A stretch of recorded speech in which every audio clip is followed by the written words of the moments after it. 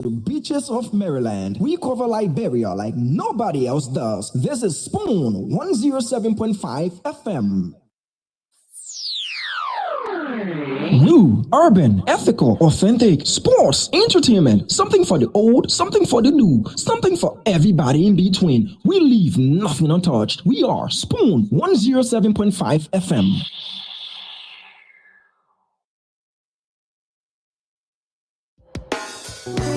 Yes, I, a special one from the CEOs, then come with the spoon. And your boy, Friday the Southern Band, charges on the beat. To the spoon to get your information. To the spoon to be part of our discussion. Spoon, spoon, spoon television. Spoon, spoon, spoon radio station. Spoon gonna tell you what is happening in Liberia. Spoon gonna tell you what is happening in Monrovia. Spoon gonna tell you what is happening in Africa. Just to spoon you will know. The children crying for starvation, just to spoon. You want to get a news update, my brother, to spoon. You want to know what is happening, Moravia, to spoon. Politicians want to make their decision, just to spoon. You want to know what's happening in the ministry, to spoon. To spoon. To spoon. You from Funjama, Maryland, to spoon. To spoon. If you eat Cape Town, congratulate my brother, to spoon. You got a Spoon TV, you got a Spoon Radio, to spoon. To spoon. You want to get a news update, to spoon. What? Yeah, Rastafari. Kilibamba, kilibamba, kilibamba, kilibamba, kilibamba, kilibamba. What I want?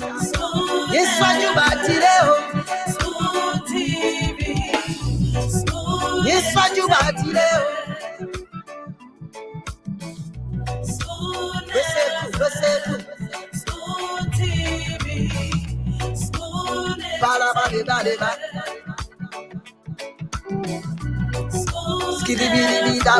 Spoon Spoon TV, Spoon Entertainment.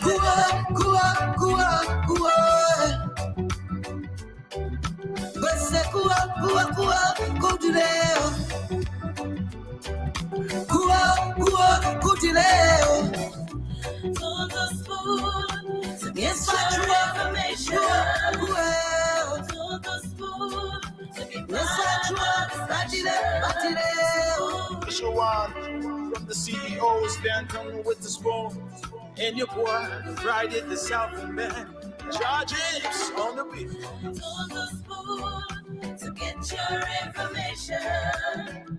To the spoon to be part of our discussion. Spoon, spoon, spoon television. Spoon, spoon, spoon radio station.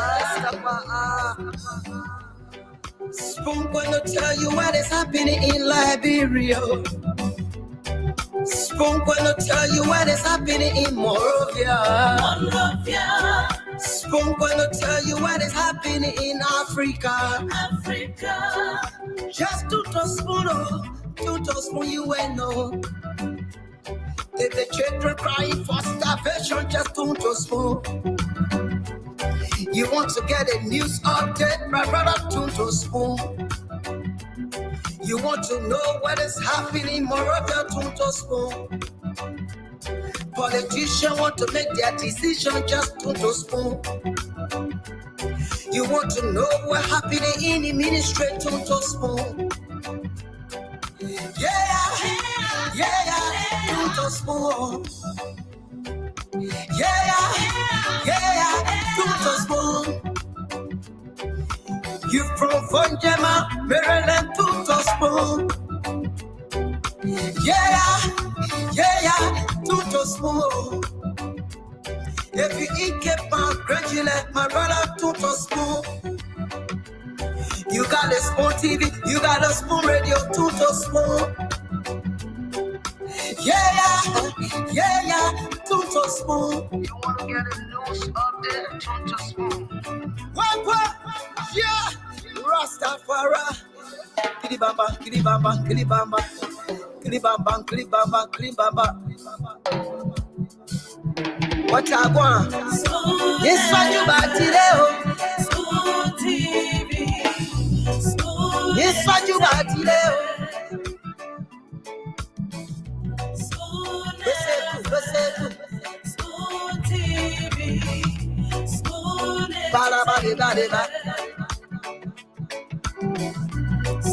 Skidibidi dabado. School TV. School entertainment. A special one from the CEOs, Dan coming with the spoon. And your boy, Friday the Southern Band. Charges on the beat. To the spoon to get your information. To the spoon to be part of our discussion. Spoon television. Spoon radio station. Spoon gonna tell you what is happening in Liberia. Spoon gonna tell you what is happening in Monrovia. Spoon gonna tell you what is happening in Africa. Just to spoon you will know. The children crying for starvation, just to spoon. You want to get a news update, my brother, to spoon. You want to know what is happening in Moravia, to spoon. Politicians want to make their decision, just to spoon. You want to know what happening in the ministry, to spoon. Yeah, to spoon. Yeah, to spoon. You from Funjama, Maryland, to spoon. Yeah, to spoon. If you eat kepa, gradually, my brother, to spoon. You got a spoon TV, you got a spoon radio, to spoon. Yeah, to spoon. You want to get a news update, to spoon. What? Yeah, Rastafari. Kilibamba, kilibamba, kilibamba. Kilibamba, kilibamba, kilibamba. What I want? Yes, what you about today? School TV. School. Yes, what you about today? School. School TV. School.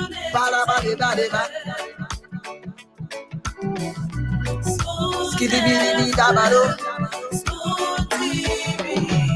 School entertainment. Kua.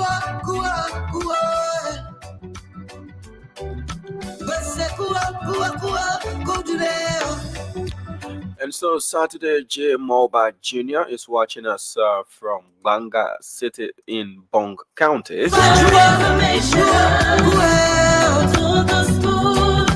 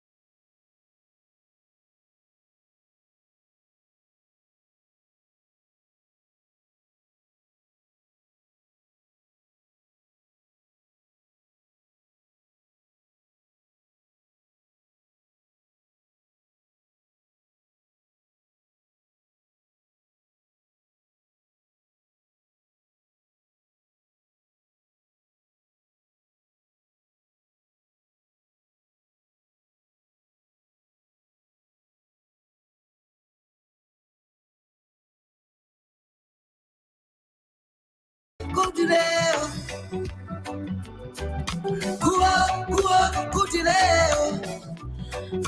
spoon to get your information. To the spoon to be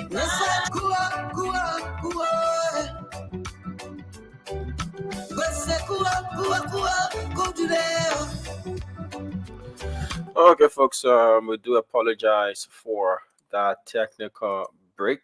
It was enforced upon us. And good news is we back up and running. Apologies. Technical glitches do happen. We've been able to sort that out. And welcome to your favorite nighttime show. This is the biggest talk show in the country. This is the Spoon Talk, wherever it is you listening to us and watching us from around the world. Like Dr. Richardson, I'm bringing you hit that star again. You know, that's not outrageous. I did that. Chamo, I'm kind of make my own schedule when I work. So sometimes in the morning I got enough time to just play around.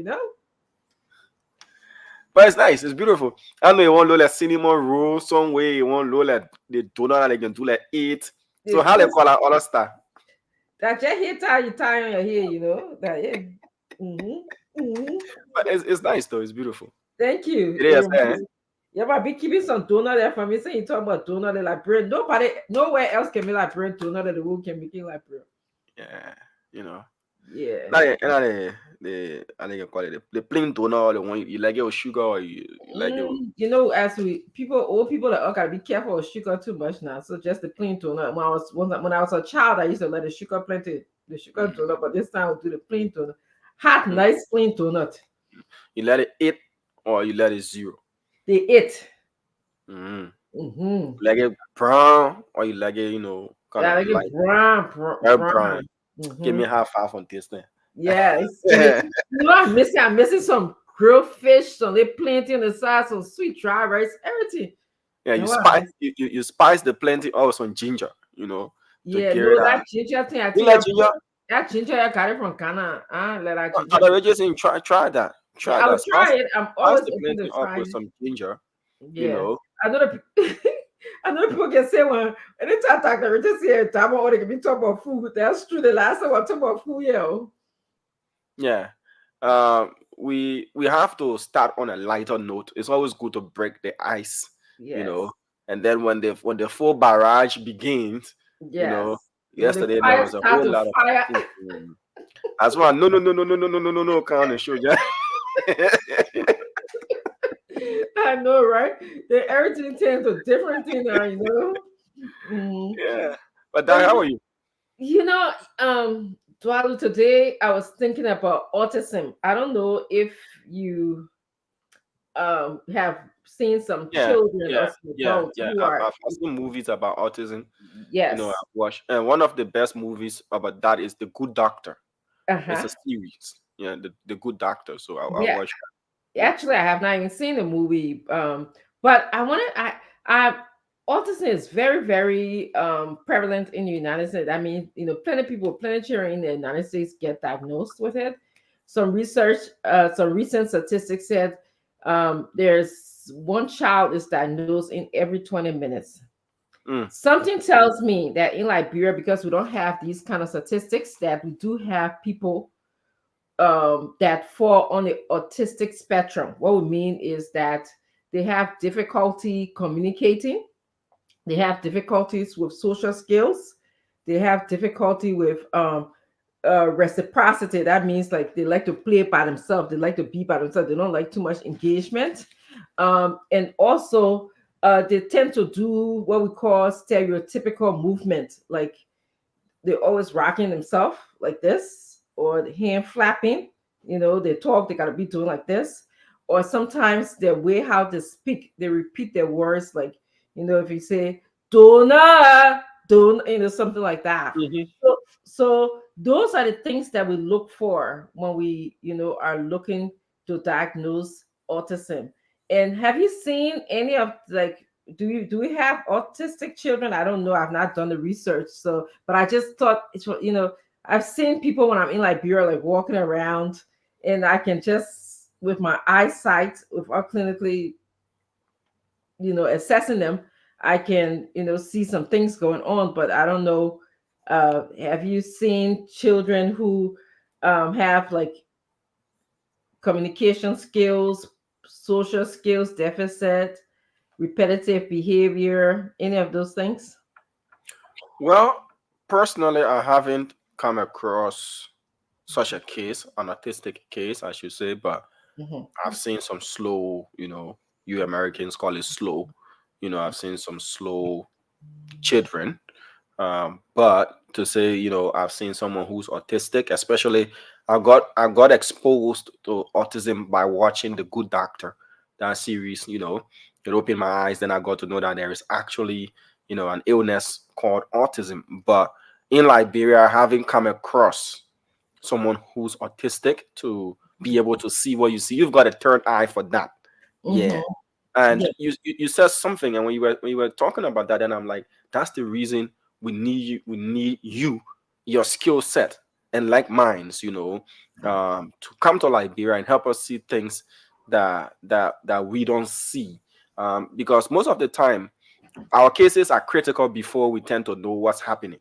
We don't go for yearly checkups like you people do. Yes, We don't get calls from our doctors and our dentists. As only the select few, like the report that says 3.5 million Liberians are living in abject poverty. You know, exactly. that tells you that we only go to hospital when we're sick.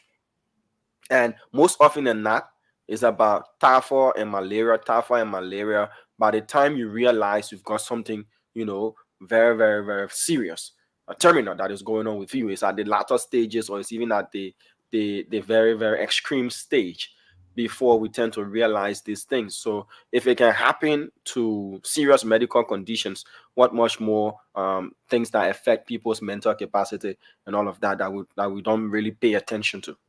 Yes. Yeah. And the thing about this is children in developed countries get assessed, regularly 3 months, 9 months, 12 months. And those are the times that we do get to see if there's any kind of developmental delay. With children, I expected, like by 12 months, children should be able to at least say their first words: mama, papa, mommy, daddy, spoon, cup. So if your child is not saying their first words by, 12 months, they're still mute and or they're not communicating, as I just said, saying words, then we should be a little bit, concerned about it. By 18 months, children tend to be putting words together.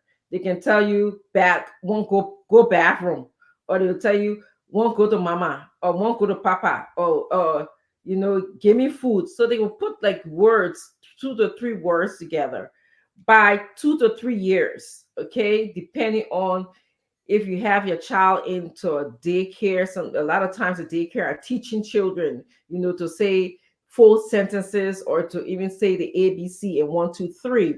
So by 2 to 3 years, they should be saying, I want to go to the bathroom, like full sentence. They should also be able to say, please give me food, I'm hungry, those type of words. Now, if you don't hear them, we know that there's some social deficit that is on the onset. Hear me well, on the onset, not it is happening. So it's a need for further assessment. We know by 6 months, if you don't see no social smiles or other warm, joyful expression, the child is just blank. That means something to be concerned about. By 6 months, if your child is not also making eye contact, or they don't like for people to look at them, their eye don't look like they're looking at you, get concerned about it as well.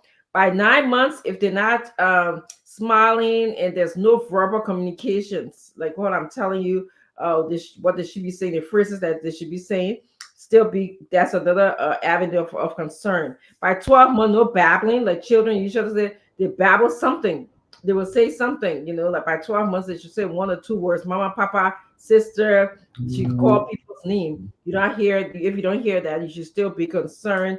No gesture, no like social skills. They like to play by themselves. I mean, usually if your child is the only child, they would like to play by themselves because there's no playmate.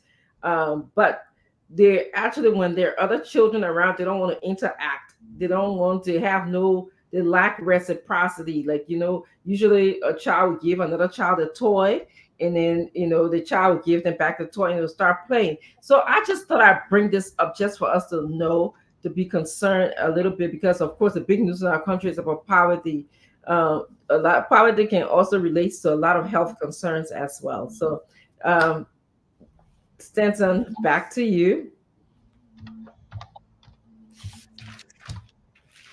I was just doing a little mental health education, a little mental health education for us.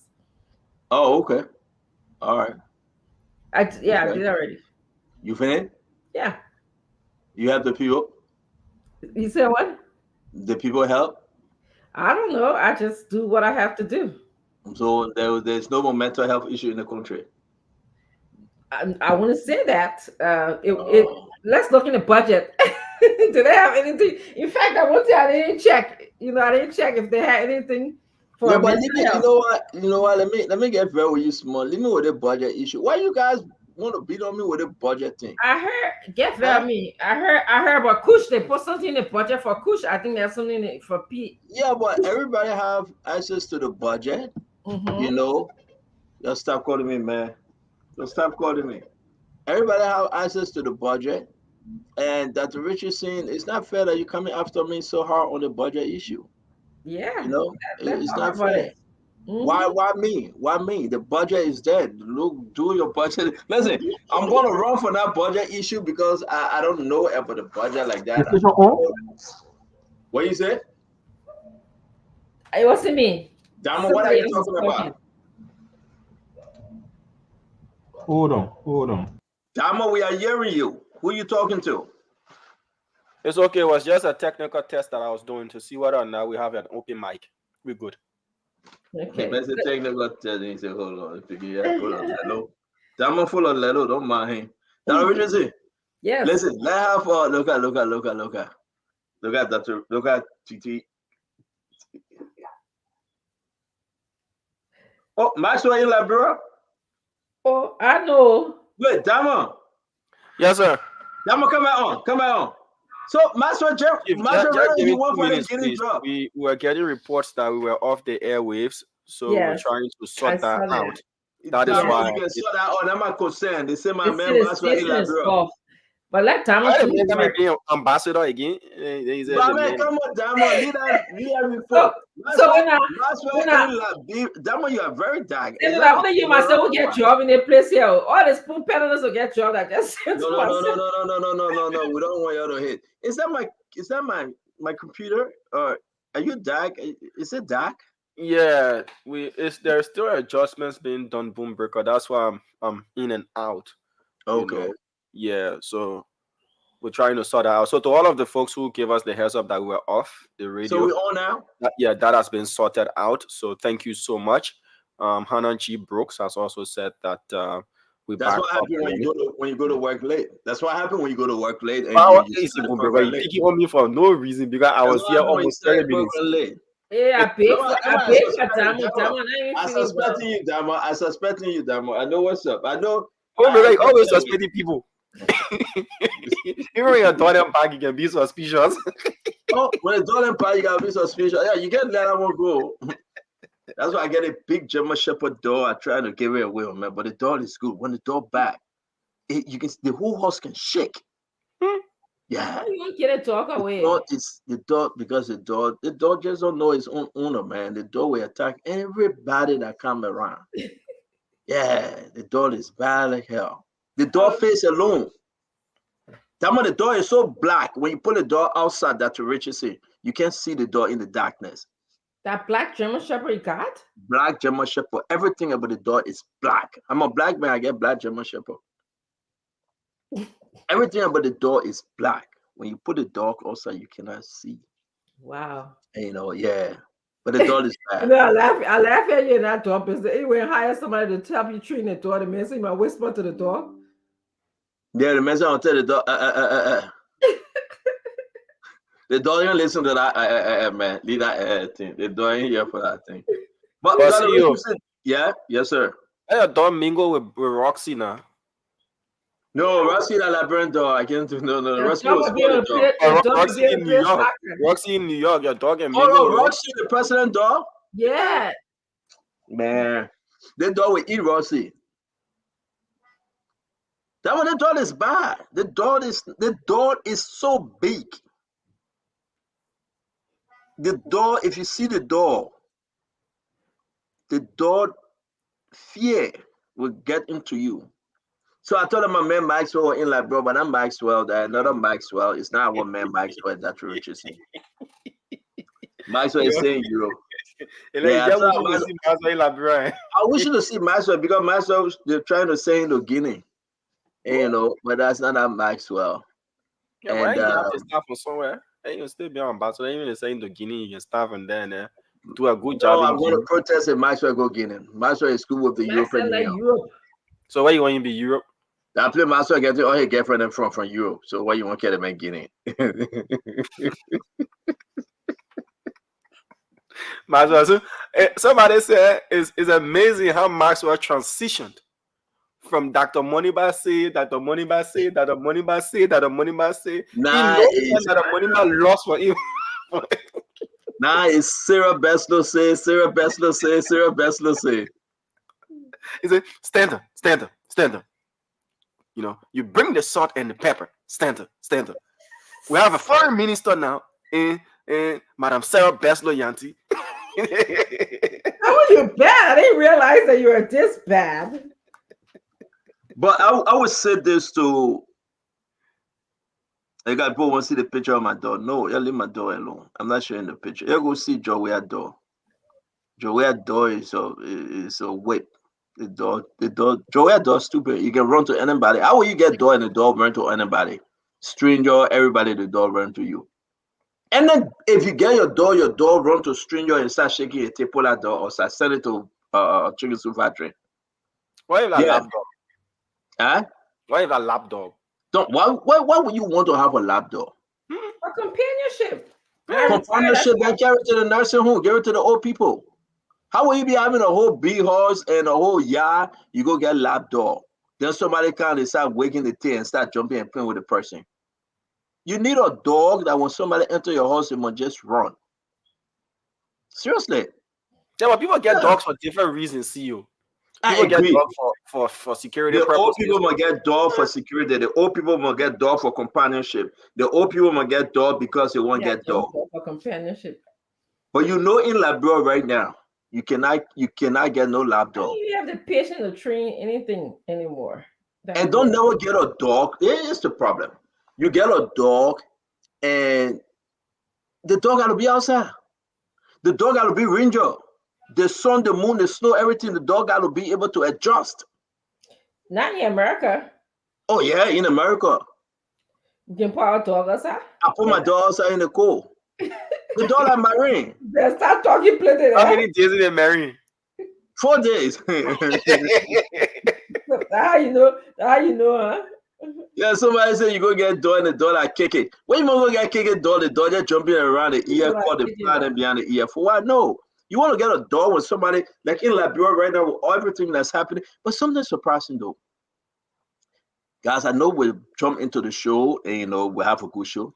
But since after the election, man, all that cool video that people falling and butting the pool, all of them disappeared, Damo. All that video that you see people putting the bread in the water, eating it, butting the pool, walking on the street, a zombie, kush, everything gone. Damo, everything disappeared. But what are you saying? Are you saying something that we not really understand? No, I'm saying nothing. I beg you. I just...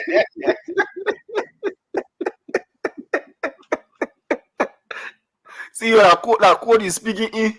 No, that's Richardson. When we were doing propaganda, right?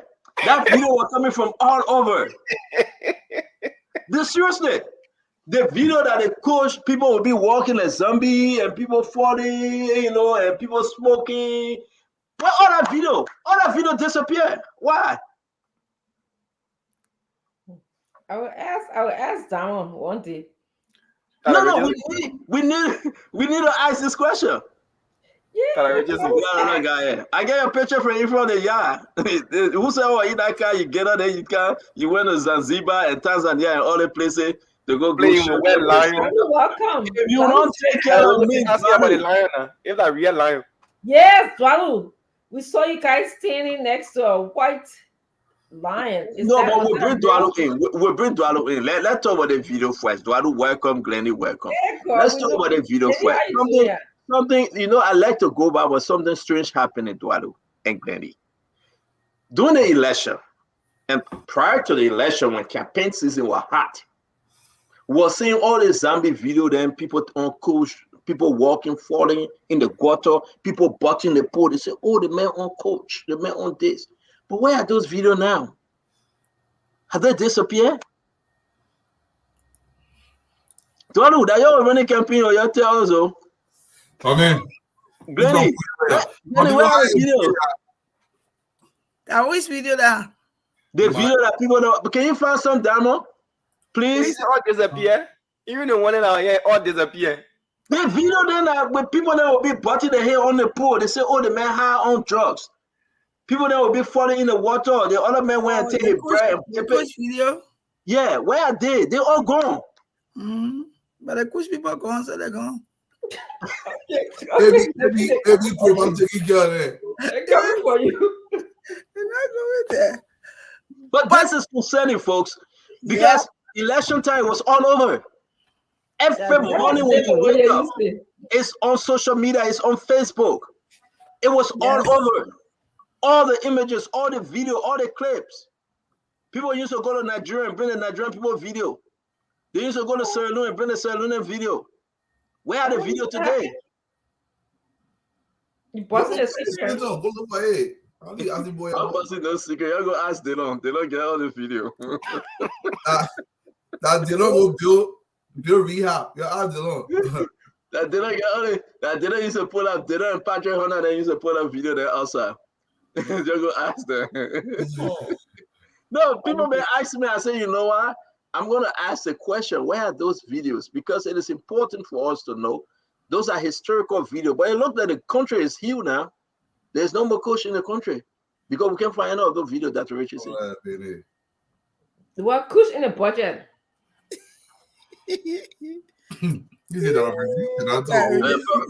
Propaganda is bad. Propaganda is so bad. Something that you just going to make people, and the mindset and every station, everybody were cutting. Look at this one, the man putting his bread in the water, eating and say that tea he's drinking. Look at the man putting the lamp. Oh, the man would die. Oh, the man when they poop. Everything gone. But what Glenn said, new government and the old people then took away everything they brought.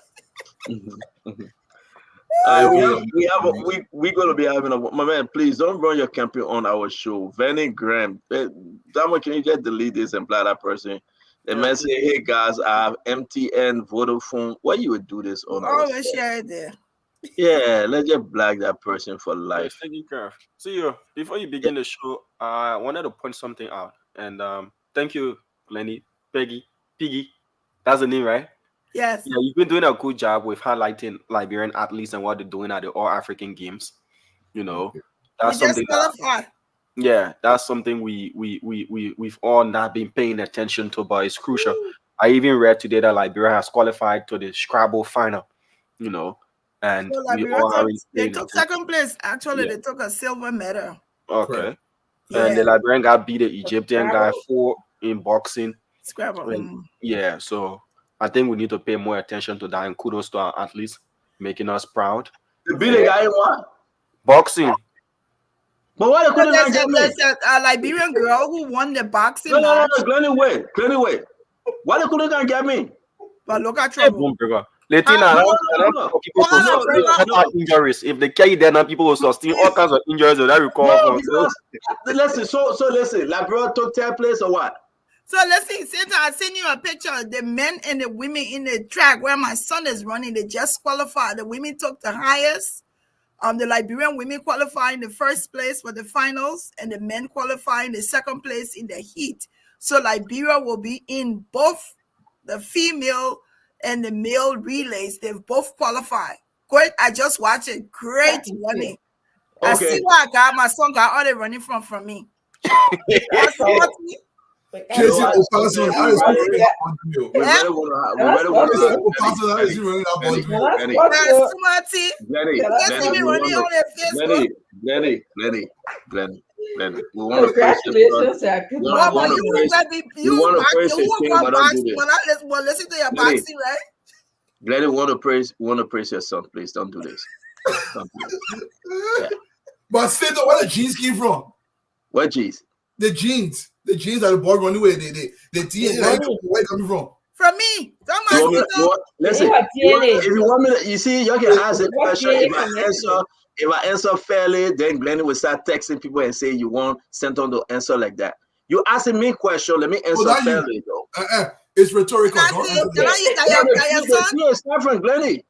Where from? If from the man, I say running away from Glenny. Keep running.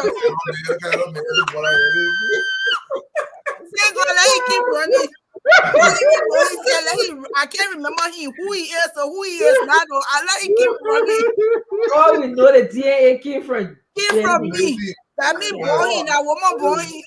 You gotta understand. The ball brought his daddy's strength. Good for and him. Thank God. The daddy is still running and the ball is still running. If the daddy stop running, the ball will stop running. Good. Thank you, running. Where you coming from? But the charity did well though. The charity did very well. But give us a video and picture. I sent you a picture center of the team. Put it in the chat room and Damo will pull it up, please. Yeah, I sent it. The just qualified. Just stop watching the match. The women and the men, you said? Yes, in the 400 relay. They qualify. And then there's a Liberian girl who is going to the final for the boxing. Actually, I don't know who doing this thing. You should call for me. I'm very, very bad when it comes to boxing. But look at listen. You think your age on the calendar for that thing? Regardless, man. Glendy, let me tell you something. Wait, I want to ask you a question. My honor cut is bad. Stanton, this is important. Way back. This is important, Stanton. Since Glendy, is Liberia financing this in any way, or most of these athletes are self-funded? So I think Liberia is because my son for their travel, I know that they bought their tickets and stuff, and they're housing him and feeding them while they're there. So there is a Liberian-based coach here. He's an Olympian, Sayan Cooper. He's the coach. He's here in the States. So he coaches the Liberian athletes that are here, and then they connect with the team and the coach from Liberia. So their housing, their flight, everything, they're taking care of it. They're a good team. Thank God. Yeah. So I just shared the picture. This picture that I shared, both of them won. They're gonna go to the finals. Yes. Tomorrow is the finals. Amen. Yeah. So the Scrabble won silver medal, right? Yes, the Scrabble won silver. Yeah. Yes. Okay. Yeah. Okay. So Glenn, we want to say thank you very much for bringing up the announcement, and thank God for the Liberian team. And one good thing I would say, man, thank God your son decided to run and represent Liberia also. Unlike President George Manawia's son that said he wasn't playing for Liberia. That's all he wanted to do. Unless President George Manawia's son that said he would never ever play for Liberia. And your son is a proud son of the soul. Yeah. All he wanted to do. And regardless the story out there, and but let's say it. People will want us not to say these things, but let's say it because it is important. You have a Liberian travel all over the world, but the young man had an opportunity to represent other countries. He said, no. My mother from Liberia, my father from Liberia, I am a Liberian. I'm going to represent Liberia and bring pride and joy to my parent. And this is great. We can laugh, we can joke. We were expecting the former president's son to do the same, but he didn't. Even when he went to, listen, I love the man. I love watching him. He even refused to play among them. He refused. This is not about politics. Our children, the Dwalus, the Witherspoon, the Richardson, I don't know about the Isidore. Our children will one day go back to that country to contribute. And it's going to bring us pride and joy. We're proud of you, Glennie. We can laugh, you can talk too much, you can give us hard time, you instigate a lot, but we're proud of you. You know? But Senator, this is what I'm saying though. Yeah. This is something that has to be said. I just want people to understand the capability of Liberian children. If they are given the right tools, they can produce. Yeah. It doesn't matter where they are. If you're given the right tool in Liberia, they will be comparable to anywhere in the world. The issue is, are we giving them the proper tools? And this is what we are feeling massively, I believe. Yeah. I saw that one of address is his name, one of the actors. He in Sierra Leone building a big firm, and want to revamp the culture system through movies and acting. I saw that. We saw that Kamara, the running back, one of the NFL player, he was in Liberia. He called me prior to going to Liberia. He called me. His team called me. They were right in Princeton, Lawrenceville. They said, "Stanton, you want to come over?" I was driving. It's like 10 minutes. I said, I'm very busy. He said, "Listen, Kamara want to talk to you." I said, "Put him on the phone." I spoke to him. He said, "Man, I want to go to Liberia. I want to do X, Y, to Z." I said, "Listen, by God's grace, I wish you well. Sorry, I can't meet you at this time." And, and he went to Liberia. A lot of people so happy. And I pray that his program will bring some reward to the nation and the youth. And those are the things we're talking about. You go back and give back. And, it's not only in politics. I pray to God in heaven, and I know my children will go back. My children will give back. And I'm very, very, jealous of your son right now, Glennie. I'm very, godly jealous of your son. And I know that that's a good thing for him to just travel back to Africa and try to represent. His first trip. Yeah. How's he liking it, Glennie? Does he like Ghana? So he loves it. He said the first day the heat. But he said they're okay. He likes the environment. He likes the people. Yeah. I think for them, it's because they have an opportunity to run for Liberia. All of those. Hold on 1 minute, Glennie. Hold on 1 minute. Damo, what's going on? The radio is off again. All right. So that one makes an adjustment. He is. You mentioned about kids going back to Liberia, and I want to say this too, especially those of us who live in America. You have to plant that seed for them to make it back into the country. One thing I have done for many, many years, I take my kids home quite frequently. And now my daughter is so infatuated with Liberia. She wants to become a pediatrician. So, Daddy, I want to go practice medicine in Liberia and help the little kids. So that seed has to get planted. You got to do it over and over and plant a seed so they can have that attachment to Liberia. People used to laugh at me. I took the navel string from America and buried in my village in Liberia. I did that for and they must have buried together. We buried in the village, they will plant tree on top of it. But it was just something to let them know, and we explained the demonstration, concept to them, and they understood it. So take your kids home, get them reacquainted with Liberia. Let them know. I'm not just in Monrovia, take them to your village. They went to my wife's village. They went to my village. And they swim in the St. Paul River. Just imagine that. I was telling God that other friends because I didn't want no alligator to come in the back. But it's a good thing, Dwalu. Yeah. Let's say this. I think Dr. Richardson, since last year, going back to Liberia will be maybe seven or 8 trips. Take the children, some of them, the big now, they make their own decision, but encourage them. Go on a safari, like Dwalu went to Liberia, his wife left him there, he did what he wanted to do. And he came by and rubbed right on the woman's lip, Glennie, took the woman to the other African country. And, I was looking at the picture, I felt hurt. Because right in front of the compound, the network, Dwadu Calf, we get a picture.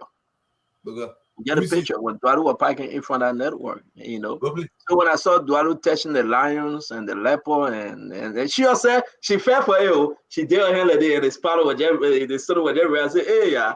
You But never was thought that that real? Was that lion or tiger Yeah, they real? were real. Yeah, they were real lions. It's So what bad for happened? the thing. No, don't let me explain a story. I look at the woman, right? Don't just take it. Clearly, I look at the woman. The spinal that spinal or something just claim me on her head. Then she happy. I say, hey, my sister don't know what Dollar not do. He put the real arm on. That's a good dress up with you, so. I mean, Liana joke. No, Dr. Francine, they're actually real. What happened here? They have these reserves in. It's sort of brought up with Kenya. We came out of Nairobi because we had to fly from. What's the plane name? They call it Arusha. So Arusha, when you go into Mount Kilimanjaro, I wanted to see Mount Kilimanjaro in person, right? Yes. It's an awesome site. And then they have these reserves. But what they do is they train the wild animals from baby to be acquainted with people. Humans. Yeah, so from the lions to the zebras to the giraffes. So they you believe it? Oh yeah, we believe it. Yeah. They are the trust issue for me though. You trusted them. No, but they were babies. Those are 1-year-old lions. Even though they're that massive, you wear 1-year-old lions. I can't go there. But Donald, you're on the beach with shoe on. Why? No, what happened was we had dinner in the Indian Ocean. They have this island. So when the water recedes, it goes back almost 2 miles. Oh, okay. In the middle of the island, there's a place called the Rock and have dinner there. So the wife wanted to go. So you went for dinner, but later on you wanted to walk on the beach side. Well, what kind of man? I asked you a question, man. I saw you with shoe on walking on the beach. Question. Yeah, no, we were going on the rock. So what happened? The boat takes you in the middle of the ocean, but this is a formal wear. So yeah, then you go when you're coming back. When you're coming back, the sea not come. Then the boat got to bring you back in. So it was kind of cool. Yeah, it was. But you had fun though. Yeah, we had a lot of fun. Yeah. You guys were how many? We were 6, but there were 4 other people I could not show because it was like a business/vacation. Okay. And so when I first came, I wasn't supposed to go anywhere. I said, "But I coming too." So we kind of thank God that she went with you. I couldn't allow you to go alone. Thank God that she went. You're desperado. Desperado. So I wanted to say that the comment you made about taking your children to Africa with you is so important. Yeah.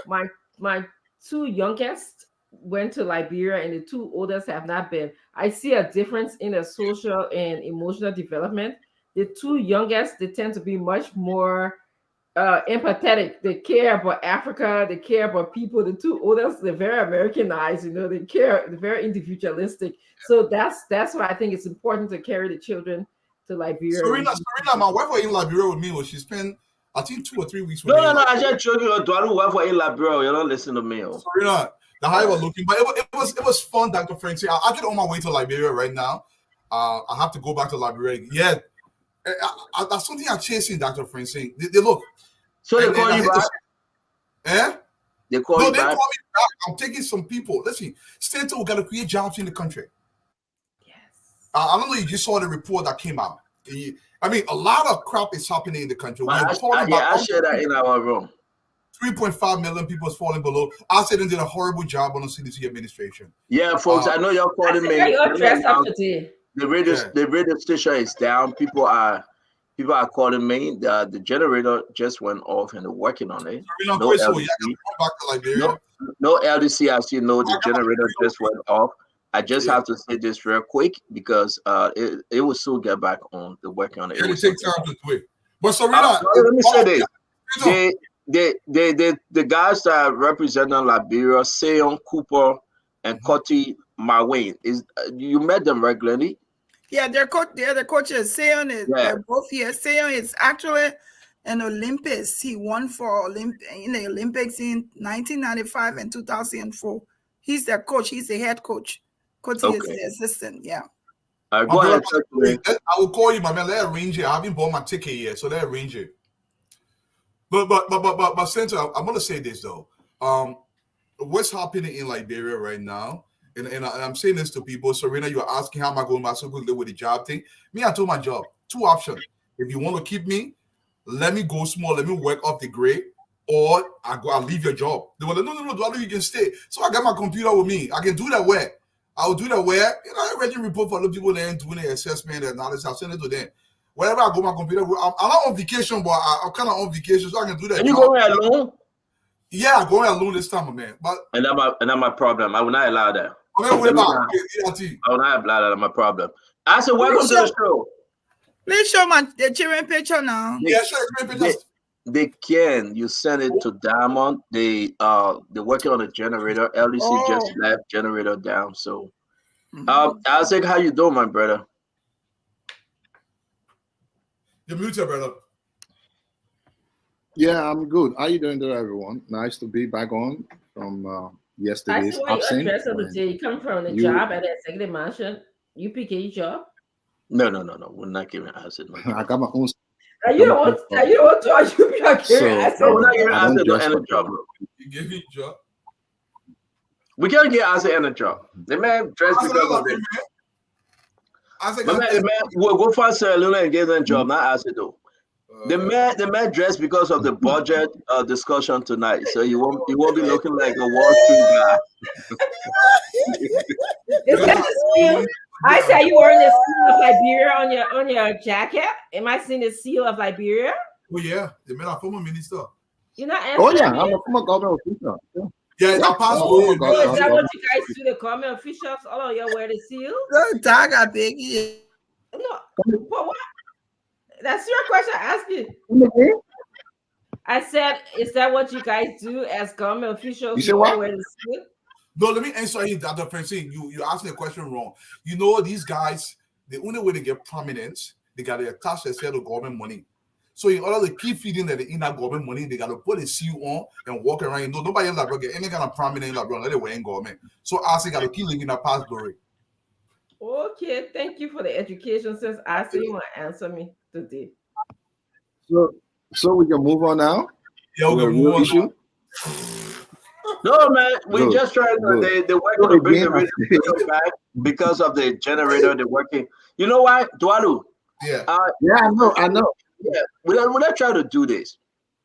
I think it's about time that we get a new generator.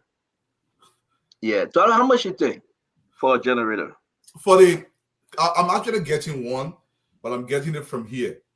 So if you want something decent for that place that operating, that building is massive strength. So I don't know, maybe at least 12 grand. Yeah, at least 12 grand. You need something decent that will stay long. But Caterpillar, I wouldn't recommend buying it in Liberia because they're Indian built, they're Chinese built. They do not have American built generator in the country. I don't know, not really. But you see, Caterpillar is pretty good, especially the way it's being run now, because LEC can come, even though it's intermittent, but it can come.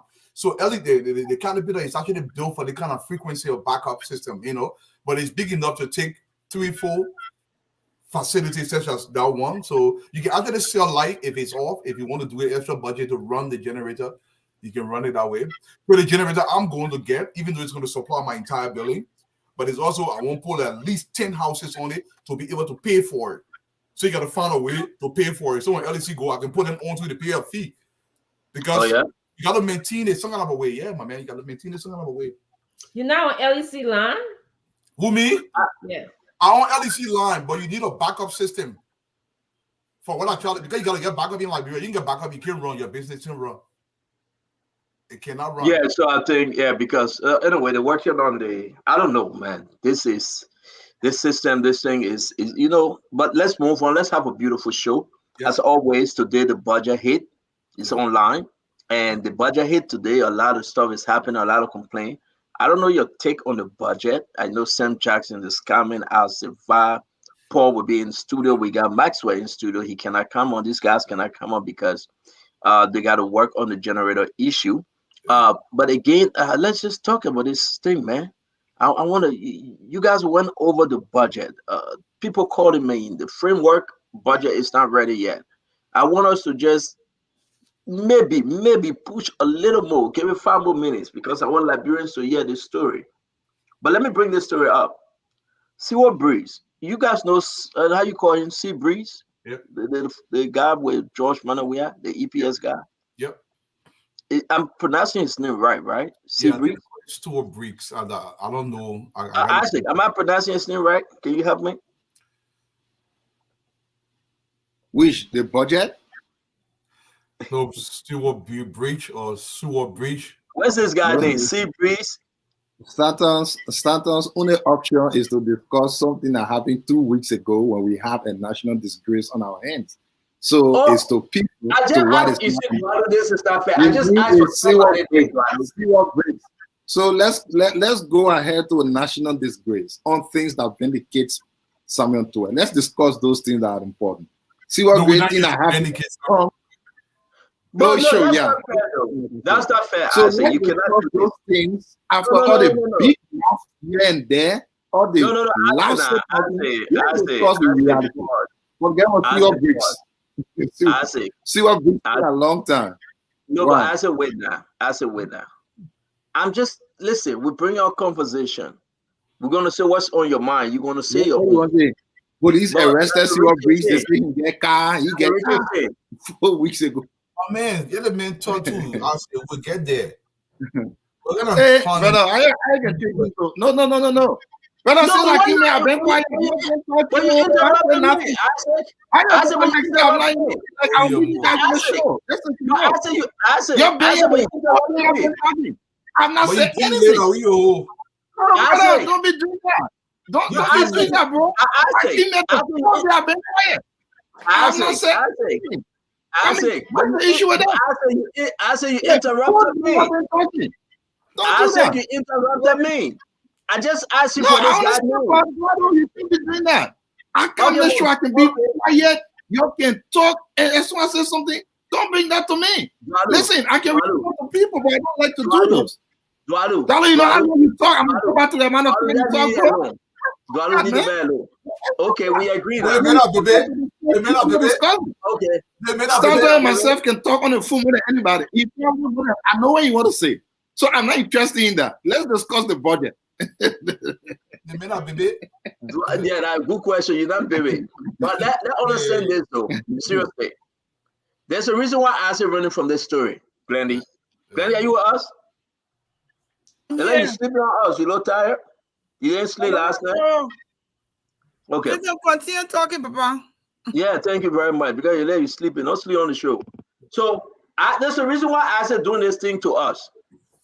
There's a story that came out on Stewart Breach. Somebody sent me the name, Stewart Breach. Thank you. The story that this guy, the allegation that he stole a government vehicle.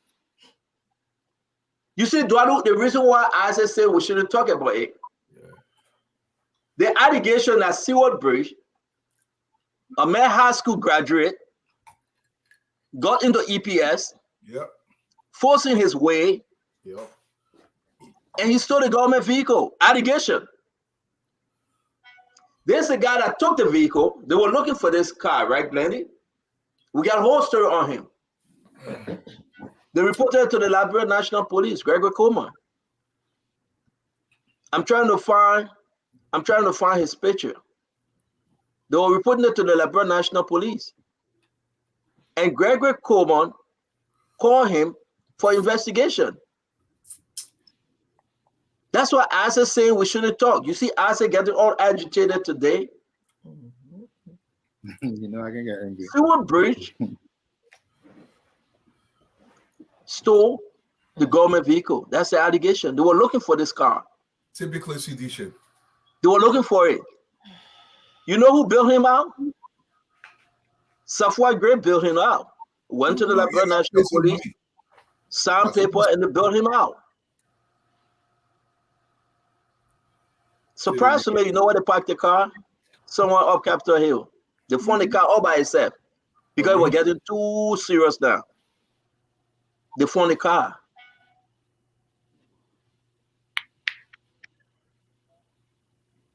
The man not even a high school graduate. This the man.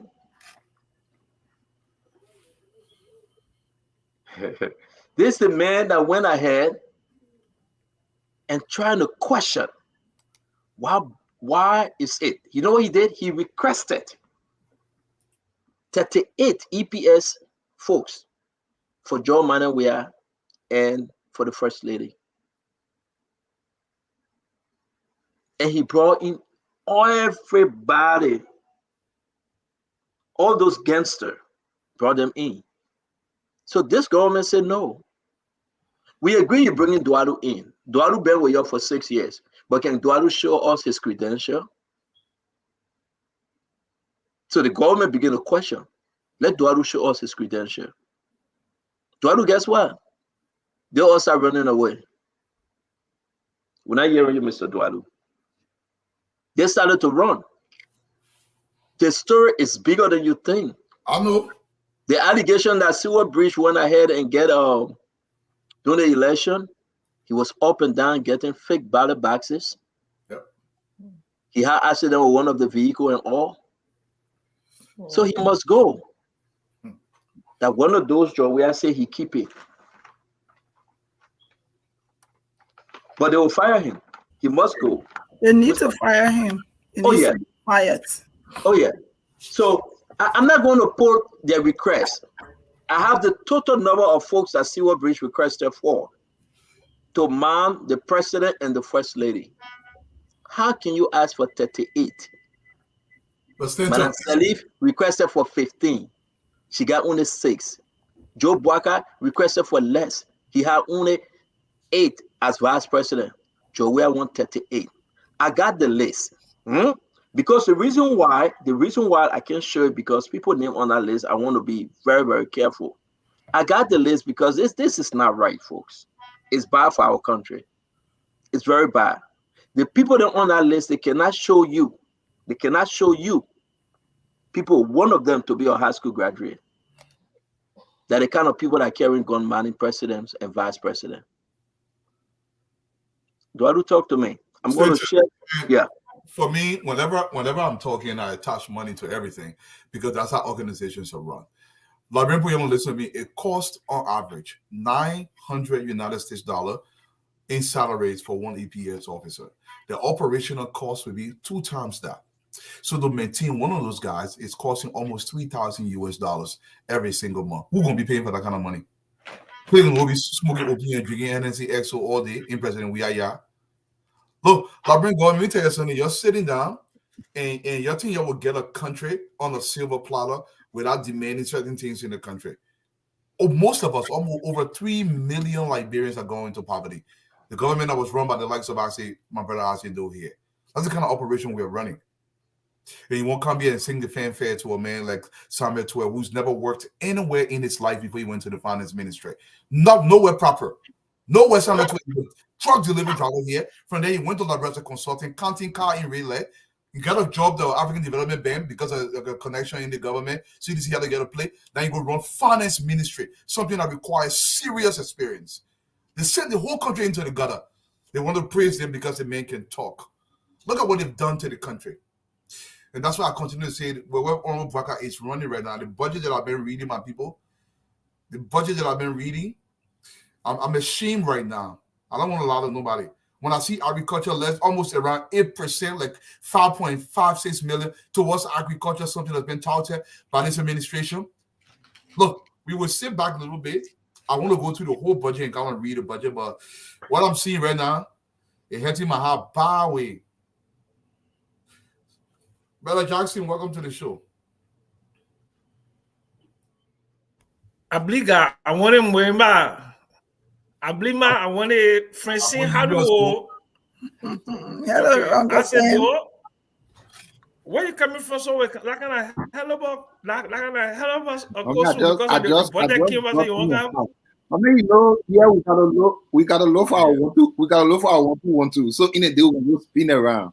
Sometimes we go in the market house to sweep, take dead on the stream, we come home. Yeah. So we just spin around to come. Yeah. Okay. Look. So Dualu, let me quickly respond to Dualu's fallacy. You know, the party lied their way to power. They will not lie. You know, this is the time where the reality from propaganda sets in. That's the reason why today we receive a national budget that is a disgrace that I will put in the form of former maritime boss, Minister Nangbe, who said a hallelujah budget. A budget where you think you can go and pray to go and go put money inside. Where you were making all of the big muff all around here. So you know everything. They get to you now, you go for 3 months, you come back, you only put most salary there. That's the only thing. So let me tell you, The lie that United Party people lie to the Liberian people for which they won election will not be that same lie that will make them to govern. Minister Twe, I mean not Minister Twe, but former maritime boss said it today.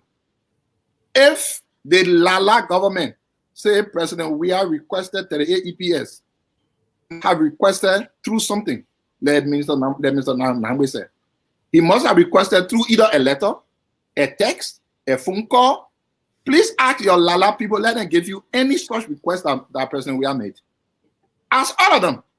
You know, you can lie doing campaign to come in power, but you cannot lie to govern. If President Weah had requested, he must have requested through a certain channel. Please call all your people. Let them send you that information. Standard Waterspoon can get everything that exists in the government. Even things that are even secret, he can get it. I'm not sure this is the one secret, so secret that he can get. So call all of them. I listened to the information minister on the other place having press conference talking about 38. The first thing is, why don't people use common little sense? President, we have a president, he had 34 EPS. He was president of Liberia, he had 34. And now he president 38. It only requires a person who thinks they can lie to government to believe such a lie and rubbish. So let the government send anybody where president, which channel they requested from. If that letter, let them send it. If that text, no, not you. I'm talking about the entire Lala government. If that text, let them send a text. If that call, let them send a phone call. Whatever means, President, we are requested 38 EPS. Let them send that means. You know what?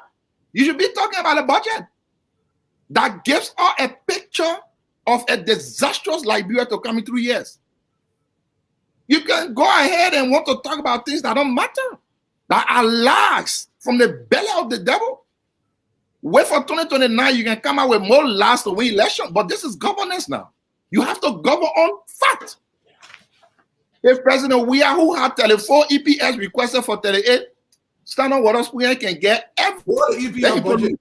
What the EPS budget on the President Weah? We're talking about budget. We're talking about request. I know about it. Okay, I know about it. I don't know about it. We're talking about requests. Don't change it. This is the lie you people lie for which today problem to govern. Everything you are lie on it.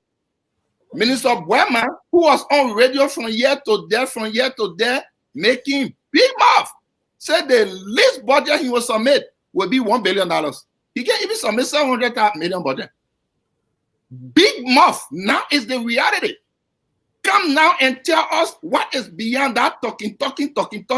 Big mouth that you just do in 6 years. It's numbers now. President Weah, who has 34 EPS, 34, as president of Liberia, is requesting 38. Let's go to a substantive issue. This is the reason why I don't let you answer these things. Because this is not.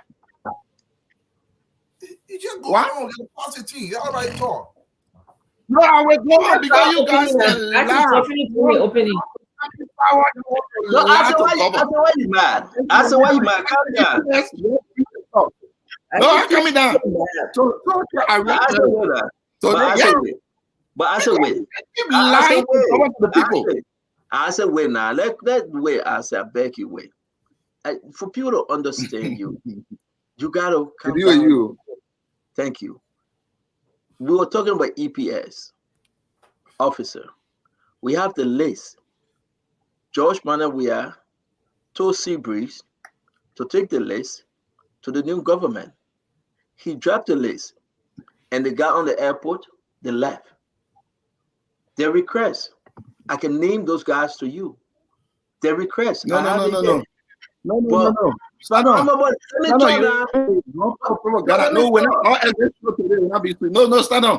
Put the letter of request on the string. The letter of request that came from President Weah or anybody put on the string. Don't can call Mary Joa, Jacob Paul, Peter Fogo name. Put the letter on the string. You all forget about lies. Lies is governance now. Put the letter on the string that came from President Weah. You guys lie on governance. You want to lie now. I said, wait. Don't call people that lie. I'm not saying you as a person. Yeah. United Party manifesto is keep lying. But I say, your you are using looking at rice the show today. I say, you alone cannot do the show today. Please call your people. I will have to mute you. I will have to mute you because you got to give others the respect, my man. You alone cannot do the show. We cannot do this. I say you on the show. Yeah, I'm talking about the entire.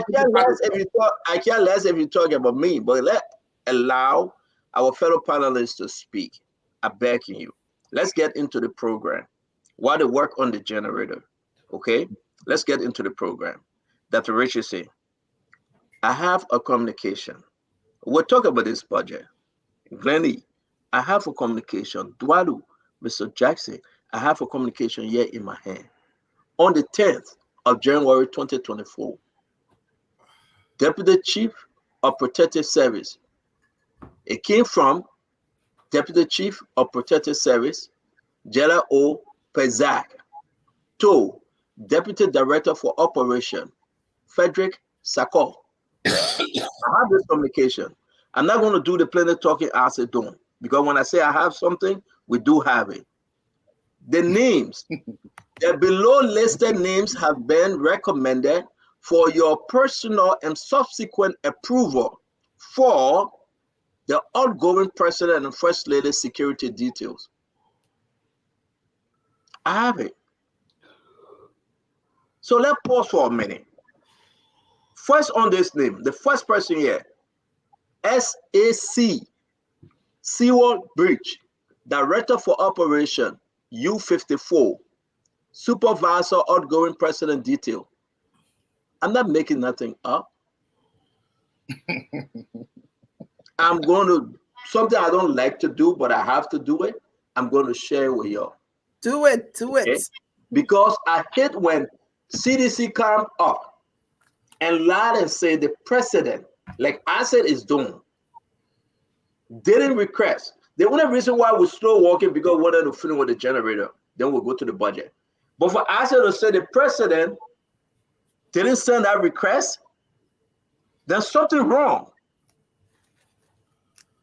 There's something wrong. There we go. The next person, and C Breach know what I'm saying. SAC Dickerson BAYO, Bayo, Chief of Protective Service, Commander, Outgoing President Detail. I say, are you sure you want me to share these classified information with the public tonight, or are you going to argue? Yeah, before you share it, let me kind of say again, maybe didn't hear. President Weah did not on United Party lie request for 38 EPS. Let me repeat it so you can share it good. The CEO were in government. I'm not saying I said to read a letter to again. UP can only lie to come to power, not to govern. What we should be doing question.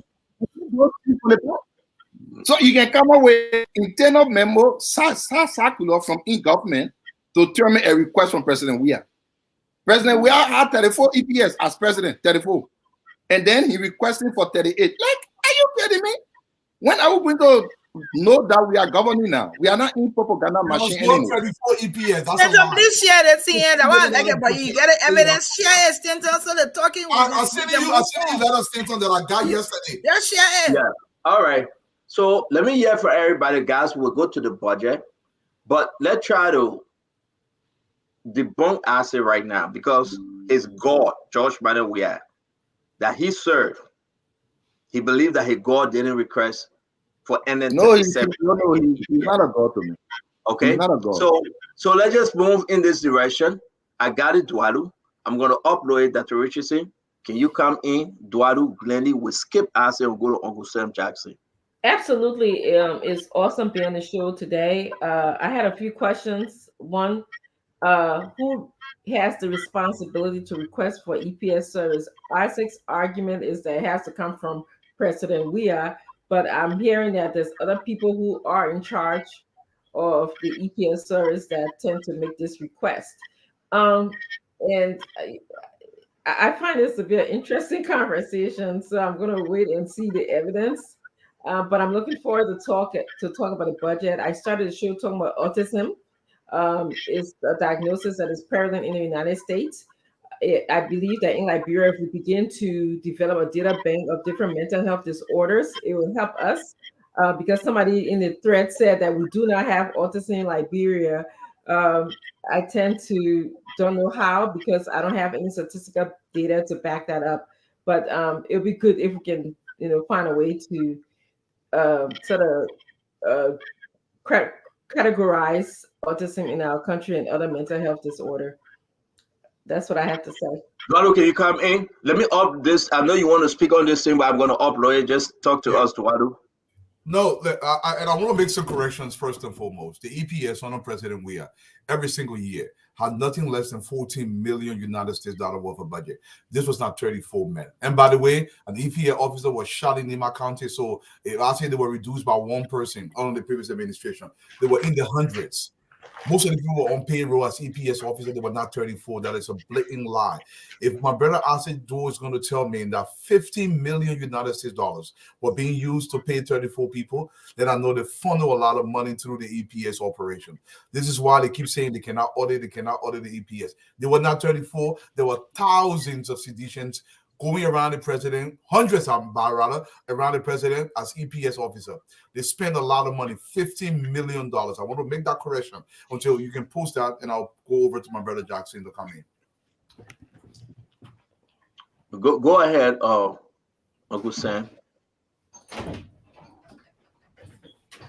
Look, I mean, whether we had order 34 EPS or 38 EPS, I mean, not president again. I'm concerned about the fundamental issues, the fundamental challenges that are obstructing the improvement in the lives of the people of Liberia. Over the last 3 days, there have been some very troubling developments in terms of the status of socioeconomic progress in the country. A World Bank report says 3.5 million people live in either extreme or absolute poverty.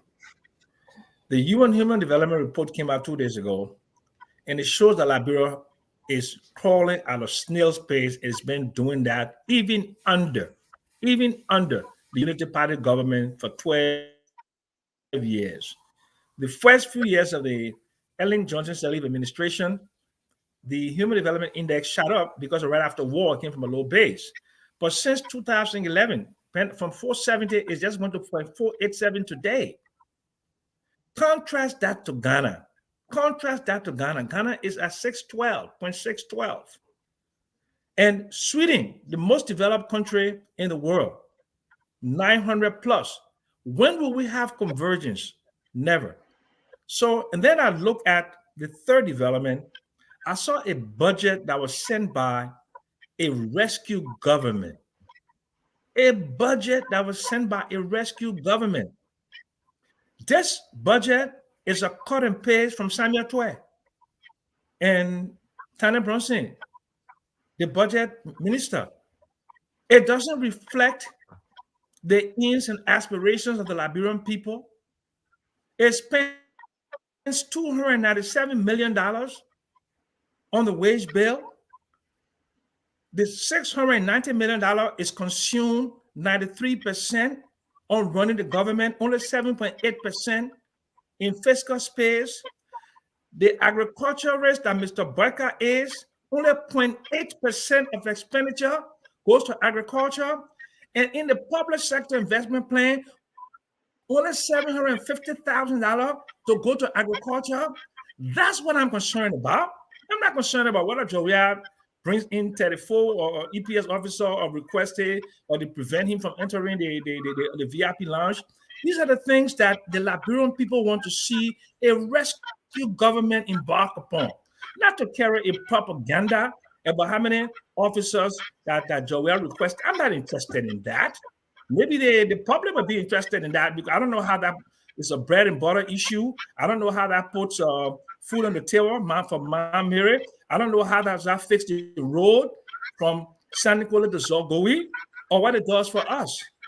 These are the issues I'm concerned about, and I've been concerned about it for all of my life.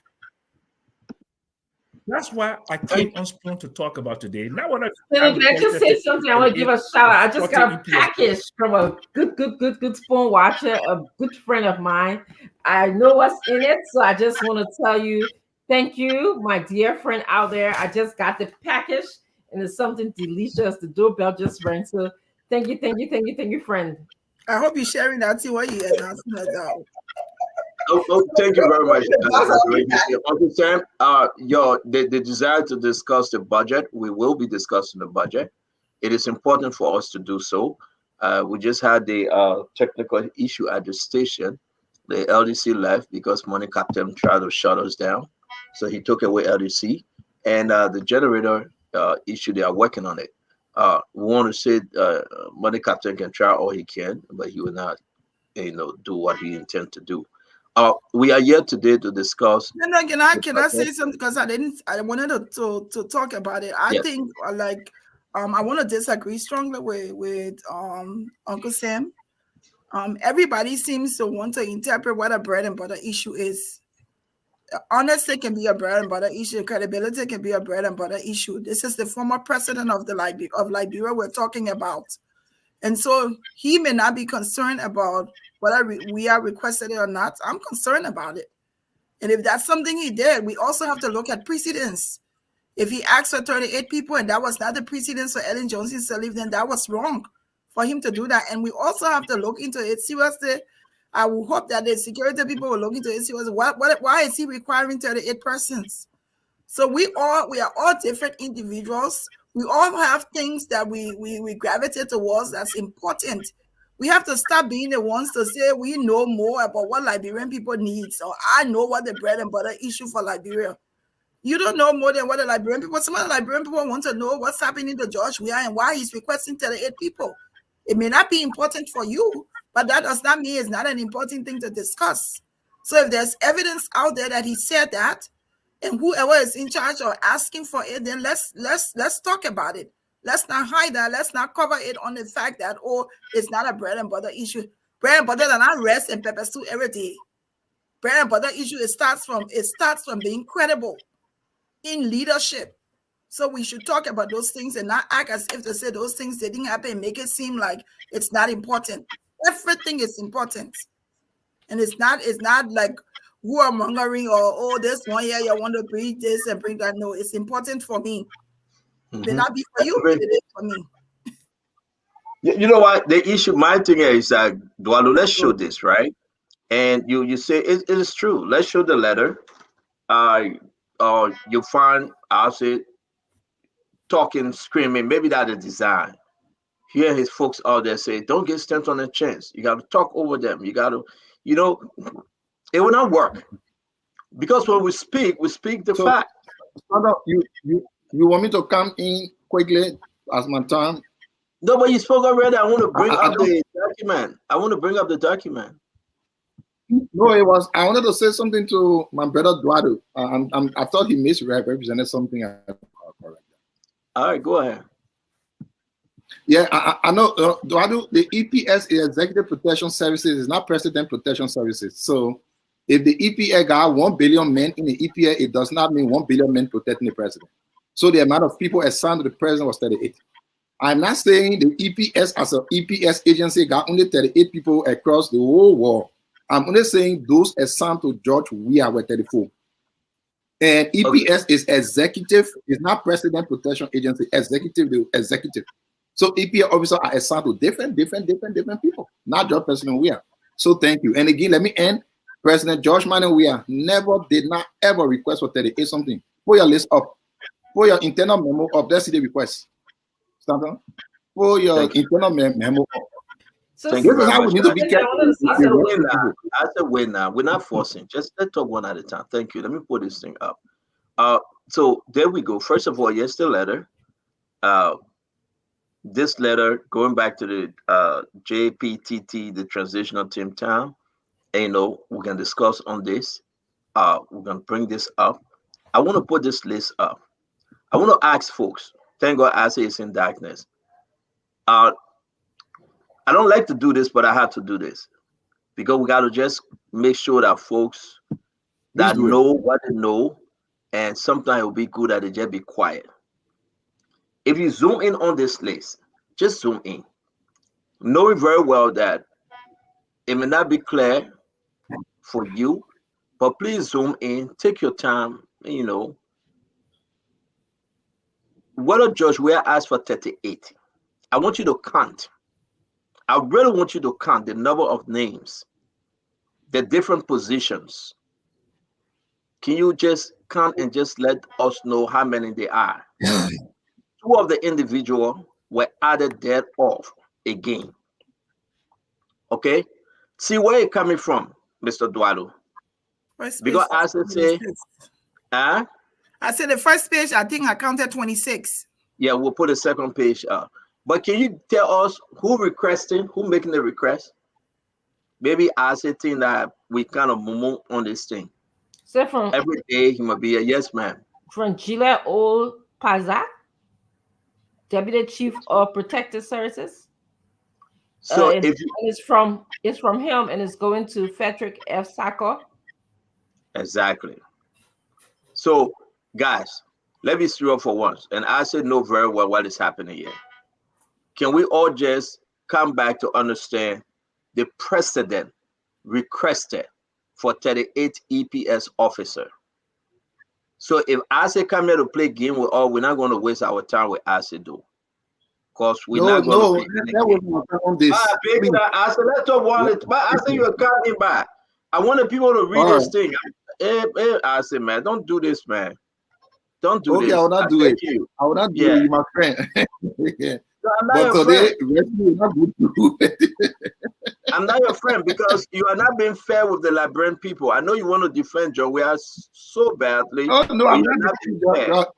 I'm here to debunk the nacho. Let me put the second list up.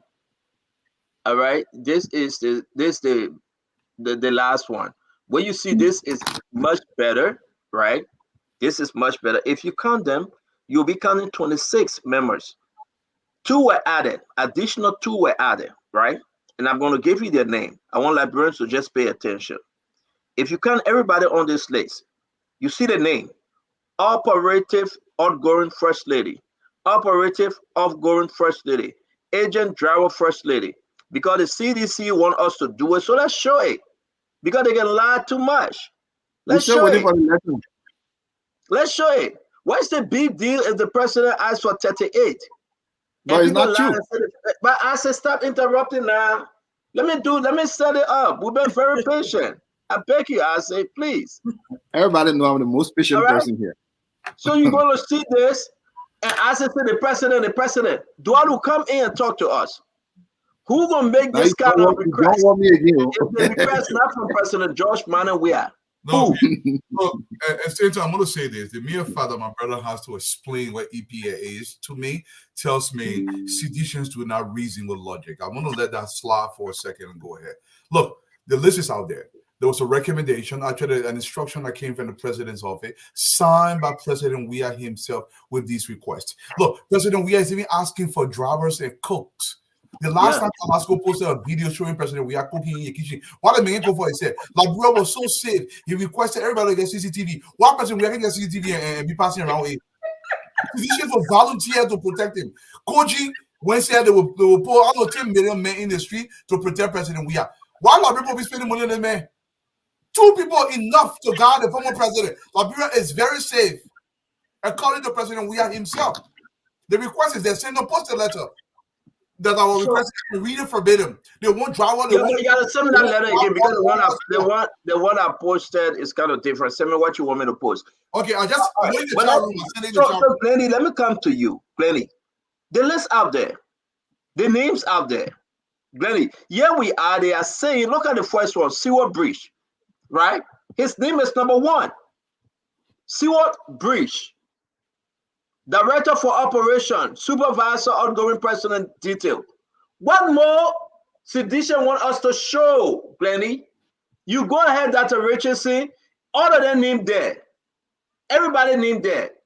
At the end of the day, Operative, Outgoing President, Operative, Outgoing First Lady, Team Leader, everything. So how can they say, President, where they didn't ask for 38? Why you're doing this to the country? Why must this be an issue that the president requested 38 gangster to ban him? Talk to me, Glendy. So this thing is it's a no-brainer. The proof is in the pudding. The people can say there's no need to waste time. You bring, even if you bring whole encyclopedia here, seditions will say that encyclopedia is brown when it's supposed to be red. So it's a no-brainer for me. There's no point. You have the proof. You've shown the proof. That case, he requested it. If he didn't, let them show the proof. But you have it. So that's no, it's a no-brainer. The letter in the chat room, by the way, also you can go read it too. I'll send it to you, Stanton. The letters in the chat room, the request. Even for horseball, they want horseball and all. I'm scared too.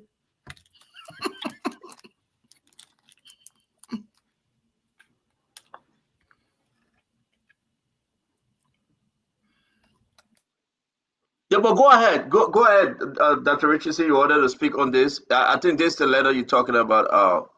This is the letter you're talking about. That's the letter. Yep. No, it's not a letter. This is President not a and letter. Vice So President. let's just go to the next thing. This is not a letter. Officials and official residents on or before This is an executive order. day. Notwithstanding this provision, the JPTT, working in collaboration with the appropriate agencies of the government of Liberia, shall ensure that services are provided to them, which shall include but not limited to chauffeur-driven vehicles, VIP, protective, and police services, logistics, allowances, and any other benefits and services as may be determined by the JPTT. Okay, so the men make the request, right? President, where I don't have to pull his stamp on the letter and say, please take it to the EPS boss or the current president that I'm asking for 38. He asked through the process. He sent his guy. We all seeing the name over here. Say, go ahead. Beg Joseph Iman Boaka, I'm afraid my CC camera not working. Can he give me 38? Beg the old man for me. Let the old man remember I did it for him. I gave him 8. But can he give me 38? He sent us requests. And today, I want us to show the details of folks that should be taking care of the president. We have to do it, folks. We have to do it because that's what AXA asking for. It's right here. Don't bring us into a business argument. We have these documents. Look at all the names. Look at them. I mean, why should we sit here and argue with you, Isaac? I mean, how low can you go? I mean, I respect you, man, but I'm getting disappointed. Yeah, seriously. Give my own a chance. You went over everybody. How low can you go? Can I have my own turn to talk? Is it my turn now? Because you went over everybody now. Thank you. So, Stanton, winning election with propaganda will not suffice you. Govern with propaganda. Stanton, what else more? I am still waiting for President. We have requests to this government for 38 EPS. Don't tell them. Stanton, what else more? I'm just calling your name. Stanton, what else more? You put an internal office memo dated January 10 when President Weah was president of Liberia. That is the same time he was requesting from George Waka government. Let's be serious here. So you know what I understand how you are sweating to help the government. You are requesting for himself. Does that make sense? Wait. So you are requesting for himself. No. Dr. Richardson, we got. You want me to say anything? We got to and we got from.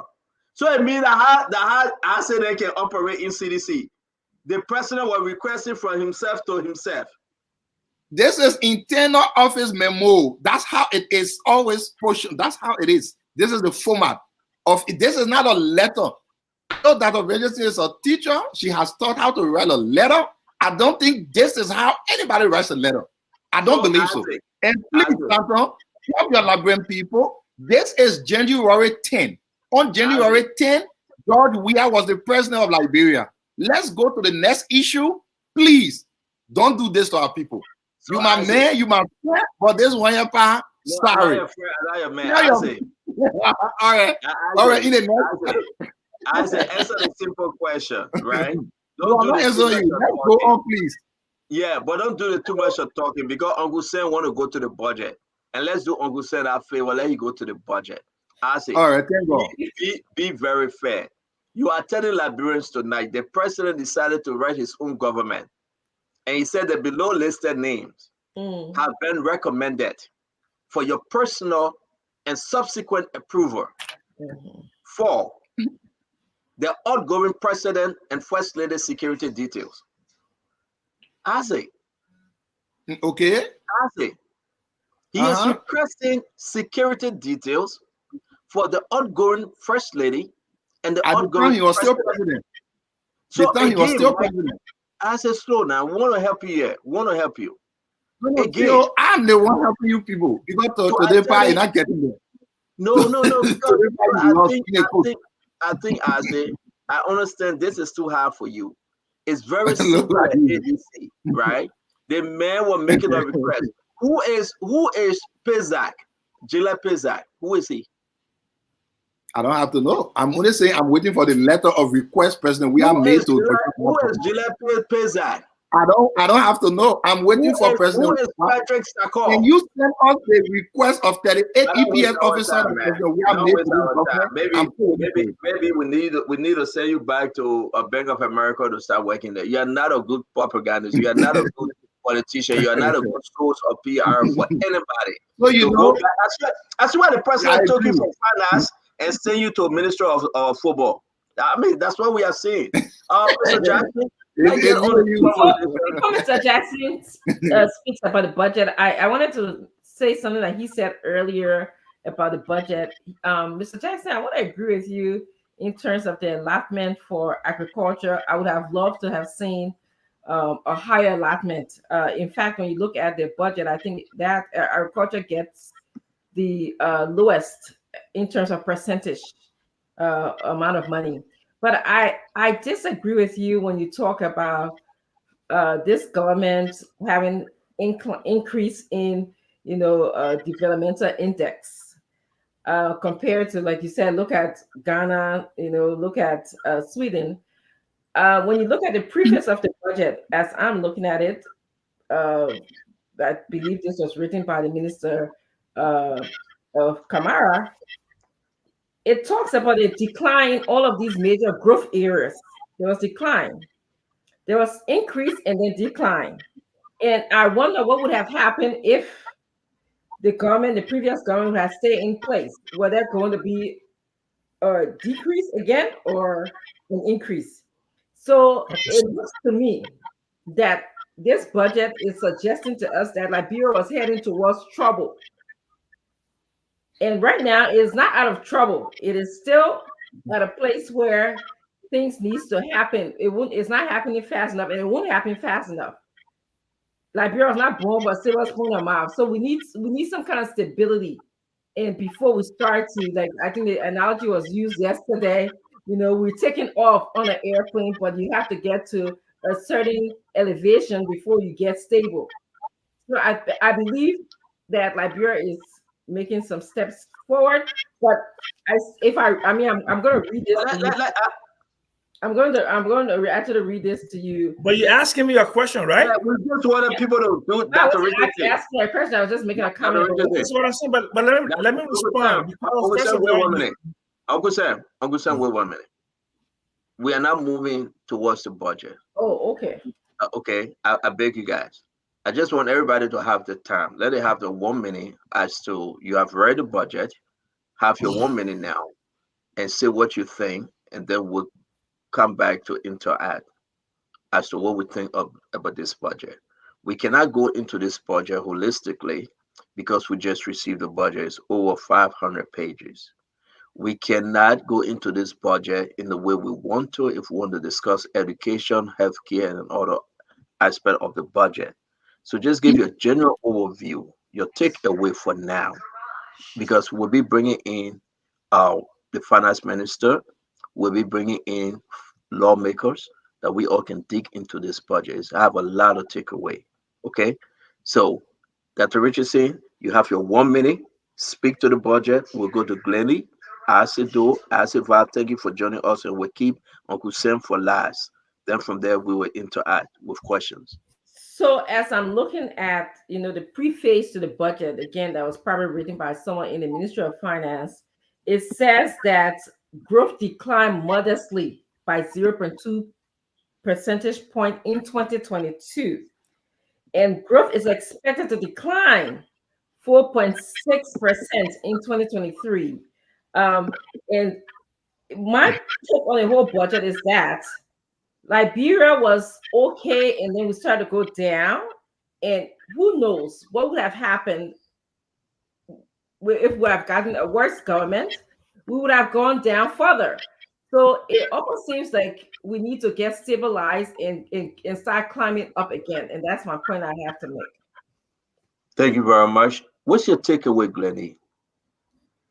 So honestly, I actually just look at the first 3 pages, and I can't have any informed decision about that right now. So I don't want to say anything. I really haven't read it. Thank you. Isaac Doe. Minister Doe. Minister Doe. Yeah, CEO, just like I said, personally, I feel, yeah, you hear me now? Yes, you're good. Yeah, you hear me? You're good, you're good, you're good. Hello? Oh. We can hear you, Minister Doe. Go ahead, talk to us. Am I good? Yes, you are good. CEO. I said you're good, you're good. Okay, yeah, I mean, I personally believe Liberia has once again been stripped naked. Okay, so. All right, so Minister Doe will come back. His internet is tripping. Ava, good to see you on. We are into the budget. Your takeaway, man. I know we got it so late, but what you read so far? You got your 1 minute, then we'll be more interactive.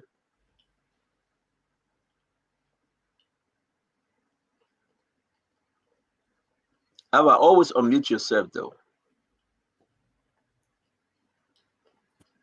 Can you hear me? You're good. I gotta delve deeper before I critique this budget, but it seems like they're doing a budget for 2023. That's how the intro sound. Like they're talking about 2021, 2022, So I don't know. And then looking at the percentages, high level percentages of the distribution across, sectors and stuff. The percentage is not much different, and I'm just eyeballing. So we need to take today and really get into it tomorrow.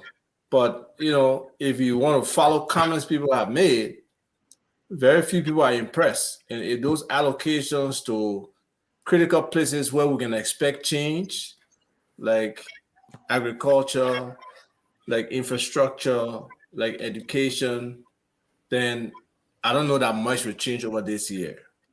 So is this a remedial year for them to try to look at things and see as those smiling? You don't spoil the country, then you smiling like something good not happen. Let me give you an overview on it. I know we attack each other. Let me go back to Isaac. Now, the reason why I want to do this because we have not read the budget, and a lot of folks that I spoke to today, they said, Stanton, the budget, let's get the framework. And I don't think the framework is available yet. It's not even online. Uncle Sam, you will talk to us more on that framework issue. It will give us a total overview of what the 100 days is going to capture. Okay? It was there before and they pulled it down because they said they needed to make some correction. What are those corrections they're going to make? Asido. Yeah, thank you. And before I go to it, so it is on the record now that President Weah did not request any 38 EPA officer on January 10th when he was a president, and that is a fact. So on the issue of the budget here, very quickly, again, Liberia has been stripped naked by what I will refer to that Eugene Amwe said by a budget called Hallelujah budget. in which Samuel Twelve's performance over the years has been vindicated by a cut and paste budget, meaning people are now learning from what Samuel Twelve did. And like you said, a general overview of the budget, few things we need to know. We can now, for me, I went through the budget, so we can talk about, you can even bring Minister Amra Waka Kamara on, you can bring him on, or the old farmer ministry people, you can bring them on. One thing, there is no civil servant salary increment over the next 2 years. Number one. Number two, no projection for job creation over the next 3 years. Number four, almost every infrastructure development is going to be decreasing over the next 3 years. And most importantly, our real GDP, a number that tells us or gives us a little hint of the growth of our country, tells us that after 2024, it will be steady from 2025 to 2026, meaning there will be no expansion. Now, these are projections, but these projections are based on what the rescue team who have done throughout those times. So I can only tell Liberian people, brace yourself for a tough Liberia. And please note that Mr. Bwama Kamara, just 8 months ago, was on Voice of Liberia, where he said the least budget he can submit is 1 billion.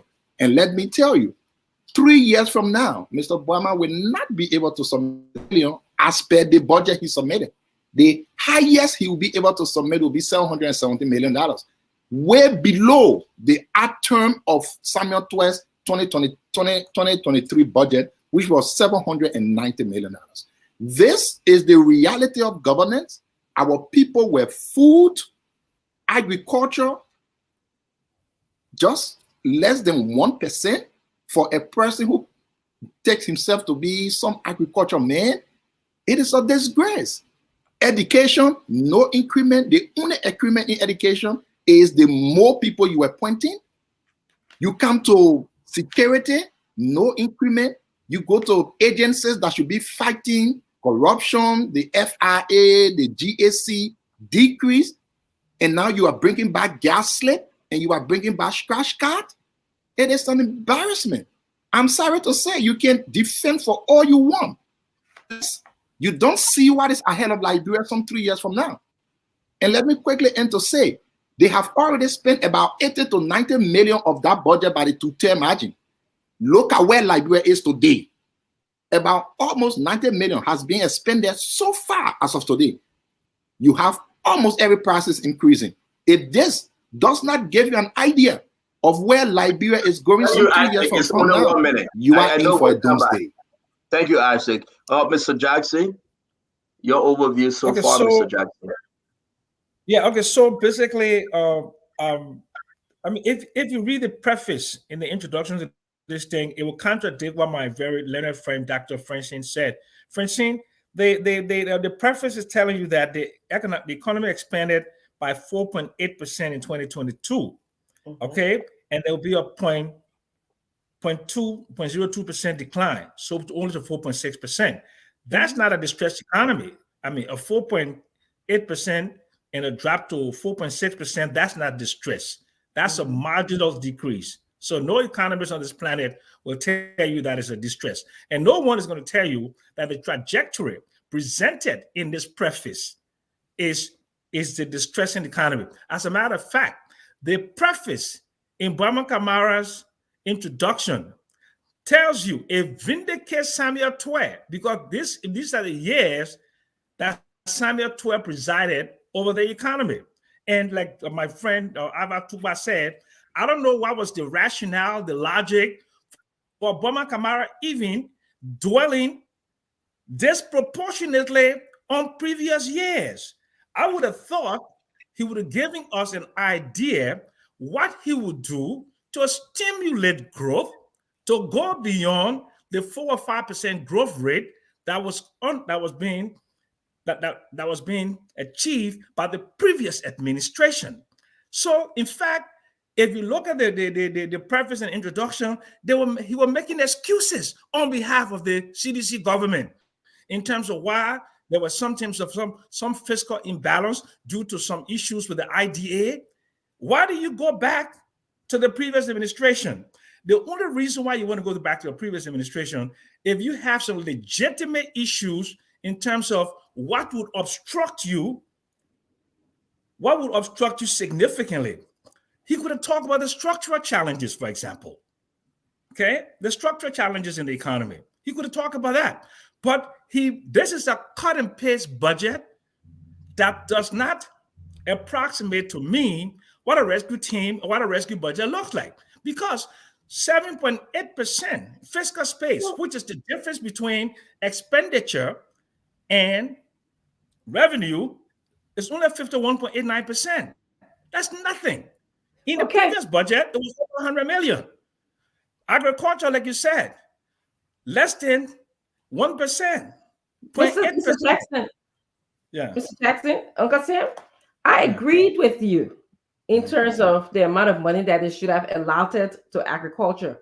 However, I think you are saying the budget through your lens, which is probably a CDC lens. No, it's not through my lens. It's I waited for you to talk plenty now. No. I can never agree with that. It is not through my lens. But because you neglected to tell the audience that growth is expected to decline to 4.6% in 2023. You neglected to tell the audience that I said. I did not neglect. I said it.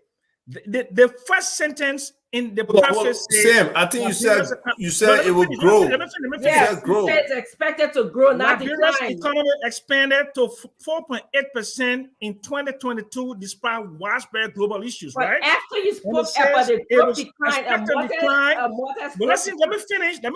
It is expected to decline to 4.6%, right? That's a 0.02% decline.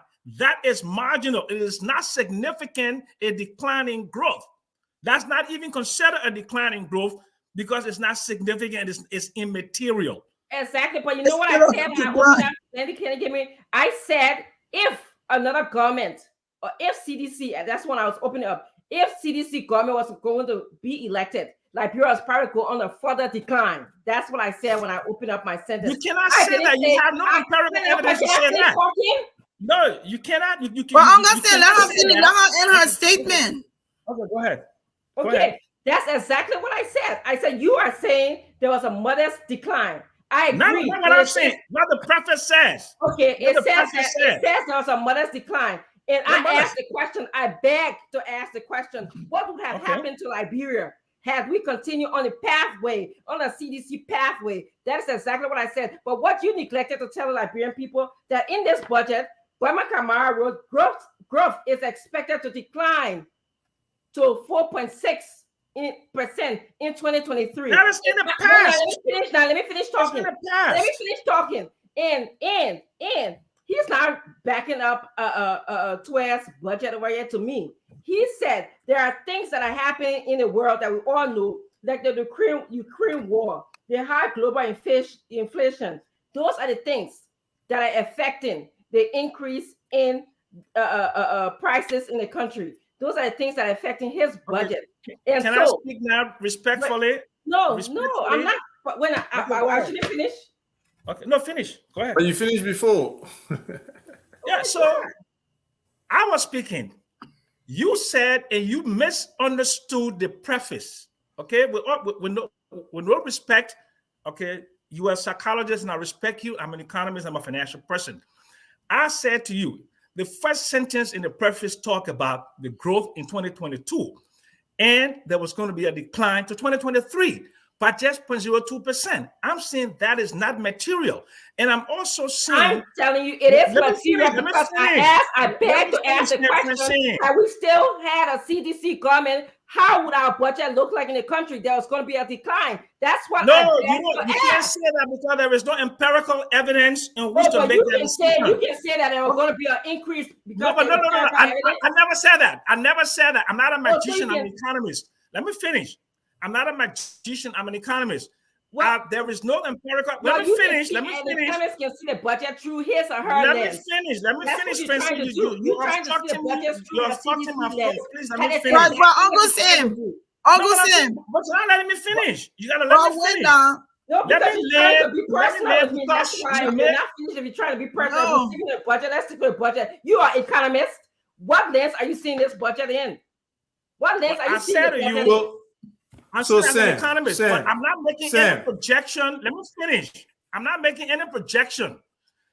I'm saying you're trying to tell us, this oh is no, the the decline history. is okay. Let me That's what finish. you're Let trying me to do. finish, Oh, this decline is okay. And I'm trying to tell you what would have happened. This is in the past. This is one in at a the time, guys. past. This is Let's in the speak one at a past. time, please. Let me finish, Francine. This is in the past. The preface of the budget is talking about what happened in 2022 and 2023. I am saying that's history. It's in the past.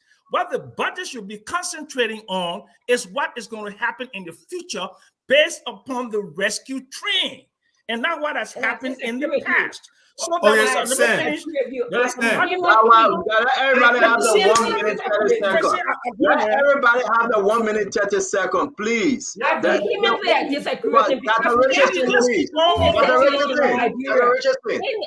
Dr. Richardson, please. Let's give him a chance to speak. When Uncle Sam finish, we all can have our take. Uncle Sam, please go ahead.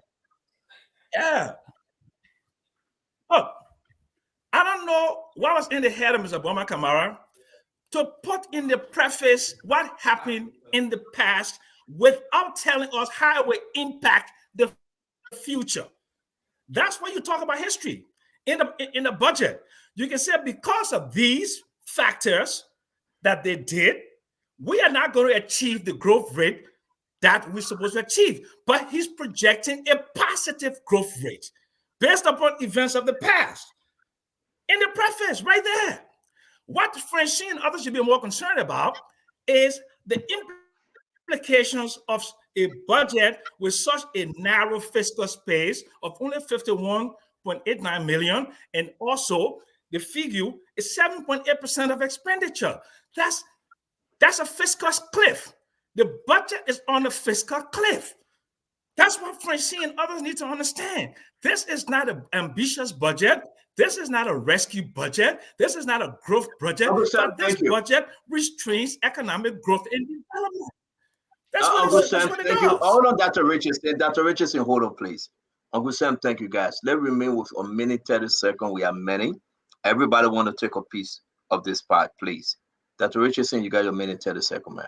So, Uncle Sam, I vehemently disagree with you. The budget says that there's going to be an economic expansion by 4.8%, okay? And he then said that the growth is expected to decline by 4.6% in 2023. Liberia is the country that we need to look at our past, okay? You're trying to justify Samuel Twer's budget by what we have here, saying that Boma Kamara is justifying Samuel Twer's budget. He has to look at the past, because the past indicated that Liberia would have gone on decline if we weren't going to get a better government. Everything was declining. The only thing that was growing was the service sector. Everything was on the decline. According to the preface, the only thing that was growing was the service sector. Thank you, Dr. Richardson. Bob will come to you because Glennie is up. She's not on. Then we'll bring in the rest of the team. Your minute 30 seconds, Asif. Can you unmute, please? Sam, do you see that they're projecting a 6% average growth for 24, 25, 26? Yes. Okay. So why I agree with you that is not an expansionist, kind of growth projection, because they're coming from 2023, a 4.6% drop, and then they're going up by 6%. So that probably net maybe 5%, maybe, but they need more. No, just it's only need net more. 2%. I say only 2% net. Only no, 2%. That's not an actual net effect. But anyway, I can take the 2%. But what I'm saying, the government needs to do more. The government needs to actually tell us how we get into $1 billion over the next year. Where will the revenue growth come from? If we say we are focusing on agriculture, is there donor spending like 20 million, 200 million, 300 million sitting down somewhere that will fuel the agricultural space? If not, then how do we start on the path to food security, actual value chain expansion in the agriculture sector, some production, really supporting our farmers. Everywhere in the world, farmers are supported. Farmers just cannot do it by themselves. There's no magic wand for farming. The government has to support farming. And I haven't seen any commitment in these discussions about agriculture or real explosion agriculture or green revolution or anything to that effect. So maybe we need those people from finance to come here and explain some things to us. But people are complaining. But if you have the same budget person who's been doing this for the last 12 years or 14 years, whatever time frame, how can you expect anything different? Thank you. And that's I want to just hold you right to that good point and bring in the rest of the guys. But those are the questions. And that person you're talking about is Tenen Bernstein. And I think that a lot of people are concerned whether this budget is the 712 2.0 budget.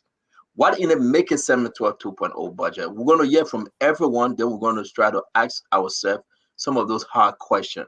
The conversation today is budget. I understand that the station is down because water got into the generator. As they try to fix it, will be online, and then we'll get back tomorrow by God's grace. I think this the CEO Banatiti Kana is trying to get a new generator.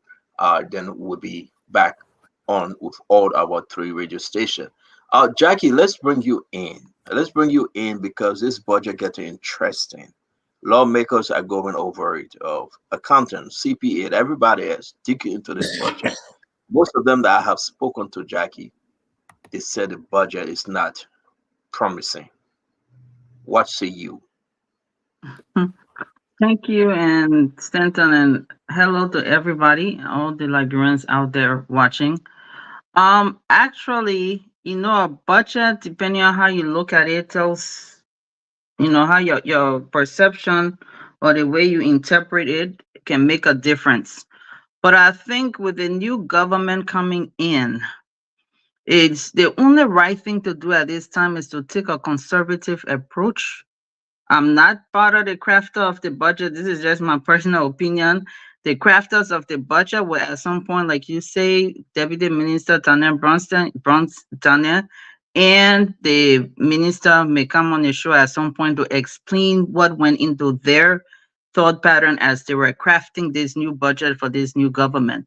But you have to, given what we've been going through for the past 6 years, the decline in the economy, of course, yes, some numbers show that our foreign direct revenue kind of went up, but you do have these growth without development under the George Weah government. So the only right thing to do at this point is to take some level of conservative approach.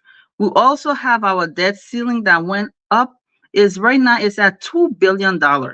And there are critical things in terms of expenditure and repayment to debt that we have to pay attention to right now.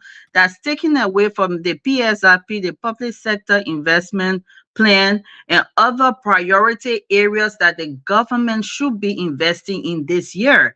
We are government left us in a lot of debt. We saw on November 14 or the 15th, the letter that came from the World Bank, where they were putting everything on hold. There are a lot of the donors and partners that were helping to complement some of the support and investment part of in helping us. It's gone or it was put on hold. So they have to take a conservative approach right now. And it's like the plane was going like this.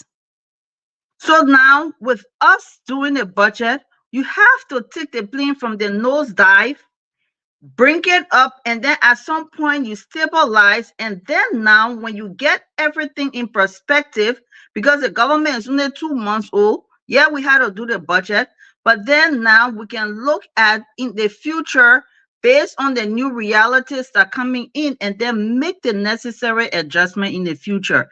But the budget, it is what it is today because they had to craft the budget today to meet today's reality based on the mess that George Weah government left us in. Wow, so the budget is this a correction budget? Are they correcting something? We'll come back to you, Jackie. I know what you said. Now, folks are asking different kind of question. Prince Maxwell, welcome on the show. Thank you, Stanton. Hi to all panelists. Let me preface exactly what Jackie said. Jackie, thanks for your brilliant point you made. I really appreciate that. I think that the rest of the guys are not being, and also Isaac. I think the rest of the other two individuals that have spoken, Big Brother Jackson and Doe Hearing, I think they're just playing politics with this. Most certainly, I believe that they haven't cast in. I understand that Sam is an economist, but I don't think that Sam is casting the current economic conditionalities of the budget. He's looking at it from a future conditionality perspective, and that is unfair to the budget right now. Most importantly, I do agree with Jackie when she said, from a conservative approach, the government doesn't want to overshoot, nor do they want to undershoot the budget. Now, if you go to the African Development Bank page, if you look at outlook and risk, almost everything that's been discussed here concerning the budget is done there in brief. It gives you a clear understanding of what the issues are. For example, it said here, GDP is projected to grow by 4.3% in 2023. We've seen that already. And in 2024, 4.8%, driven by expansion in mining, services, and agriculture. In this budget that's been talked about, no one talked about inflation. No one talked about the deficit, and no one talked about our external debt. I was looking at the budget line, and I realized that I see an increase in our budget, our external debt payment. I see that everybody talking about the 0.8% to agriculture, but nobody's saying that, wait, maybe this government had decided to take care of our external debt this year so that we can level ourselves in the international space, then come back around which one of those things are level out, because you see 2024, 2025, things level out. Maybe government reallocate. This budget, I believe right now, is a sitting down budget to reevaluate our entire economic perspective. I do agree that it's coming from a conservative point of view, but Sam Jackson will want this budget to be, as he said, an expansionist budget. The budget should be big. It should cast in where we're going to go next, how we're going to get this money from. When George was leaving, we knew fully well that they weren't going to bring money from anywhere, because our international partners were making it absolutely clear to us of the things that they wanted to see in the budget and the fiscal responsibilities they wanted to see. So they put halt on all of that. So hopefully, when they see this budget, they can come back around and say, okay, let's expand the budget and let's see how it goes forward. That's my view on this. Thank you very much. I said, your view. We'll go to Colonel Gray and bring in Dualu. Yeah, so I think I have put forth on it. Unfortunately, you said we may not be able to go deep down into the budget, but again, my people, the budget is a reflection of the government's successes at the end of the term. So let me give you a typical example. The government thinks they will bring companies in the country, maybe 3 companies, for instance. And each of the 3 companies will employ 50 persons based on their projection. That will mean tax revenue as projected in the budget for a future term will increase. That's how they do budget preparation. So it is not some get on campaign trail and spool out propaganda. It's based on real school, real thinking. So let's go. I know my auntie just left. She was with my brother Sam talking about some increased growth and stuff like that. But again, this budget is a cut and paste budget. If you were to go back to the last year's budget, the same language will be there. Very, very importantly, for anyone to look at, to determine the successes of this government in 2 years, in 1 year, 2 years from now, will be a place what they call real GDP. Just go there and look there, you will see something. What it tells you is the government is saying, because of strong performances from 2023, they are projecting that real GDP in 2024 will increase. And real GDP kind of gives us an idea of the value of total goods in our country produced, taking into account inflation. So they are telling us, when you take inflation, you adjust the prices for inflation, the government will expand as at the level based on the expansion we experienced last year. They are not saying based on maybe as they go opening one cow factory, because of that investment, the real GDP may expand. No, they are saying based on the expansion that Samuel Twe enjoyed 2023, based on that, this year we are looking to increase. Then when you go further, 2025, it gives you an idea of what will happen throughout 2024. It says there will be modest increase from 2025 to 2026, no increase. That will mean trouble ahead. My people, the budget is not play medicine or praying to God for God to come and change. It is based on real facts, real projections, based on things that are there. So again, my brother Max, I want to play politics on the budget. I will play politics when there is no budget, but we are speaking on the actual numbers as per the budget. And what it says is that salary has increased by about 5%. And the increment relates to all of the positions that Mr. Baka is pointing, not civil servants. If you look at agriculture, President Baka bashed President Buia for having 5 million in agriculture, but today we have the same 5 million in agriculture, brother. Are you not concerned at all? You go to education, you bash President Buia on education. Brother, there is only modest increment in the educational budget from the side of compensation. But are you now having no concern at all? Do you think it is politics? No, it is not politics. It is what Liberia will experience year from now, 2 years from now. And again, if you think it's politics, let's wait that let the year end. You will see from your eyes. And as a matter of fact, some of us are usually proud of ourselves because the only time I have not worked in the financial sector, was in government. Unfortunately, I was at Ministry of Football, that Mr. like the man said. But this is where we belong, and this is where I understand best. And this is where I know I can perform best. But my brother, ahead of us. Thank you very much. Conor Gray, you want to add this? You're off camera, Conor Gray. We are discussing the budget. It's good to have you. You say I'm off camera? You're good now. You just brought yourself back in. Yeah, well, service of our debt was where I was trying to focus on this budget.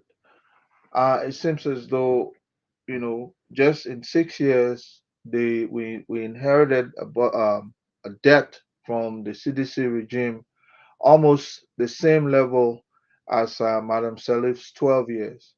So, which means they double our debt, and they have not been servicing our debt. So that can affect our credit rating. Absolutely. And so for me, when I pick up the budget, that's one aspect I'm looking at. All this, straight jacketed languages people are using is just to confuse the common man. What does this mean in terms of bread and butter? When you are going to, our debt has went up by some 47%.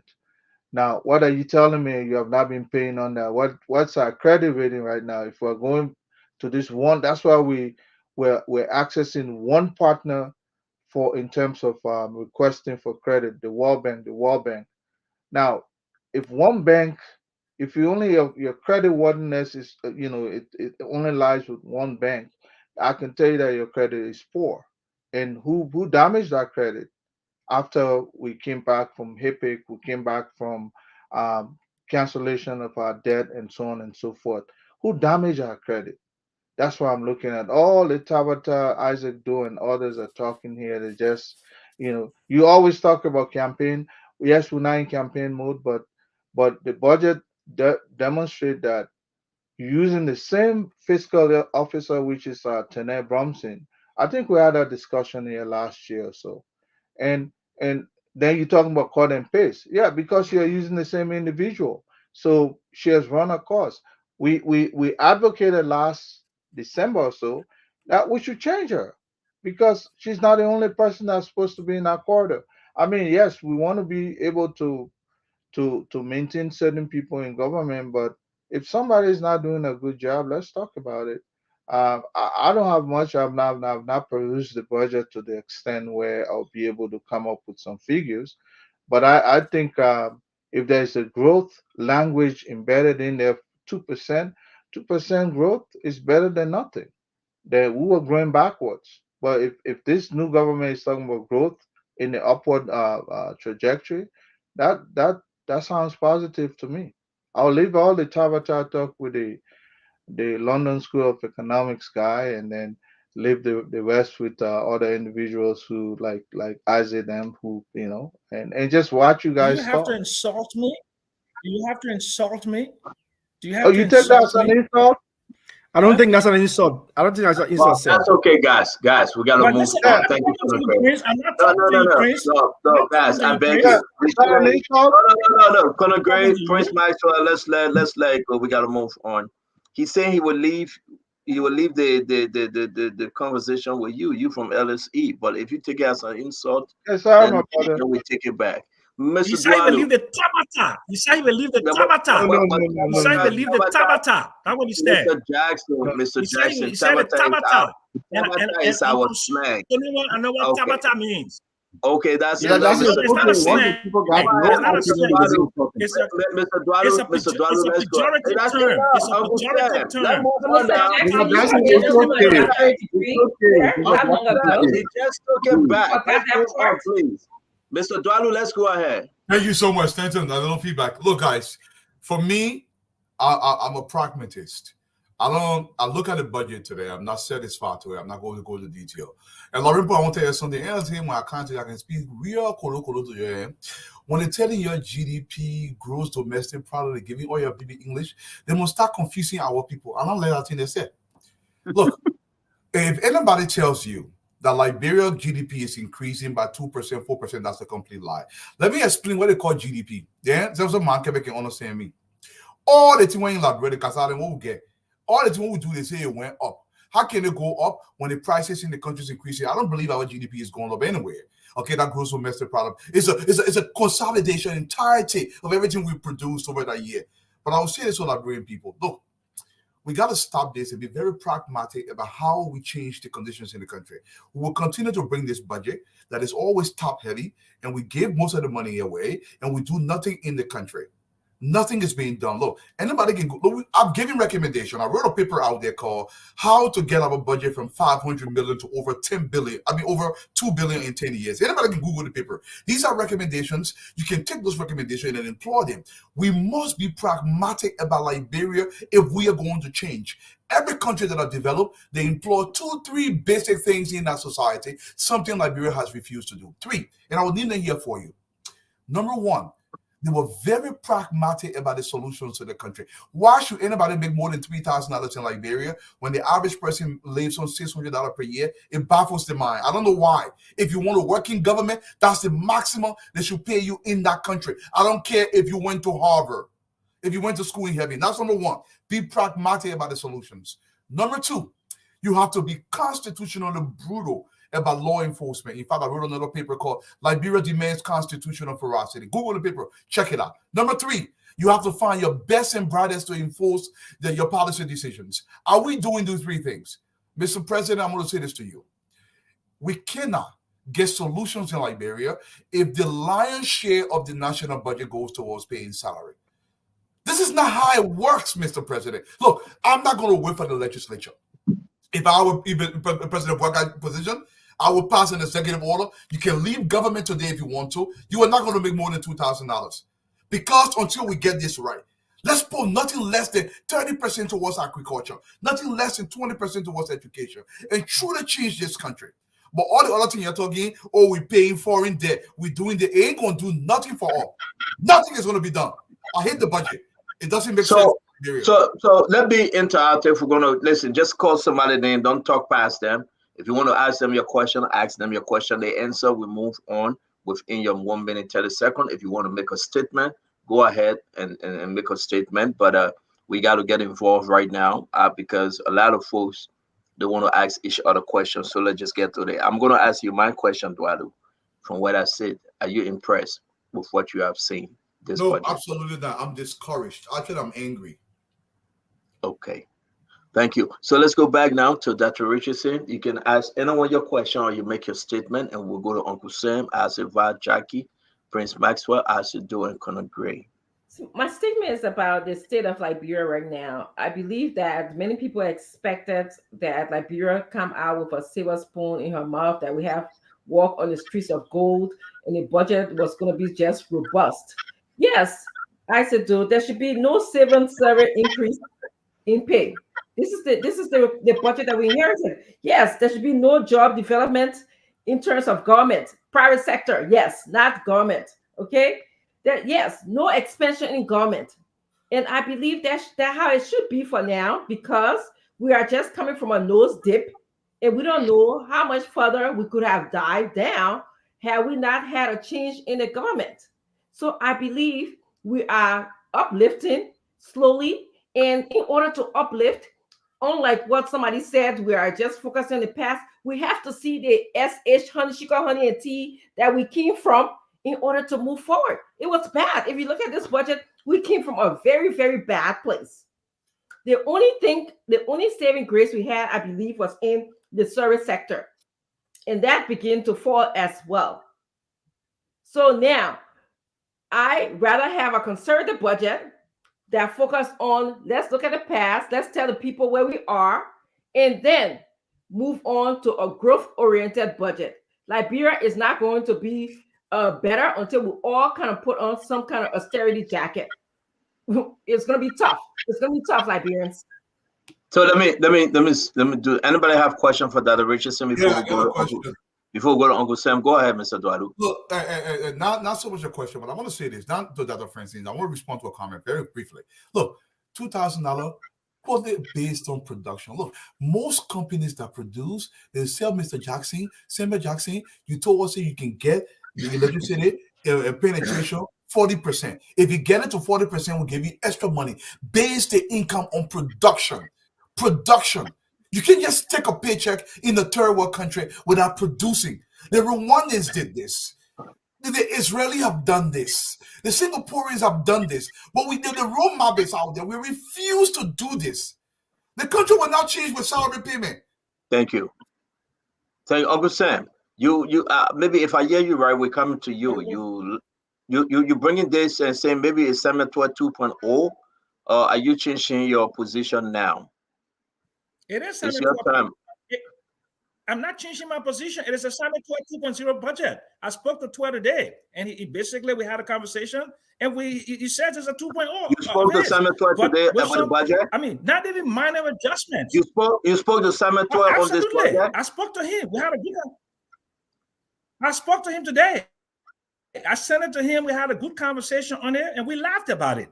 We laughed at it because what this budget does, it reflects the challenges that Samuel 12 have been consistently seeing. It also is building upon the growth rate that Samuel 12 had in 2022 and 2023. It does not say there was no growth. It does not say we're going to make these adjustments. It makes no adjustments in anything at all. It doesn't cut the scratch cost. It doesn't cut the gasoline. It doesn't cut employee compensation. It doesn't increase spending on PSIP. It does none of those things. So for you to come here and say because of debt servicing, that is a disingenuous argument. Debt servicing has always been.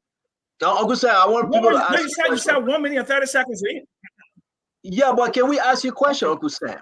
You're making this argument. Yeah, go ahead. Yeah, please, because if you make this argument, Jackie, Sam, that's Sam, sir. I said, do you have questions hearing what you're hearing from Sam Jackson? You're going to have your time, but do you have a question for Uncle Sam?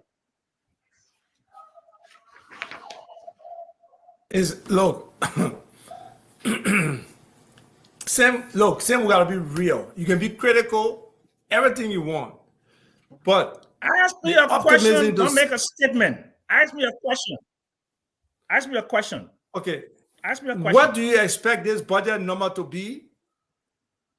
And where are those sources of revenue coming from? Okay. Exactly. Great question. I like that question. you begin every budget with revenues. I would have thought that the LRA would have instituted something within the budget to talk about domestic resource mobilization, right? That would have given you greater fiscal space. But nothing in this budget tells me anything that they would do to effective tax administration. Nothing they would do, for example, something as a low-hanging fruit like real estate taxes. I don't see anything that they would do in corporate taxes. I don't see anything they would do in the concession, in the incentives that they granted. $203 million of what we call tax expenses, giveaways that this budget does. So the budget doesn't change anything. If this is a change government, and if Joe Burger is a change agent, and this implementer is Burma Kamara, you will see some critical changes like my friend Dwalu is talking about. I beg you, Uncle Sam, then we are confused. Uncle Sam, I beg you. Uncle Sam, I beg you. Go back to what Jackie said. We try to be conservative right now, Uncle Sam, because there's a lot of mess from Asset Dole. There's a lot of mess from CDC. Harmonization came in, increased the payroll. Every sector you go to, they put thousands of folks. We try to balance this thing up. Burma Kamara saying, listen, we cannot be that aggressive, and we try to clean this mess. Is that a good argument? I have a question for Uncle Sam. So the budget has to be based on something called the medium-term expenditure framework. Medium-term expenditure framework is a 3-year budget. It's a projection of 3 years, expenditure of 3 years. So if you're talking about 3 years, that you are not going to do anything radical, you're going to be doing gradualism for 3 years. If you're claiming this was the distressed economy, this economy was totally on the brink of disaster, you cannot wait 3 years to make the critical adjustments. And the adjustments are not reflected in the medium-term expenditure framework. That's the point I'm making. Uncle Sam, there are certain things I agree with you on in terms of the tax revenue and the real estate trying to have an increase in those areas. However, don't you think that the private sector investment plan, George, we are tended to have like 150 million, while this budget is only saying that we're going to have less than what George, we have 51.89 million. 51.89 million. Don't you think that's a good thing to start off with? It is not a good thing. The reason why it's not a good thing is because the assumption and the rationale that you all been talking about is that George Weah and Samuel Toure screwed up the economy. And they screwed up the economy so much that you could come and you could begin to deliver on the promises of the campaign. You cannot come and grab a cut and paste budget within the same parameters with fiscal space less than George Weah, with no increase in domestic resource mobilization to find the tax loopholes, effective tax administration, all of the things you need to do to increase domestic resource mobilization. If you are not doing that, you are doing nothing, especially if this is part of a medium-term expenditure framework budget. That's all I'm saying. So you're saying in 3 years, we'll do nothing. We'll just carry on business as usual. You can't do that because then you are fraud, because then you lied to the Liberian people. You said this country was so rotten, it was so bad that things was careening out of control. Is there a reason why they do a budget every year? Carry on with the same. Let me finish. With the same budget director, with the same budget format, and the same income and expenditure projections that came from the previous administration. You can't do that. This is not change. This is cut and paste. This is CDC review. Okay, Uncle Sam, let's come down to Jackie, Prince Maxwell, Asher Doe, and Connor Gray. Jackie, do you have a question or you want to make and then comment, Jackie? I'm listening to Sam Jackson, and I know Sam Jackson knows better, but he will not say what he really knows because he's deliberately making a decision publicly to make the government look bad because all these years he supported the Weah administration. So he is stating things that are not necessarily accurate. looking at the accurate picture, the reality of what is going on in the ground. Sam Jackson, if he wants, as an economist, if he really wants to be truthful, he will thank this government for the budget that's been produced now. Nobody is saying that's what we want. But you want versus need are two different things. Yes, we want a budget that shows maybe a revenue envelope that reflects a revenue envelope of $1 billion+. But the reality is, for 6 years, when Sam Tower crafted this budget, they have never met their mark. They were always off base. And number two, the fiscal indiscipline, lack of discipline in implementing and properly implementing the budget has been a problem from day one, since 2018. Is it a problem today?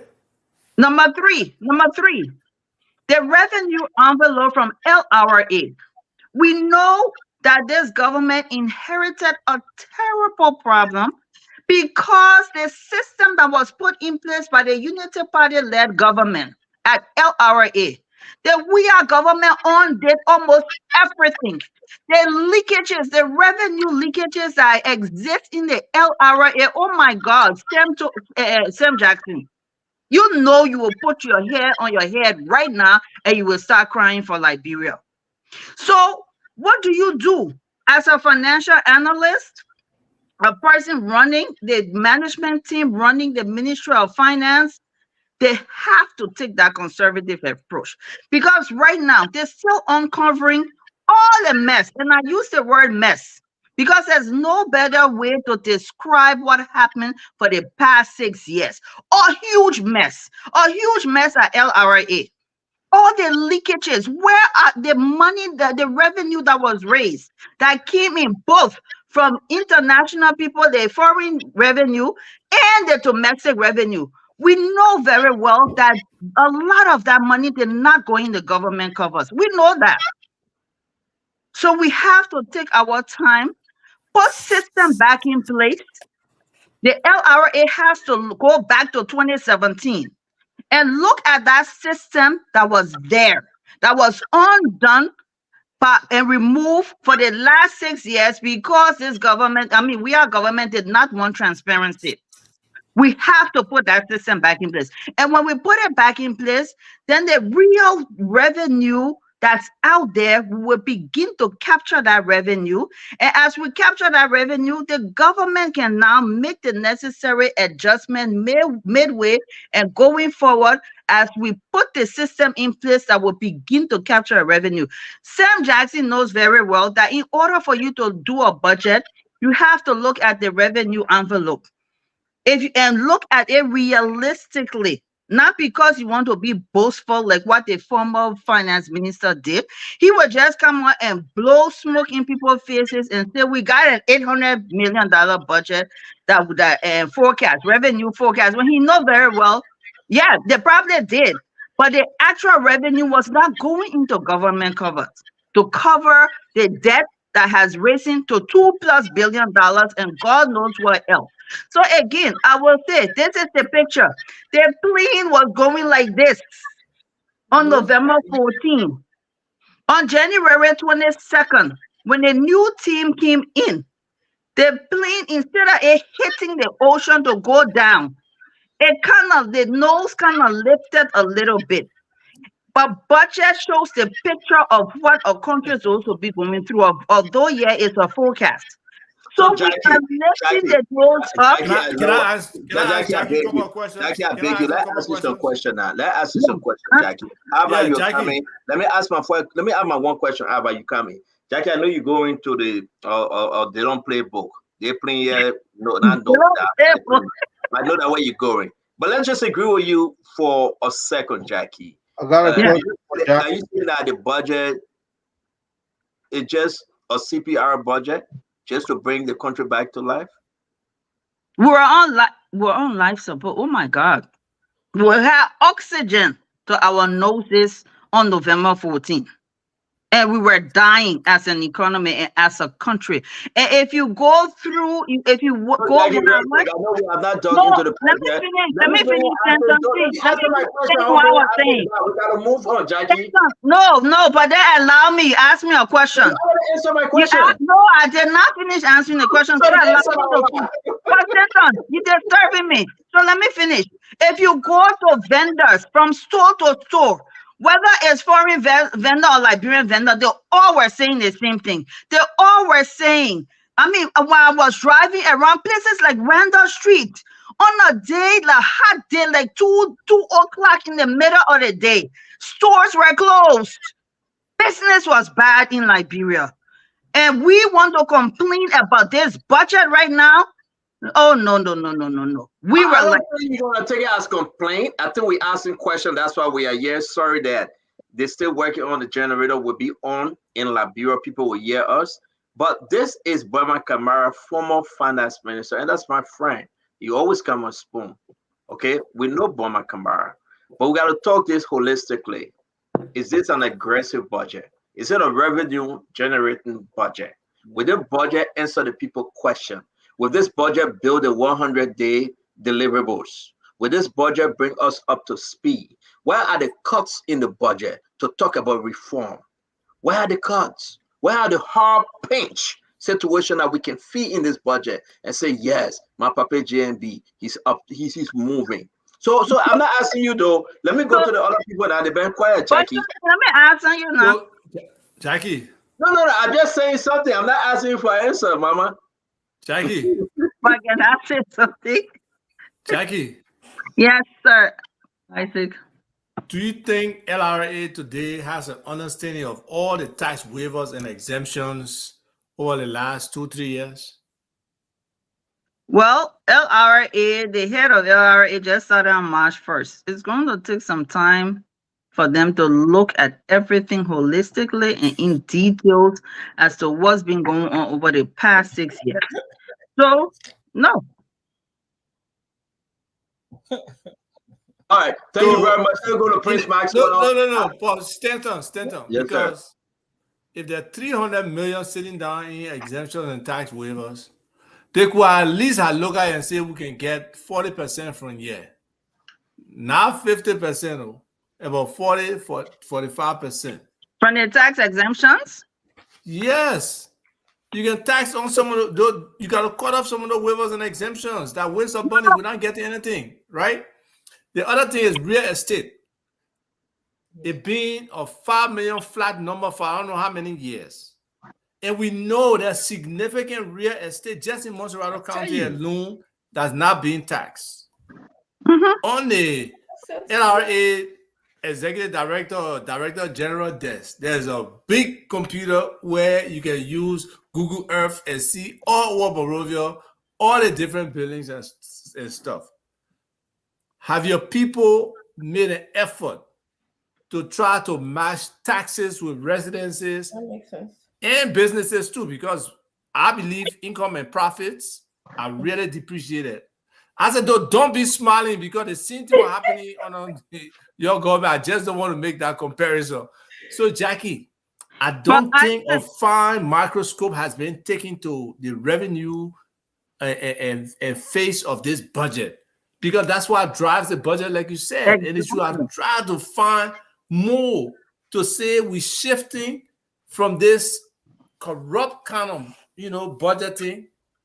We're looking at both two things now, the revenue side and a zero-based budget, because there's just some dead meat sitting down in these different ministries there that they have unraveled. So I said, thank you. Let's move on to Prince Miles. So I beg you, Sister Jackie. I said, though, we come in Conor Gray. We got a clip that the other side, we want to be fair. Glendy, you have not spoken. I want you to come in after Prince Maxwell. We got to be fair on this show.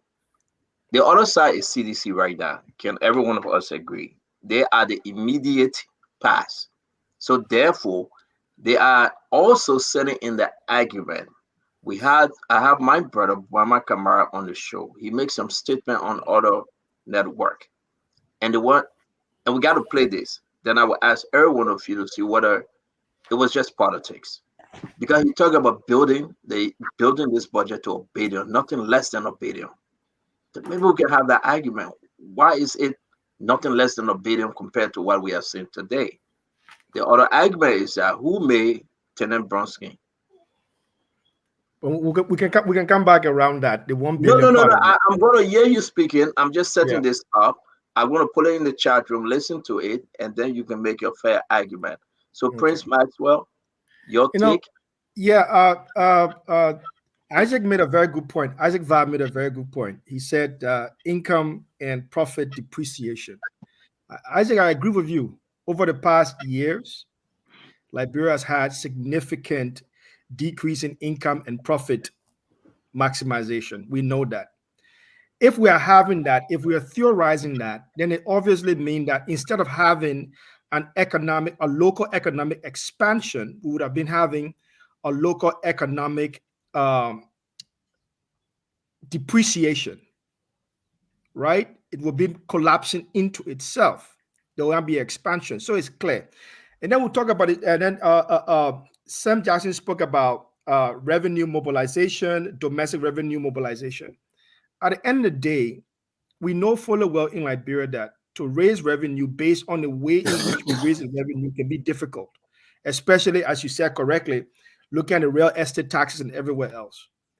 I believe right now that there has to be a holistic work, a comprehensive work done in that sector to figure out how we can build that up. But then I do agree with the argument, the CPR argument that Stanton brought up. If we do not have a steering, how can we steer the car? If you have no steering to hold, how can you move the car to the right or left? We need something. And hence the idea of being conservative right now steps in. We need a conservative budget that kickstarts the process to move forward. Number one, we have to increase money velocity in the economy.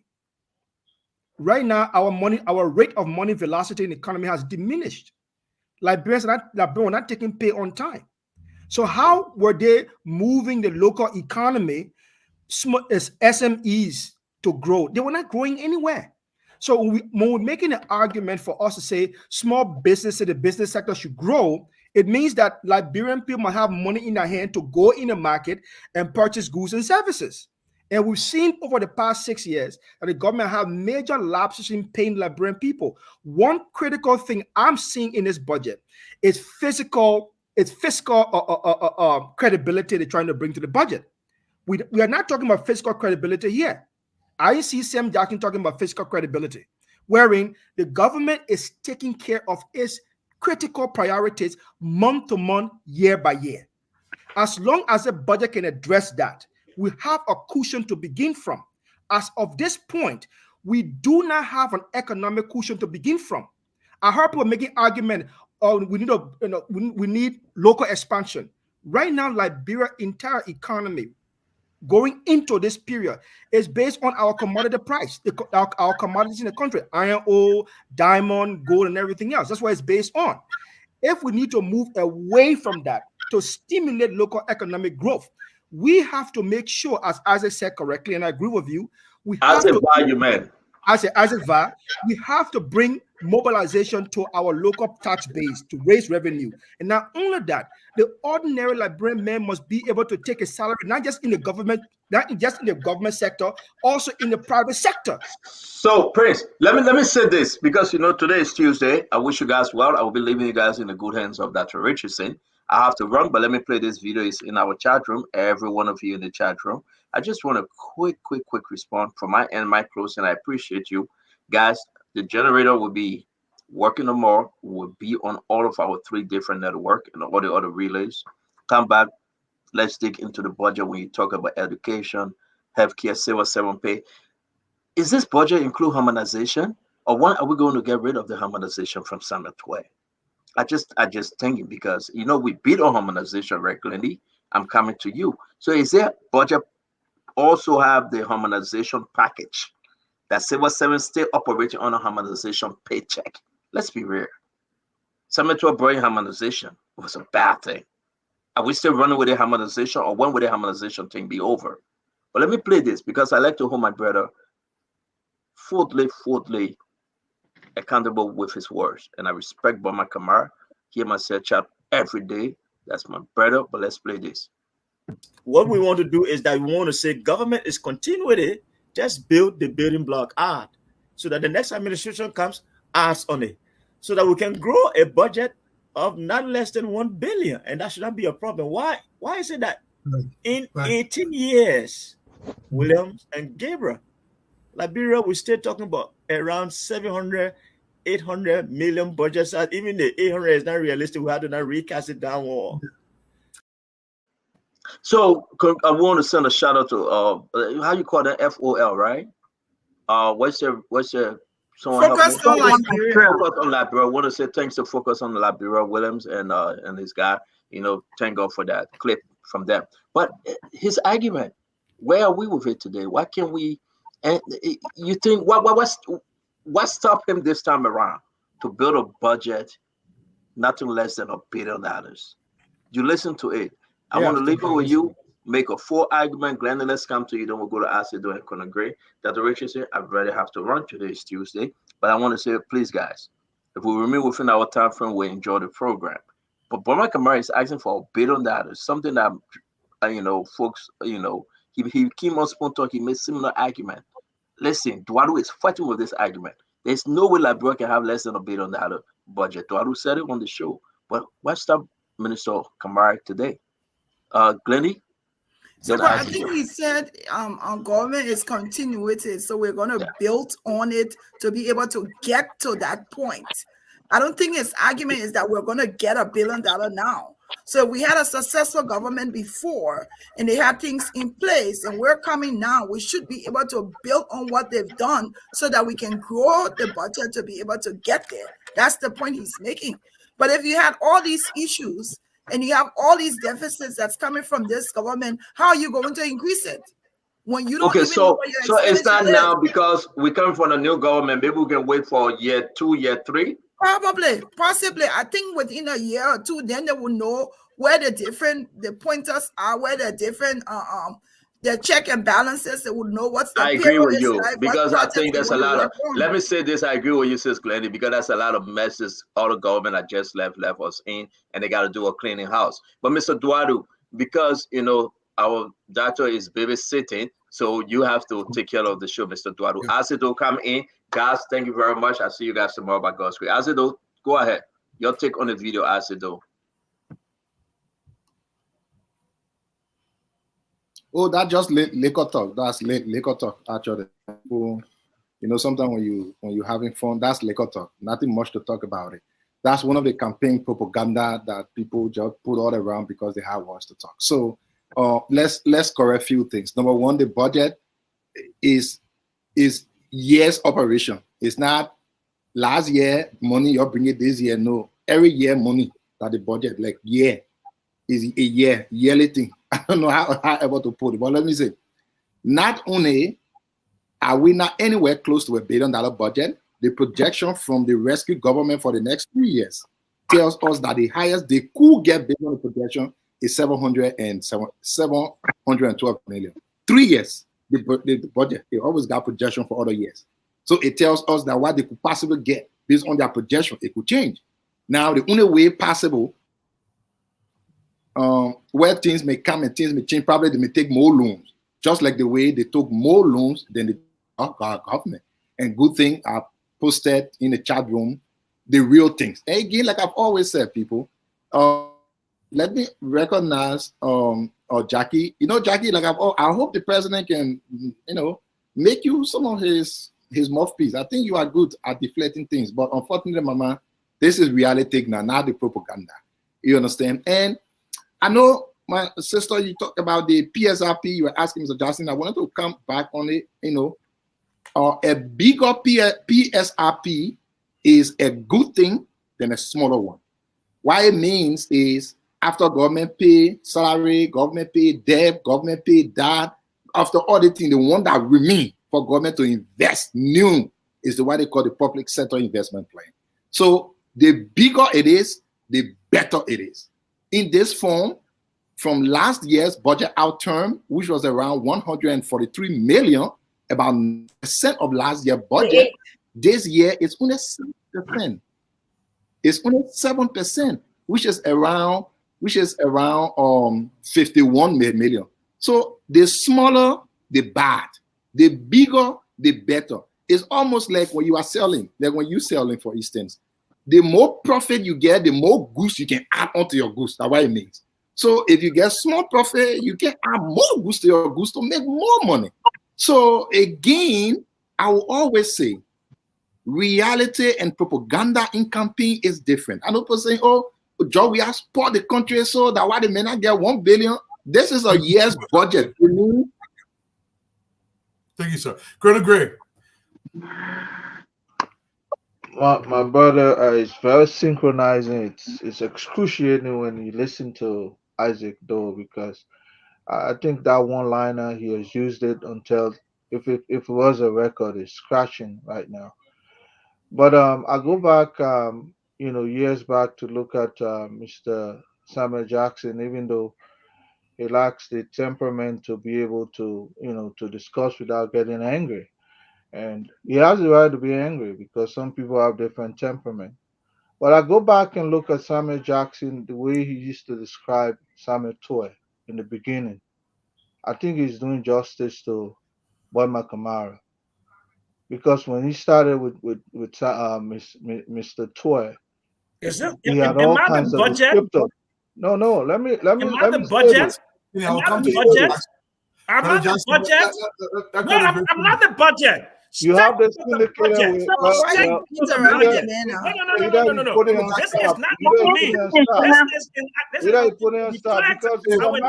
you to deflect. Why is Samuel Jackson become a madman? Mr. Jackson, speak on the Mr. budget. Jackson, I will give you time to rebut.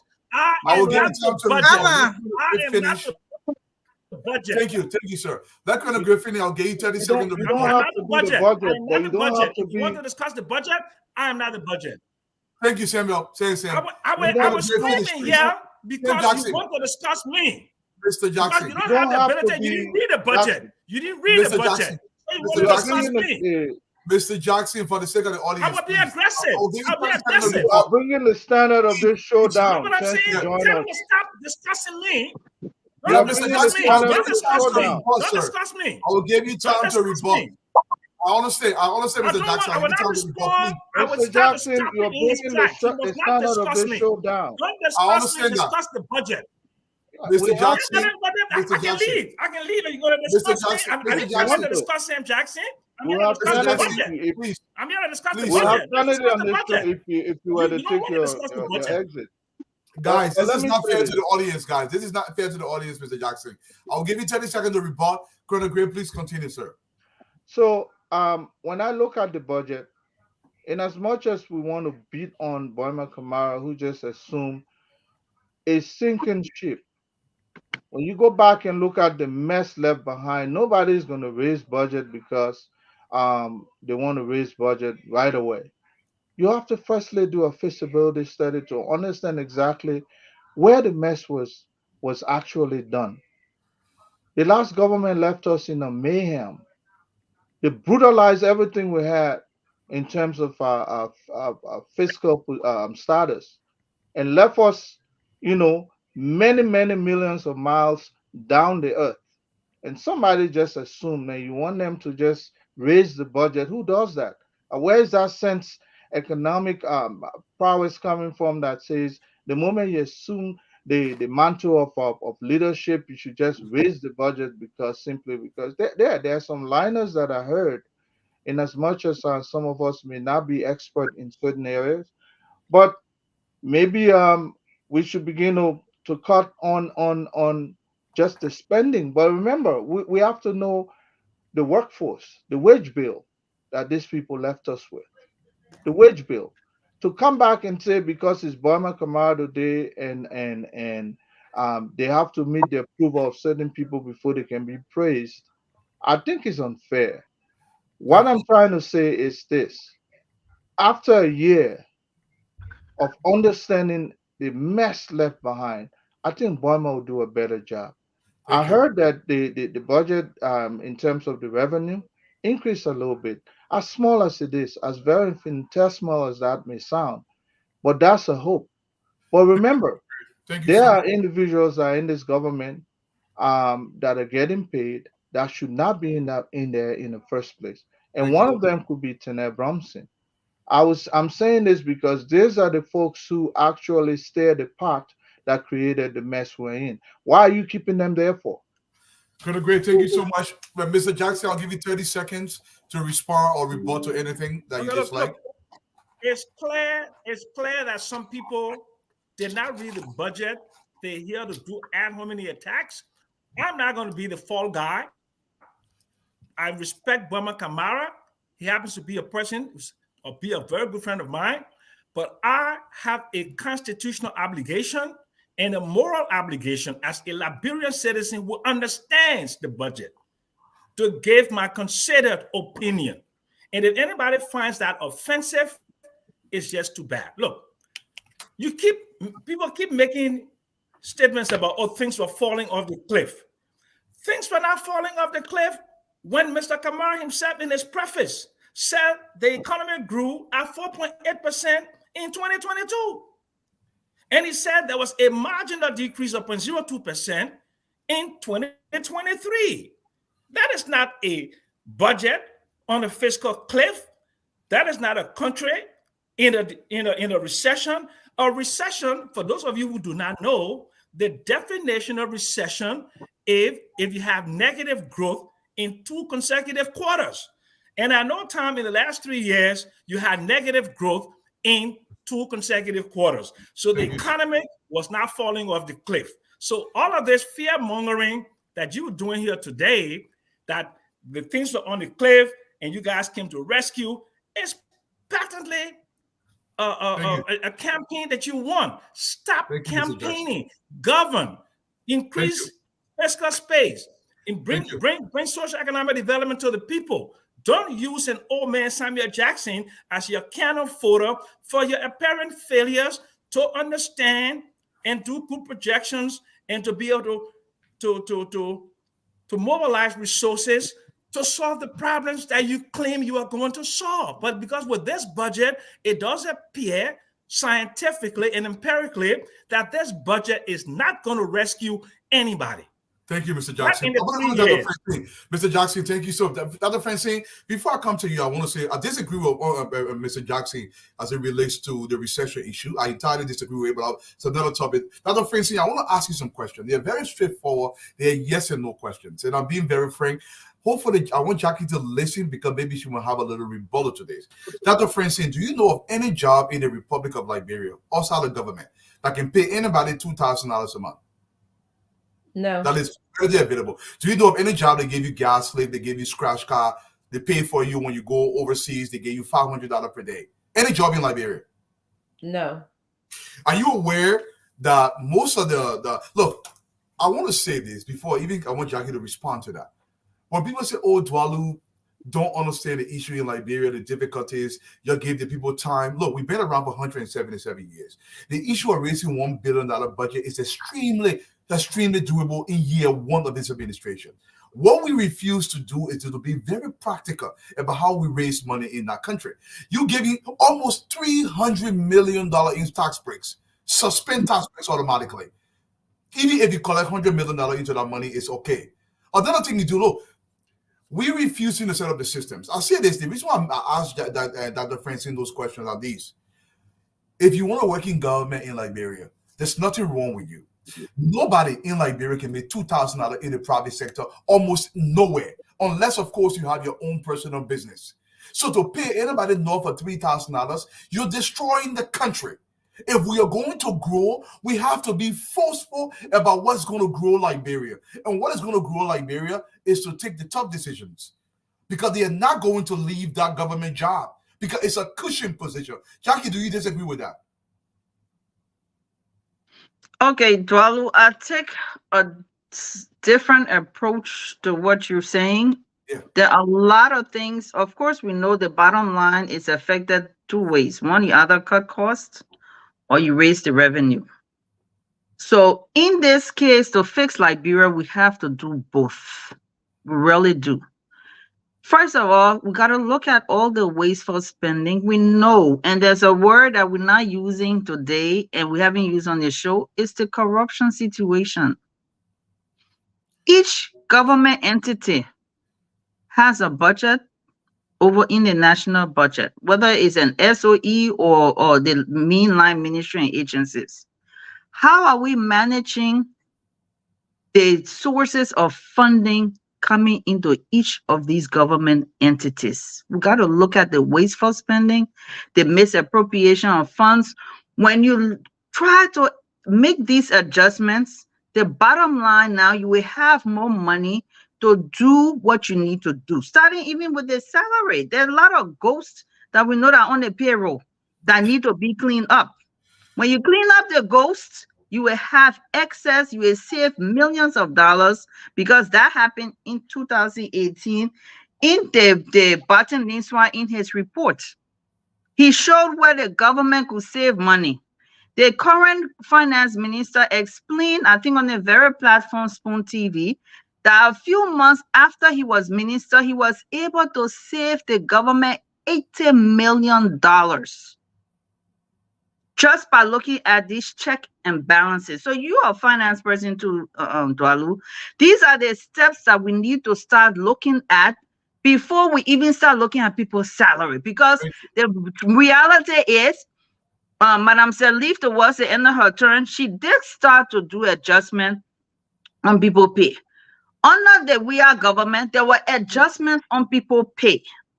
So, but we didn't really look at the misappropriation of funds within the government and look at wasteful spending to say, okay, this is the amount we were able to recover by making these necessary adjustments. Now, on the revenue side, yeah, I'll talk about it. The tax exemptions and stuff like that, Isaac Va talk about. We have to look at all these things. We have to look at where we're not capturing revenue. We have to go back first to the system that was put in place under the Sirleaf Joe Boyka administration, because that system was far better at LRA than over the last 6 years. Let's put those mechanisms back in place and then make the necessary changes in terms of policy to bring in more revenue, where we can start to say and proudly say our revenue is at least $1 billion. Thank you, Jackie. Sis Glennie, let me come to you. Look, for me, the friends I can bother you, but for me, I would say this. Look, a lot of people in the thread saying $2,000, a lot of people making $2,000 in Liberia. Where? I'm not talking about outliers where you get one NGO paying the managing director $2,000. Then you say people all over Liberia making $2,000. That is not true. Let me tell you something. When somebody say the economy is failing because civil servants haven't gotten paid, civil servants make up less than 1.5% of the working population of the Republic of Liberia. If you want to take the working population, that's 2.8%. That's not plenty of people. Real money are not coming from over there. Jackie, I disagree with you. Look, you got to legislate to us in the country. Everybody got to take a hit if this country is going to develop. Every country that will develop makes some tough decisions. If you want to make more money, go sell Pankana oil. If you want working government, you have to be capped for a duration of time until we get it right. Let the money go to things that generate money for the government. It shouldn't go to salary. That's how I look at it. Because people run the government because they're paying and say most Liberians in America do not make more than $4,000 a month. Let me repeat. Most Liberians in America do not make more than $4,000 a month. And you're paying people that kind of money in Liberia. Dr. Francine, let me give it to you for your 2 minutes. But can I respond to you real quick? Let me just, because I gotta go. I want to give her, first of all, I want to give her a shout out to my beautiful friend. I'm not gonna call her name. She said I shouldn't call her name, but thank you. I received the package. I will enjoy it. But the package you will not share, you keep talking about it. Today. Okay, so thank you. To get back to the budget, yes, I would have loved to have seen a robust budget. I would have loved for us to have studied the tax revenues and make sure that we are collecting what is due to the Liberian government. I would have loved to have seen more money appropriated to allotted to agriculture. 0.8% of the total budget was allotted to agriculture. Especially when we have a president who is an agriculturalist. I would have loved to see some more money allotted to the service industry, because over the past years, we've seen that one of the industries that have grown a lot is the service industry, and something easy like ecotourism. You know, I keep on saying ecotourism, just building a house somewhere and letting people enjoy nature would have been great. Okay. You know, my friend Sam Jackson mentioned, oh, the bigger the PSIP, which is public sector investment plan, is the better the government, as opposed to a smaller PSIP. Yes, if you have a big PSIP like the one that we had, which was 148 million in the last budget, versus the one that this government has, which is 51 million in this budget, and you have nothing to show for it. PSIP, public investment, does not mean anything. Okay, this is what we did. He invested in building a park. He invested in content tours, because that's what the PSIP said. He invested in his own private security, versus this government, which says, I'm going to invest in making sure that our at-risk youth are taken care of, making sure that Kush is gone from our culture society. Yes, both of them said they were going to do in Weir's budget. He said road development, and so did Buckey's budget. So if we're going to have a PSIP, make sure that it's commensurate. It is in order with the budget. Don't just put money in the budget just because you want the world to know or other people to know that you are invested. You are doing capital investment. So thank you, guys. I have to go. My grandson is knocking on my door, but thank you. Before I go to the Prince, let me get Jackie 30 seconds. And I want to say this, Jackie, this is important, guys. I'm not talking about one person as a manager at a company. If you want to say the average person in Liberia made $2,000 a month, this is ridiculous. By the way, the average person in Liberia lives on $600 per year. The entire year. Most companies in Liberia don't pay people $2,000 a month. That is not true. And by the way, most people in America do not make $8,000 a month. That's not true. I'm not talking about your double. I'm talking about the average. In fact, the average Liberian in America makes $20 an hour. That's $40,000 per year. I'm not talking about your double. Don't talk about your 3 jobs. I'm talking about average. The average Liberian in America does not make more than $4,000 a month. That is a fact. Don't take my word for it. Go to the U.S. statistics. Jackie, you have 30 seconds. So, Dwalu, you are focusing on the salary. Like I said, yes. Salary adjustments were made under Madam Salif. Salary adjustments were made under this government. But the other adjustments that needed to be made have not been made. Yes, the legislature, we need to look at it and see where we can cut. Yeah, you can say, okay, although you're making this as a deputy minister, that take on, I don't know where Isaac gone because he needs to verify his deputy minister pay, but it was $3,000 after taxes. Ministers after taxes, I think they make around maybe $5,800, something around there after taxes. Okay, so maybe you can argue and say, okay, for austerity measure, you can give gas slip, you can give this, you can give that. But for God's sake, let's look at the wasteful spending, and we can find a lot and save money that way. Let's look at what the loopholes are and try to extract from that and make those necessary changes so that we begin to capture and save money on the wasteful spending on those ghost names. The salary, yeah, we can reduce, even though the CDC government, before they left office, they padded the payroll again.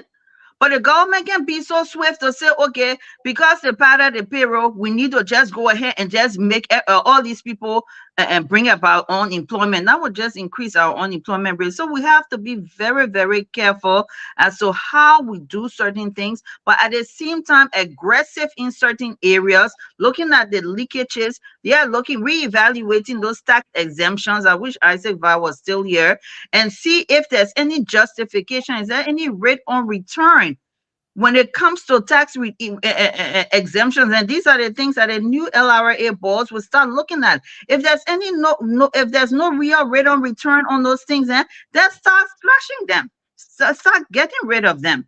Thank you. You know, but the bottom line is everything we do, we have to look at the rate of return. And to run government and manage government, given the way our government system is, it's not easy. But we need to also look at output. If you are hired to do that job, what is your output? What results for the money that you are making? This is something that we haven't been doing over the years. Let's look at results from these people. that we that are being put into position. And please, if you will comment on this is your time. If you will comment on this, look, guys, the reason why I keep saying this, in this country, the richest country in the world, $24 trillion economy, the government don't buy a car, the government don't buy gasoline, the government don't duplicate, the government give you a salary, you go work. The average American in this country lives on $50,000 per year, arguably the greatest country in the face of the true. And we're arguing about, oh, my uncle Weber GFV made $2,000 a month as manager. That's not average. We're talking averages. I'm not talking about exception to the rule. If you're making $12,000 a month in America, great for you, and I clap for you. But this is not normal. This is not average. I'm talking about white people, black people. Average is $50,000 per year. That's normal. That's $25 an hour. So if you're making, look, let me come to you, Maxwell. My thing is, because the country is dying, we are not growing, we have to make some sacrifices collectively. I'm not saying if you go work in government, but I love what Jackie said.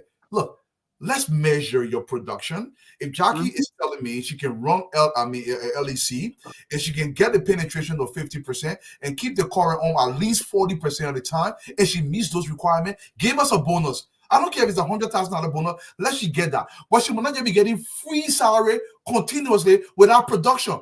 Mr. Maxwell, how do you respond to that? Yes, I mean, there are many things to respond to, actually. There are so many things to respond to. First and foremost, I appreciate Jackie's perspective on this. I think to sum it up from my side, in my opinion, Jackie is just simply telling us that the chaos that we now have, we have to take our time to analyze it, look deeper into where we can find the common ground in our chaos and begin from there. One of the things that I've now heard people talk about, including Sam Jackson, is performance-based budget. I didn't that language, I haven't heard that language at all. And for me, I think we should be looking directly into that performance-based budget. This budget is being cast. We now have to assess what will be the performance of this budget vis-a-vis the economy that it is being applied to. The second thing is, yes, increase in GDP does not necessarily mean an increase in consistency in social expenditure. Like Jackie just brilliantly placed that. You have clocks in the system. You have corruption. You have leakages. You have, reduced in taxes and all that kind of stuff. We have to be able to figure that out. How do we unclog the system? The second thing is when looking at rate of return in terms of our economic productivity. People cannot live and produce in an economy if they cannot eat. You have to make sure that the rate of return in terms of payment, whether it is in the social, in a governmental sector, the private sector, or public sector, they both have to be consistent. You know fully well you've lived in America for a very, very long time. When the American government is going to a budget crisis, you understand when going to a budget shutdown, you know what's going to happen immediately. There's a major crisis. In Liberia, we take this issue for common. We allow civil servants to go months without taking pay, and we expect our economy to be vibrant. We expect the local economy to grow. It's impossible. It's not going to grow. It's not going to grow. If you are a sick individual lying on a bed, you need medicine to get into your body for you to be able to get well. Hence the issue of being on life support. Our economy right now is on life support. If the ordinary Liberians are not taking pay, how can they pay their children's school fees? How can those school fees turn into productivity for the little children to keep going up? There are so many issues that we'll have to be talking about. Right now, this budget addressed the immediate, which is let's establish fiscal credibility and consistency. Let Liberian people be having money in their hands. Let those social expenditure have to take care of. Let the wheels move. Then we can figure out how we continue to grease the wheel to grow. Even if we are growing right now, there are greater geopolitical conditionalities that is above our budget.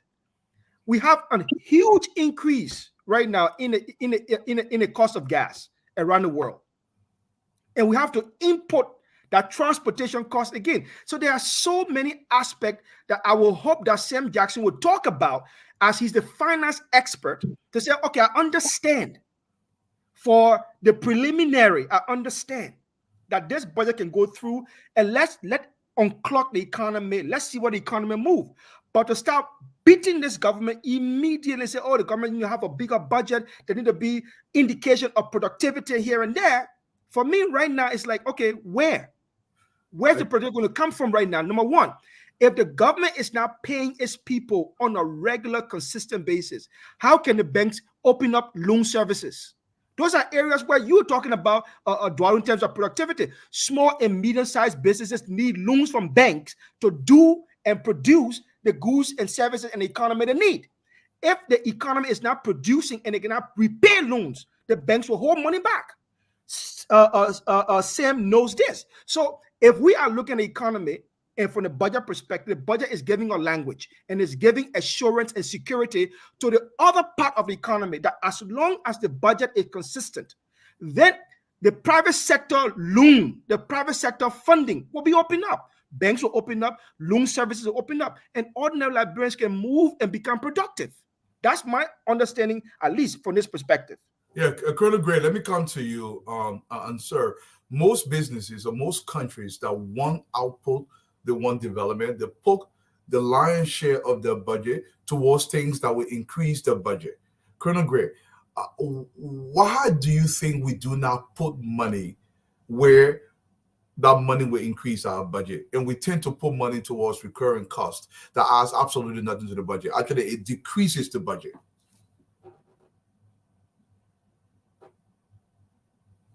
Dwalu, I think our focus from since I was growing up, I learned the phrase voodoo economics, where you barely have anything to yield returns, yet you expect growth. I'd say, for instance, there's nothing I go to the store to buy here and they don't levy a tax. In Ghana, it's VAT. In Liberia, it's non-existent. Whenever I appear in the private sector in Liberia, anything I buy, government does not have a share there.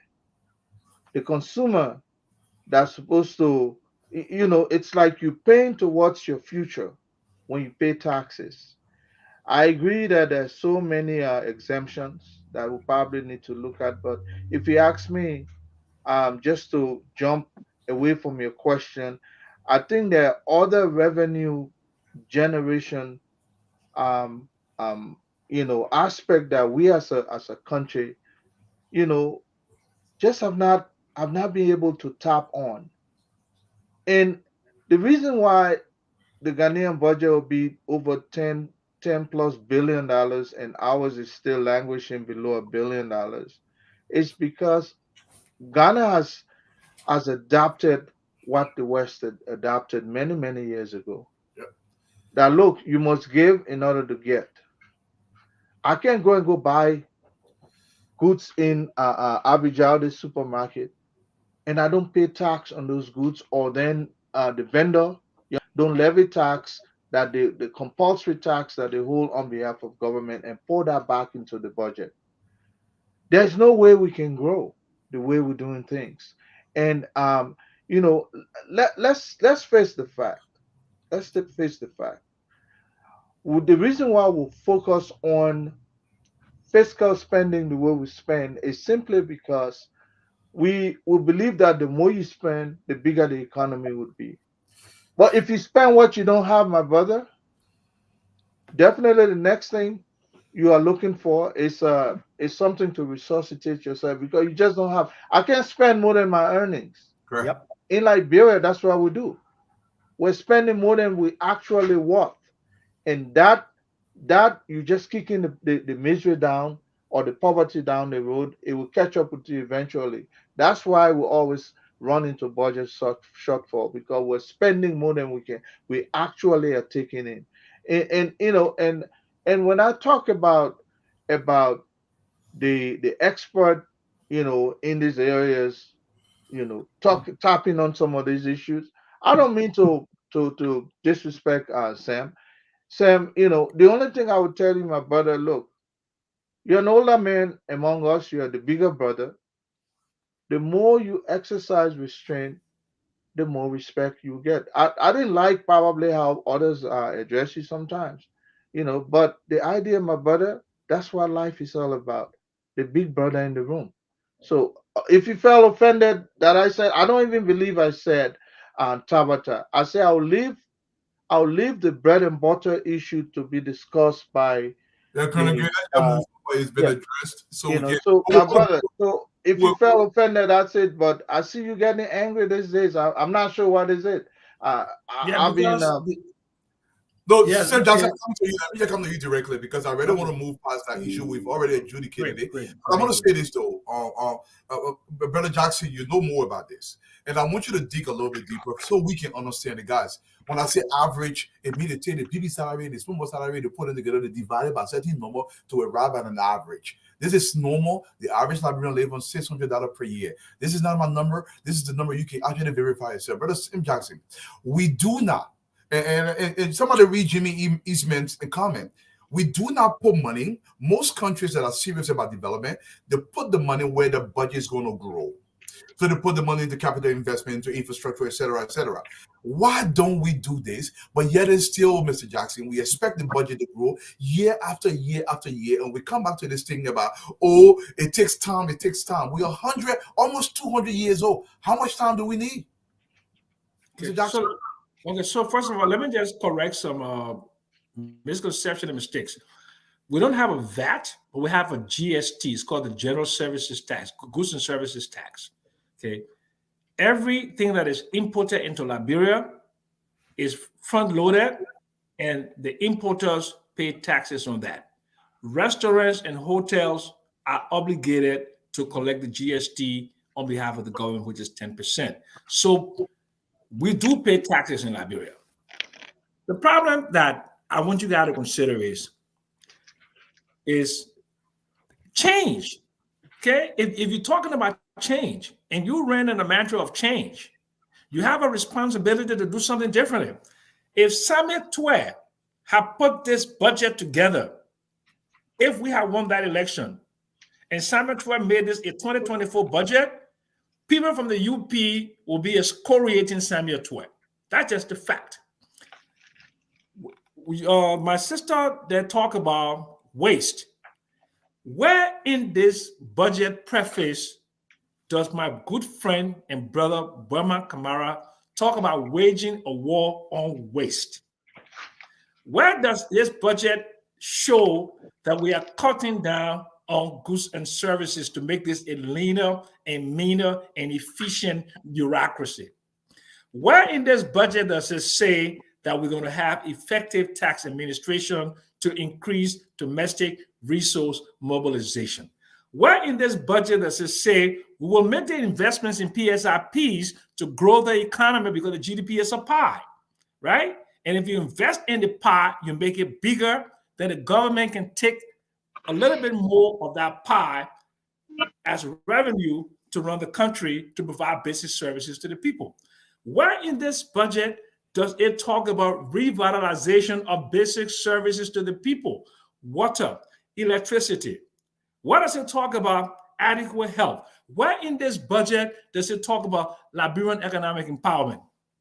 When you make a budget, you are obligated to have a budget speech. And that budget speech there is an appeal to your people. Either you want to put in austerity measures, which this budget doesn't do. This budget doesn't put in austerity measures.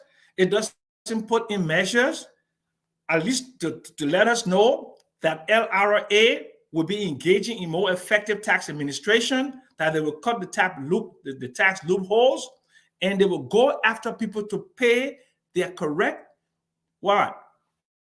Corporate taxes. Corporate taxes. Okay? There has to be an auditing team or auditing teams.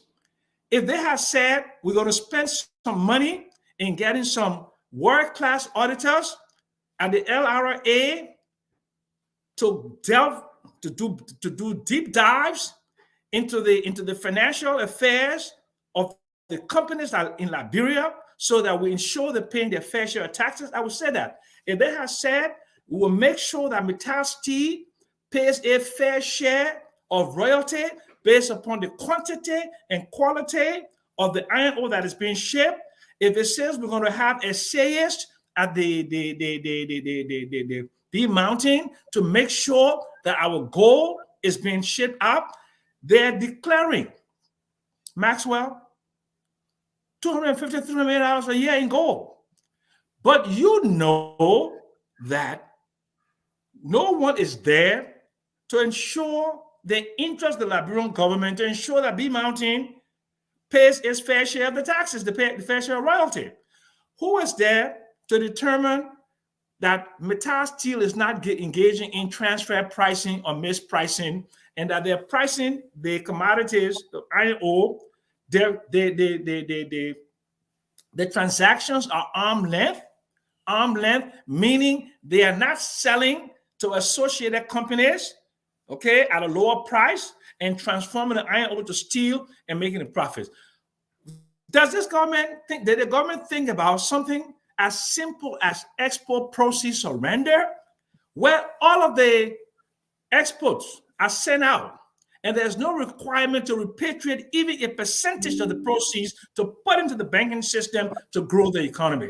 These are things that rescue teams do. Rescue teams do not come and give you the run-of-the-mill budget and have somebody like Prince Maxwell, my sister Jackie, and team to come and defend when they know that this budget is not an approximation, is not a manifestation of the rescue team that people voted for. This is not what the Liberian people voted for. This budget is a fraud. Thank you, sir. It's a fraud. It plays on the emotions of people, and it should not. You know, and I'm sorry to use the word fraud, but this is not a rescue budget. I want to see something more aggressive. So I'm counting on the young people in the House, in the Senate, Tai Wongwe, Amra Kone, Musa Ability, and others, because the budget is a law.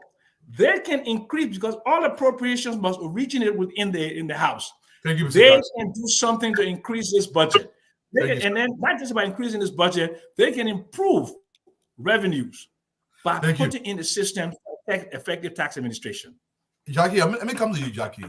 Guys, when I say average, somebody in Bapulu, even though Morea is expensive, Morea than Labro, somebody in Bapulu will be paying 500 LD for rent. These are real numbers, guys. People are actually living on $600 per annum in Liberia. That's the average. Don't take my word. Go look it up. Jackie, let me say this to you. There are responsible countries around the world saying, listen, we are not going to use more than 30% of our national budget to run the government. It's hypothetical. You can look at some of these numbers. In Liberia, we don't have any demarcation. Currently, we are pushing 70% of the national budget to run the government. We have legislators that are literally adding nothing to the country, making over $10,000 take home every single month. We pay for everything, including their girlfriends, their houseboys. How does that make sense to the average person? I'm not just targeting salary. I'm targeting the nonsense we do where Sam Jackson is a representative, is entitled to bring in 3 cars a year free of charge. This is lunacy. How do you respond to that? I'm not saying this is something you do, but I'm just saying how foolish we are when it comes to protecting the people's interest. Can we develop when we don't have a cap on how much money we spend to run government? So, Tualu, like I said, and you keep coming back to the salary. Yes, I'm not saying we shouldn't evaluate. In fact, we need to reevaluate the entire salary scheme in Liberia. I agree with you on that, but the legislature, how much they make per month, including the benefits. Should we be allowing them to exchange cars every 2 to 3 years, maintain their vehicles, all that gas slip? No, we need to look at those things and evaluate them. What I was trying to talk about is that salaries were adjusted under Madam Salif, especially for the executive branch, adjusted under President Weah. When you talk about Liberia's situation, is such that, The average Liberian household that works for government is taking care of other households. So when the harmonization was taking place, I went to the president's office and I gave them that scenario with the trickle-down economics. So when the average government official pay, even from minister level, was dropped, if normally you had 4 drivers, maybe 1 just from the ministry, but 3 that you're hiring some personally, you are taking care of at least maybe 4,520 miles to feed. So we must also look at that. And that's what I'm saying. Yeah, the legislature, what they get paid, their benefits and stuff, we really need to look at it within the next 6 months. And I hope they will do justice to the Liberian people and say, and their constituents, and say, look, let's put this on the floor and reevaluate all the benefits, including our salary. Jackie. But in the meantime, and listen, I want you to add this there. Go ahead. Huh? I want you to add this there. You will keep talking, and I'll give you more time. Why should the government care about how many miles you're feeling? We should. We shouldn't. I'll pay you your salary. If you get 15 children, that's your business. No, Dwalu. The average, like for example, if I'm in Liberia, you got somebody calling you, their family member sick in the hospital. The government cannot worry about that, Jackie. Yes, the government should. Social economic. But you have Dwalu. This is not America. Liberia is not America. Everybody in America, what you make, you mind your own business. You take care of you, your 1.5 child, your dog, and your cat. Correct. What happening to the neighbor next door? That's not your business. You misunderstood the question. But in Liberia, it's a completely different culture. And we have to take that into consideration. I want you to understand the question, though. You don't understand the question. This might take. I want to understand the question. I don't think Jackie understood the question. Okay. I am not knocking that you're taking care of other people. That's not. But the government responsibility is not how many people you're taking care of, but what is fair to pay you. How many people you take care of, that's your business. So if you slash my pay is slashed, and I'm taking care of this child's tuition, which again, if we look at the demographic dividend as defined by the UNFPA, what government can get from its people, the people that are born, from the child, from the time they live to the time they die. What is the dividend that government can get from that child? So if I'm making a certain salary, this little boy is selling banana in front of the supermarket. I go to him, this real life story. I go to him, I say, what do you want to be? He's 10 years old, he's selling banana. He said, I want to be a pilot. I'm out of school. So I said, okay, I'm going to take some money and I'm going to make sure I pay for your tuition through a high school. You go and you come and pay. I got my own personal expenses. I got loan at the bank. Now, what do you think is going to happen to that little boy? I can no longer afford to send him to school. What happens to the demographic dividend for the country? We're talking about human capital index as defined by the World Bank or the Human Development Index. What does the country stand to gain midterm and long-term from that little boy if I can no longer help to support him? These are some of the things that we got to take into consideration as we talk about the culture as it exists in Liberia right now. It's not a priority. Yeah, people like the legislature, we have to, because we already took care of the executive branch pay, starting from the minister. Now, hold the minister accountable. Sit with the minister and say, let's look at the vision for the country for year 1, year 2, year 3, year 4. Rwanda does that. The President Kagame has contract with every single government official. For all the ministers now with his cabinet. The minister now got contract with the deputy ministers. The deputy ministers got contract with the assistant minister. The assistant minister got contract with the director, and go down to the sweeper level. Even when you look at the local government, people in the village, they too got contracts. So if village one say, I want to, for our goal this year is to build 2 schools, 1 clinic. They ask the villager, where you got to contribute to contribute. Oh, we got somebody here who know how to put plan together. The local government now, internal affairs. So whatever gap there is, the local government will say, okay, maybe we can do 2 schools this year. We can only do 1 school and 1 clinic. Now you go and find the budget, you look at the gap, the one that the village can contribute to, you remove that from your local government budget for that village. Then Kigami will look at you. If you say, Minister of Internal Affairs, Ministry of Education, you say we all agree that we're going to build 1 school and 1 clinic. At the end of that fiscal year, did you do it? Every quarter, where are we with that school? We got to look at productivity in Liberia, and that's a huge financial monetary waste in the government that can save the government millions and millions of dollars. Thank you. Thank you. Way more money than that minister's salary you're talking about. Thank you so much, Maxwell. I disagree with Jackie entirely. For me, I have a different. Come to you. I'm making you. I disagree with Jackie entirely, where she want to do a private philanthropy, but she want to base it on whatever government is paying her. I don't agree with that entirely. There's just nothing wrong with helping your neighbors or helping 15 children that are in the street. I don't see nothing wrong with that. But you cannot tie it to how much government should pay you. Mr. Maxwell, Jackie says something about Rwanda.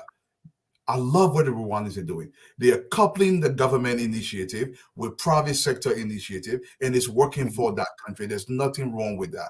But by the same token, government cannot be responsible if you want to be community chairman and say you're paying 20 people school fee. They are basically, this is why the legislators are putting money in the budget, and they are pretending as though they are paying people school fee, but the government is actually paying for school fee. So they are denying other people schools because one government will say, I got 500 people in school, which is not okay by me. Mr. Maxwell, let me give you your time. Okay. In the case of Rwanda, a PPP economy must be based on trust. I think Sam will agree with me on this. You must base that on trust. And the custodian of trust in this equation is the government. It's the public. Now, I do not agree with the assumption or the argument that the government is responsible for more than 1 mouse. The government is responsible for the person they are paying. But my argument lies in the consistency of the person that the government is responsible to pay. Is the consistency of the amount to be paid. In Liberia, there's a culture of delay in paying salaries. And because that culture exists, it causes a ripple effect in the local economy, a very huge one. I don't know whether economists in Liberia have done that research, but it damages the fabric of the local economy every time we have 3 months delay, 4 months delay, 2 months delay in salary. I don't see this happening anywhere, needless to say, happening in Rwanda. The reason why Rwanda now has this platform that they are on is because the government made sure to leverage that trust. So private partnership will run to your country to invest because they know the government is clear on their fiscal responsibility and their social responsibility to the citizens. They are now waiting to allow salaries or their arrears to debt to lapse for 2-3 months before they pay. And what we forget to understand, there are interest on those private investment in the country when we are not taking care of our debts. When the government is owing civil servants, that's a debt. And they are not paying civil servants, that's still a debt. But they're not paying civil servants debt through interest. They just, oh yeah, we're small, we'll pay you later on. What they forget to know is that some of those civil servants that are working in government have gone to the local banks to take loan. So the argument that we keep making over and over that we need to take care of this, take care of that. For example, let's say Mr. X is working in the government, right? He has his sister children staying with him. Those sister children need social affairs, they need schooling, they need hospitals, they need many other things. So Mr. X doesn't take pay, but then his sister child gets sick. How does he take sister child to the hospital? He takes a sister child to the hospital. He's going to take that kid to the hospital on credit. Please treat my child. I will come. By the time they pay me my money, I will come pay your money. The whole thing becomes susu. because now he's now waiting for the government to pay him in order for him to pay his debt to the social service that he's receiving. That should not be the case in Liberia. I will give it an example because I was in Liberia when that happened. I think, Mr. Jackson, you were there at the time. When Ebola happened in the country, our economy collapsed flat. But there was one thing that was consistent under the Ellen Johnson Sirleaf-led government. Civil servant salary payment was consistent. If you go back and do a research to that, that process created a swift recovery the moment we were out of Ebola. If we were not paying civil servant on time and being consistent with that, our economy would have dragged on for a very long time in recession. So once we start fixing those simple fundamentals, as we're looking at this budget being applied to that, the economy will start to open up a little bit. It will be like watering a dying flower with water for it to grow better. That's my own position in this. We can talk about all of the biggest jargons and talk about all the PSIs and all the financial management jargons that we all use. But the simplicity is the fact that if the people are not paying the ordinary laborers that are working, whether it's in the private sector or in the public sector, you will definitely have a drag on the economy in spending. And once you have a drag on the economy in spending, my brother, you are in for a problem. And that is why we're now in Liberia right now. Colonel Gray, before I go to Brother Jackson. I think our government is not fairly distributing the wealth of our nation. Here, Dwalu, when you work a certain amount of hours in a month, government takes taxes called Social Security and others, and to equally share some of what you've made to the guy who is not working. If you see some of our people in this country, some of them will go to work only 2 months and sit the rest of the year because they know there is a social safety network that takes care of them regardless whether or not they work. In Liberia, it seems as though we're only focusing on people on payroll. Yeah. And that has to stop. The child that goes to school must have free lunch, whether or not their father is contributing to the Social Security funding or civil service workforce. Those individuals are supposed to be able to be catered to equally, just like you catering to employees. And we have not been able to set up that scheme to distribute our wealth evenly.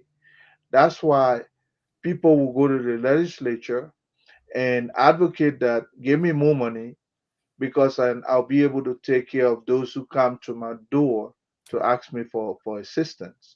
It should not be. If we truly are looking at distributing our wealth evenly or somehow, whether you want to call it parochially, definitely we would take care of people who are not working.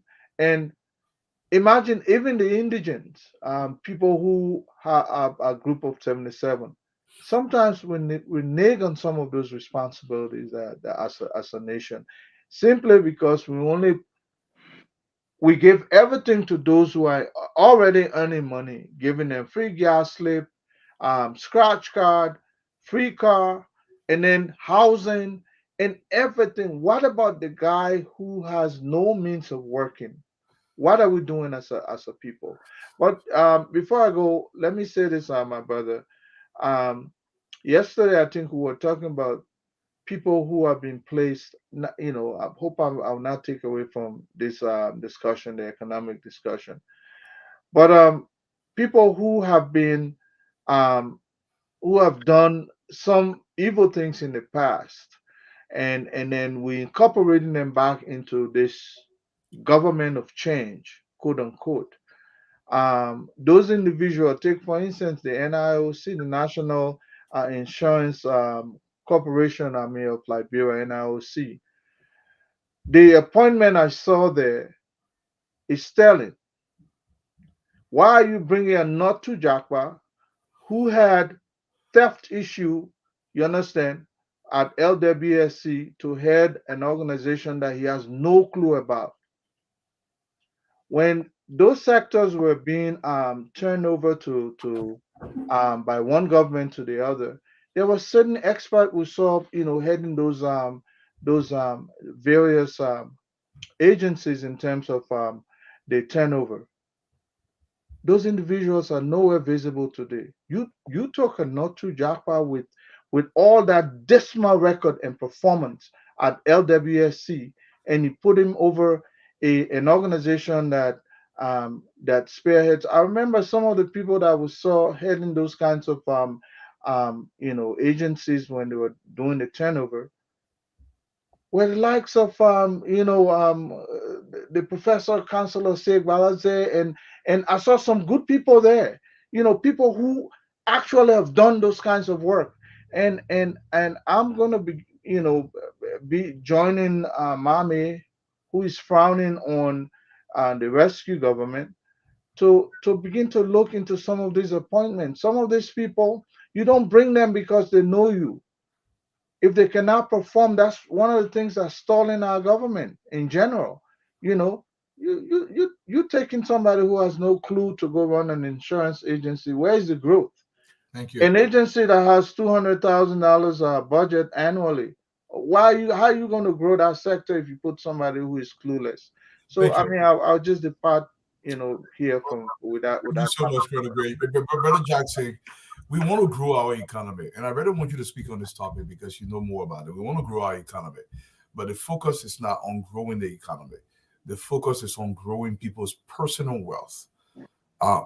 Do you know of any country that's actually developed that way? People that are working in government, not growing personal wealth in the private sector, or people who work in government? Because I don't know one Liberian millionaire in my lifetime, perhaps you will know, in my lifetime or in the entirety of Liberia's existence, who became a millionaire devoid of any kind of government interaction. Do you know of any one millionaire that didn't have no connection with the government whatsoever, that became a millionaire? Yeah, okay. I know of several, but it's going to be controversial to name them. Look, okay. I'm not interested in making a name for myself. Okay, 1978, when I went to Liberia, I was a young kid. 26 years old. I was the second vice president of a bank. I went to Liberia not to milk the system, but to participate in the growth of the Liberian economy.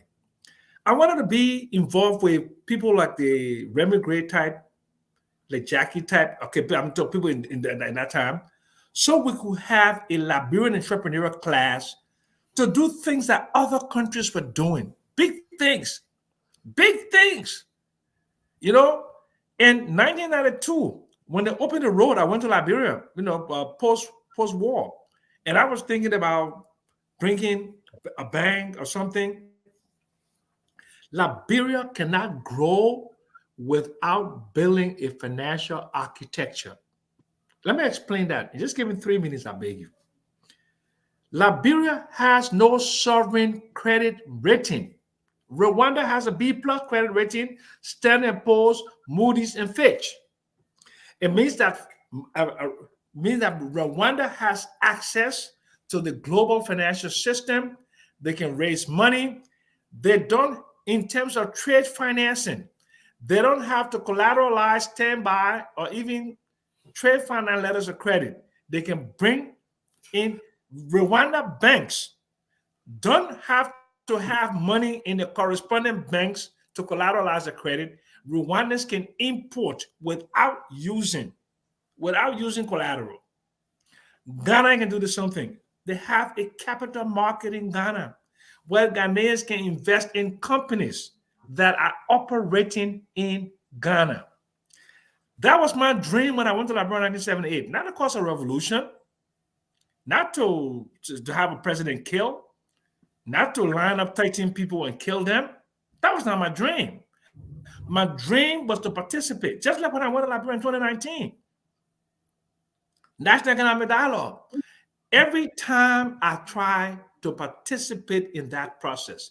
And I believe that Joseph Boyka has that clear opportunity. I'm working on a big project. I'm not going to go into it, but we're doing something in Liberia this year, and international bankers are going to be for. Gualo, if you don't create the financial architecture where a man married with a job or with a business can go to a bank and get a 15-year mortgage. She can buy furniture from a bank using credit. If you don't create a credit reference bureau that can give people loans, okay? If you don't have funding for agriculture, long-term credits, the problem with Liberia, most of the money in the commercial banks are what we call from checking accounts. And those checking accounts cannot be used to finance long-term credit. You need an agricultural funding institution. You need an equipment leasing funding operation. You need all of those things. Thank you for coming to my side, Mr. Jackson. Okay. You need to build this. And you know something, when Joseph Boyka won, I was excited. You know I was excited? Because I know my guys did not have that ability to do those things. Opon doesn't have that ability. I know that Joseph Boyka could bring the people. And what I'm seeing today is a major disappointment. I don't see John Molu. I don't see Liberian investment bankers. I don't see Sey Balaze. I don't see people like a Dwalu, my devil dog brother, involved in the process of developing Liberia. I don't see Prince Maxwell. I don't see Raymond Gray. I see the same old politicians trying to feather their nest. And let's be, you may not admit it here on Spoon Talk, on the national TV show, but you're not happy with the configuration of the Joe Boyka government. You will never appoint a Sylvester Grisby to be Minister of State. That's not true. Let me just finish. If you had your druthers, okay? Sylvester Grisby will be an ambassador to the Court of St. James under my administration. You know that we have more to do as a people. We have to admit that Liberia has the potential and we can put our arms together. I'm 70. I'm healthy. I'm vibrant. I want to work with Jackie. I want to work with Dwalu. I want to work with Prince. I want to work with my brother, Remy Gray. I knew his father. Okay? We need to work together to make this happen for Liberia.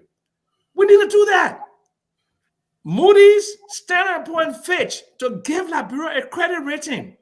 We can access international finance capital. We can grow the economy. We can do agriculture, mechanized farming. We can be self-sufficient in rice production.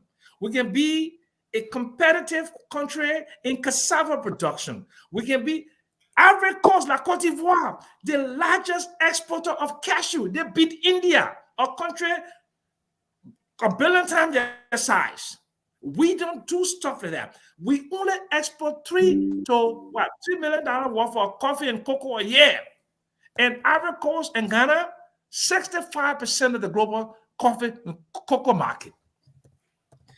The goal that we have in our country, you know what that goal does? The goal goes into the Switzerland. Switzerland is today Liberia's largest trading partner. And what Switzerland and what Turkey does with that, they add it to their gold reserves. It strengthens the Turkish currency. Our goal does not strengthen the Liberian currency. It's a disgrace. Our iron ore, we are not part of the commodities exchange where we are trading iron ore futures. Something is wrong with us, Dwalo. We have a problem. And as I said, I didn't like to think he knows everything. I do, because as a 20-year-old, I went to work for Bank of America in America. And I came home in 1978 with all of that exuberance. Okay, I went home after cancer 2019 with all that exuberance. Joe Boycott won. I still have that exuberance. I want to be a part of that change. Thank you, Mr. But Jackson. I'm being denied a part of that change because we are not together. We don't understand how the global economy works. And we look at somebody because of his past association. Because I work with Joe, so I have to pay the price. I don't care. I benefited from the administration. Thank you, Mr. So Jackson. I understand. But if you don't want a Sam Jackson, get somebody as good as I am or better than I am, because there are thousands of Liberians with the ability to do the things that I can do, and they can do it better, a lot better than I would ever do it. You have to seek them out. But I don't see them in your administration. I don't see them. I don't see no world-class professionals. I don't see no world-class bankers. I don't see no world-class agriculturalists. I don't see no world-class nothing. You have the same people who are looking for their political opportunists, looking for little things. They're not trying to do Liberian economic empowerment. Thank you. Thank you, Mr. Jackson. Let me go to Mr. Jackson, when we speak about Liberia economic empowerment, we were speaking about the PCE, and I hear a lot of people saying less about PCE in Liberia. Why? Don't listen, Mr. Jackson. I go to Jackie.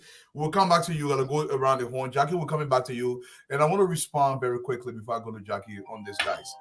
When we are talking about, we are not saying don't help. We're saying programs that lifts a community, lifts a society, must be nationalistic in intent. It has to be ushered in by the government, not an individual. I am not for TIFA Academy. I'm for Bassa High School in Grand Bassa County, funded by the government. This is a preference. As for the government hospital in Bapulu County, I don't want my Joa, former Minister of Health, building a clinic, and she says she's helping people. That's not what a society will develop. Jackie, I'm going to give it to you to say your piece. Yeah. Look, the budget, no doubt, is an important piece of instrument. And once it's passed into law, it will drive operations in the country and help to drive the economy. So we're looking at a revenue, of course, projection that was reduced by about $100 billion as compared to last year, the 2023 fiscal year. And also overall expenditure forecasts also reduced. But rightfully so, like we keep saying, the government at this point has to be conservative in its approach. But we see I didn't get a chance to really look at the budget in details before coming on here. But we see that some of the adjustments that's been posted out there, the reclassification of the budget line in terms of the expenditure as compared to the 2023 fiscal year. For example, you got a Ministry of State reduction, $20 million to $9 million. You got stuff like the Office of the President, $4.4 million to $2 million. Ministry of Education increased from $98 million to $105 million as compared to 2023. You got an increase in the University of Liberia from 30 million to 32 million, increase in the agriculture sector from $4 million to $5 million.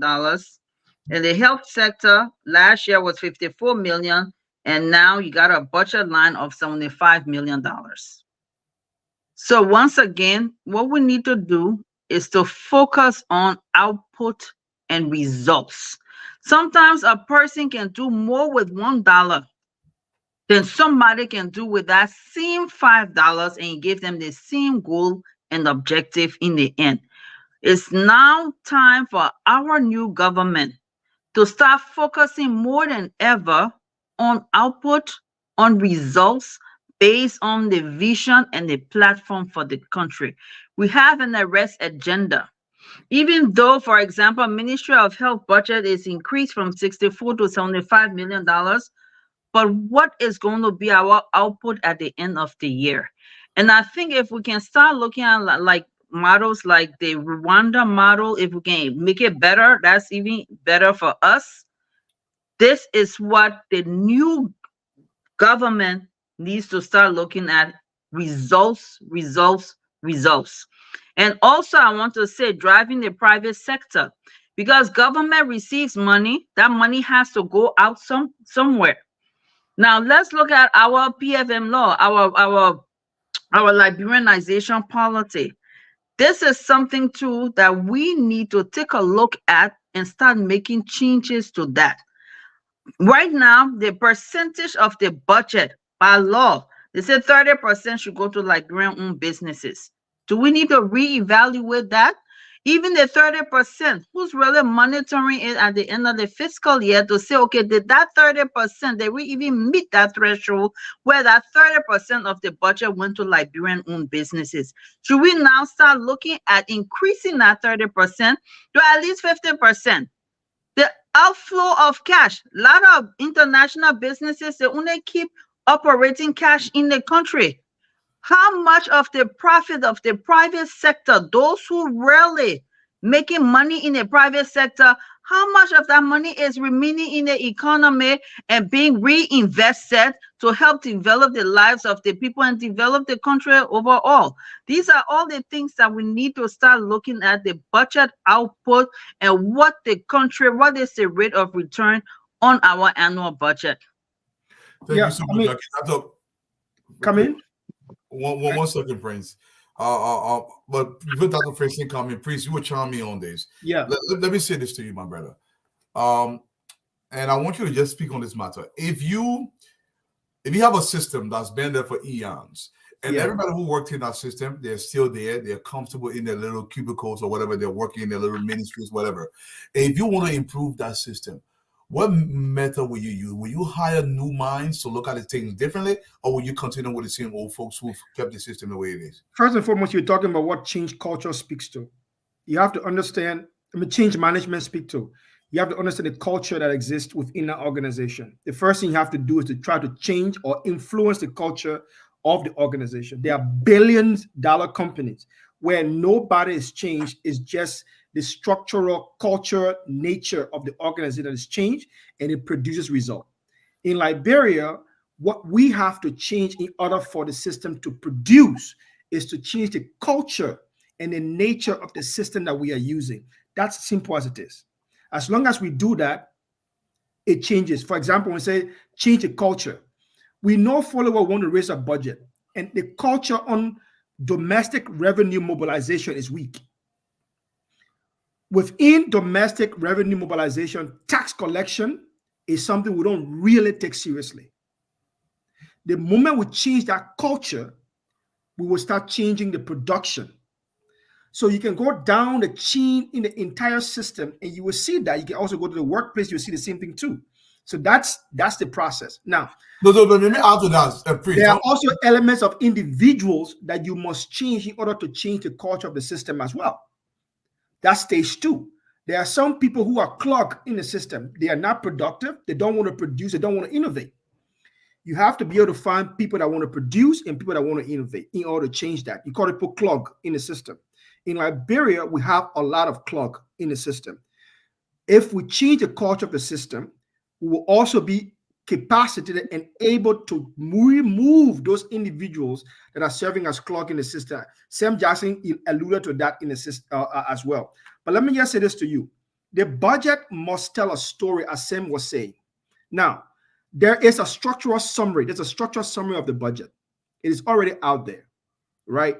And there are two parts to that. There's a decrease part and there's an increase part.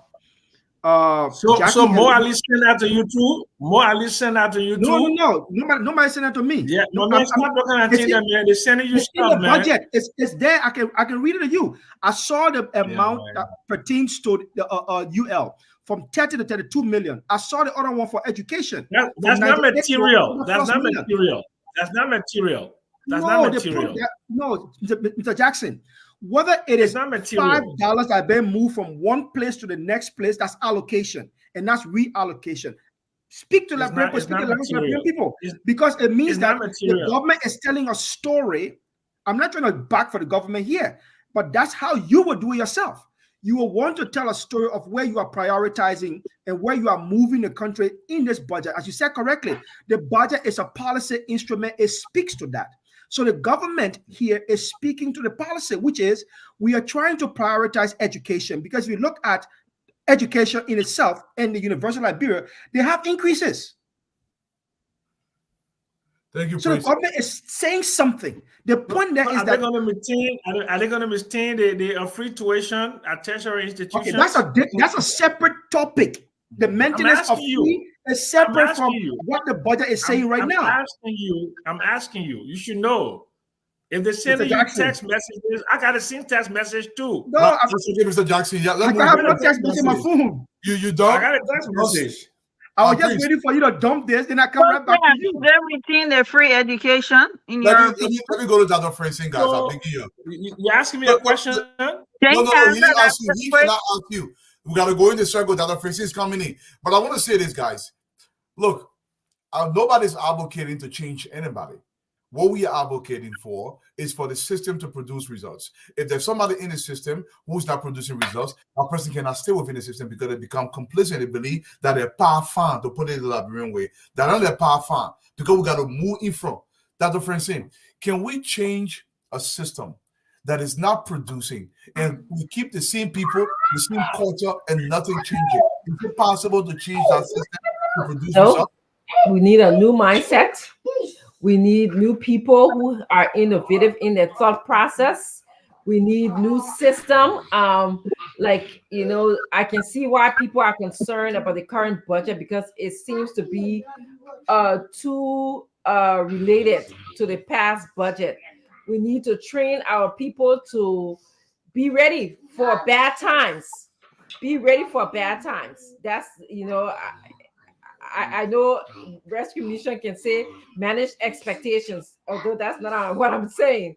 I'm saying everybody from leadership to the Liberian people, you have to get ready. You can't be expected to be employed by the government. Like I'm happy that, you know, someone said the government is not even employing people according to the budget. That's good. The government is not creating no new job for civil service. That's good. Somebody have to be able to speak that. Now, let's focus on the private sector. There's so many areas in the private sector that we can, you know, those people who we don't employ in the civil service section can be employed by the private sector. Why? I believe that the budget can emphasize that. We can look at things again. As I look at this, and I'm looking at my sheet on the revenue, you know, there's so much area in terms of tax revenue that we could have done well on. We could have looked at the income and property profit, the taxes there, the taxes on goods and services. You know, we need to change the system. How do we collect taxes when people go to the market? We don't even have a system, you know, so that's free money that is going. I'm not suggesting that we put taxes on food like that, where the market women will be staffed full of Liberian people, the price of food will even go up higher. But we got no way of measuring that. We have not even developed a system of employing people. So people will say, oh, how do we develop? Why don't we look at the employment statistics of Liberia? Do we have a mechanism in place?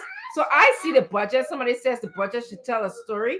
I see the budget as we are getting there. We're not there yet. We're going to suffer before we get there. There's gonna be a lot of pain on this ride, but eventually we'll stabilize. That's how I see the budget. And Jackie, let me come to you. You raised something earlier, and I wrote it down here. You mentioned the issue of corruption in Liberia, and you know, every time you talk to somebody, they say, you know, corruption is a serious problem. I don't think corruption is a serious problem at all. I believe corruption is something we coexist with because we allow it.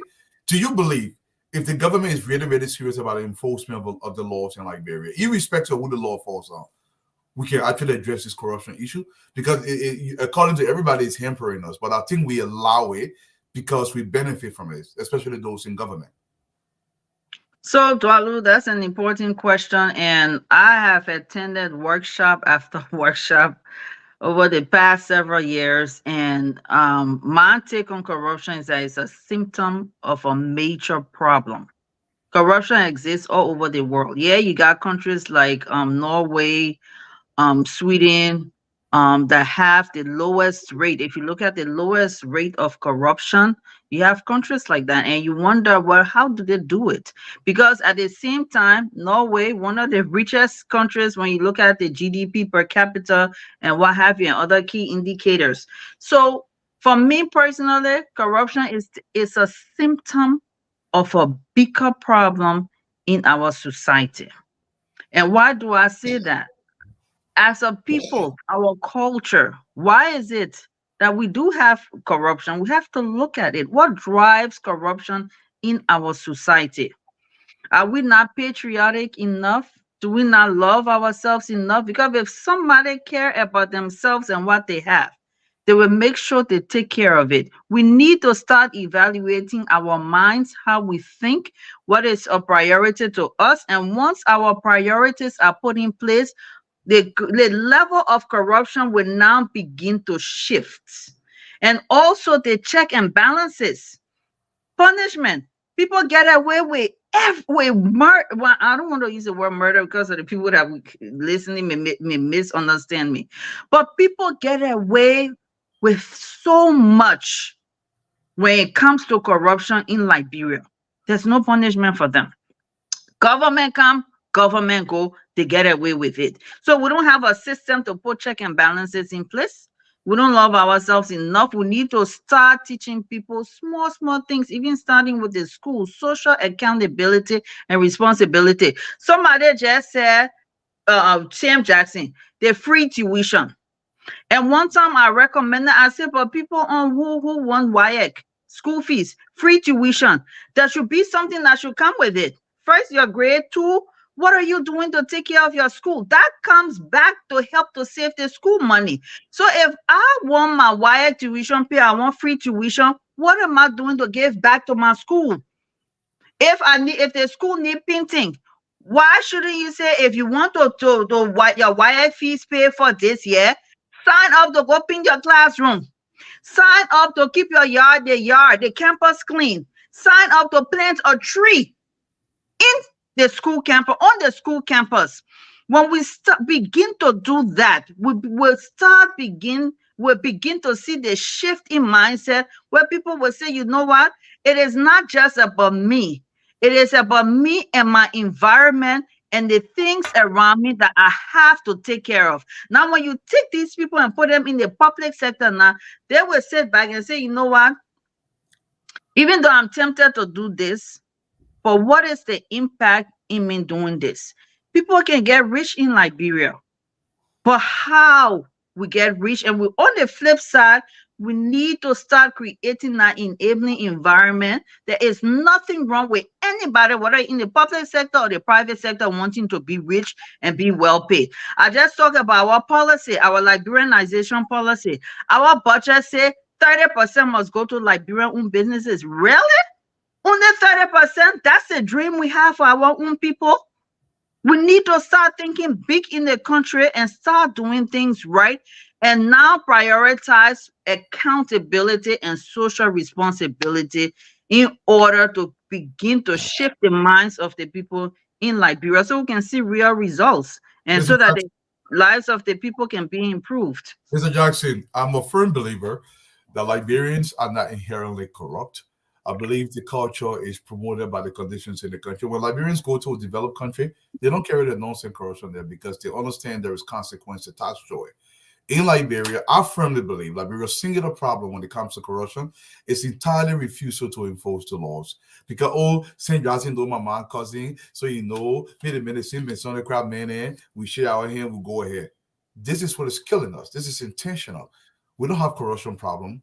We have an issue of lack of law enforcement. How do you respond to that, Mr. Jackson? Oh, I mean, exactly. And you and I come from an institution where discipline and following rules and order is important. I mean, in the United States, in the military, in everywhere, where you have rules that are enforced, people will follow those rules. If there are consequences for their actions, they will follow those rules. Yeah. There are no consequences for bad behavior in Liberia. I mean, just look at society.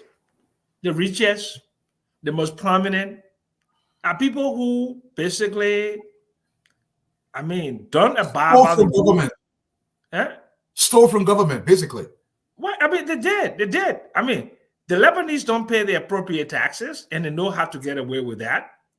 They are big shots who are the millionaires in the country. They don't pay their pretty appropriate taxes. They didn't get their wealth by working hard. They short-circuited the system. We all know that. That's the Liberia we were born in and grew up in. Dualo, it's your generation, I hope. That's the last generation that can turn this around. Jackie and Dr. Chenoweth. I don't have any credibility because I work for regimes, rogue regimes, Dole, Taylor, and Ellen, and I support it we are. But I made a conscious decision to go for the lesser of two evils. That's just what Liberia is. We shouldn't have to be faced with those, what do you call it, Hobbesian, and Dr. Chenoweth, Hobbesian choices, right? We shouldn't be faced with those kind of choices.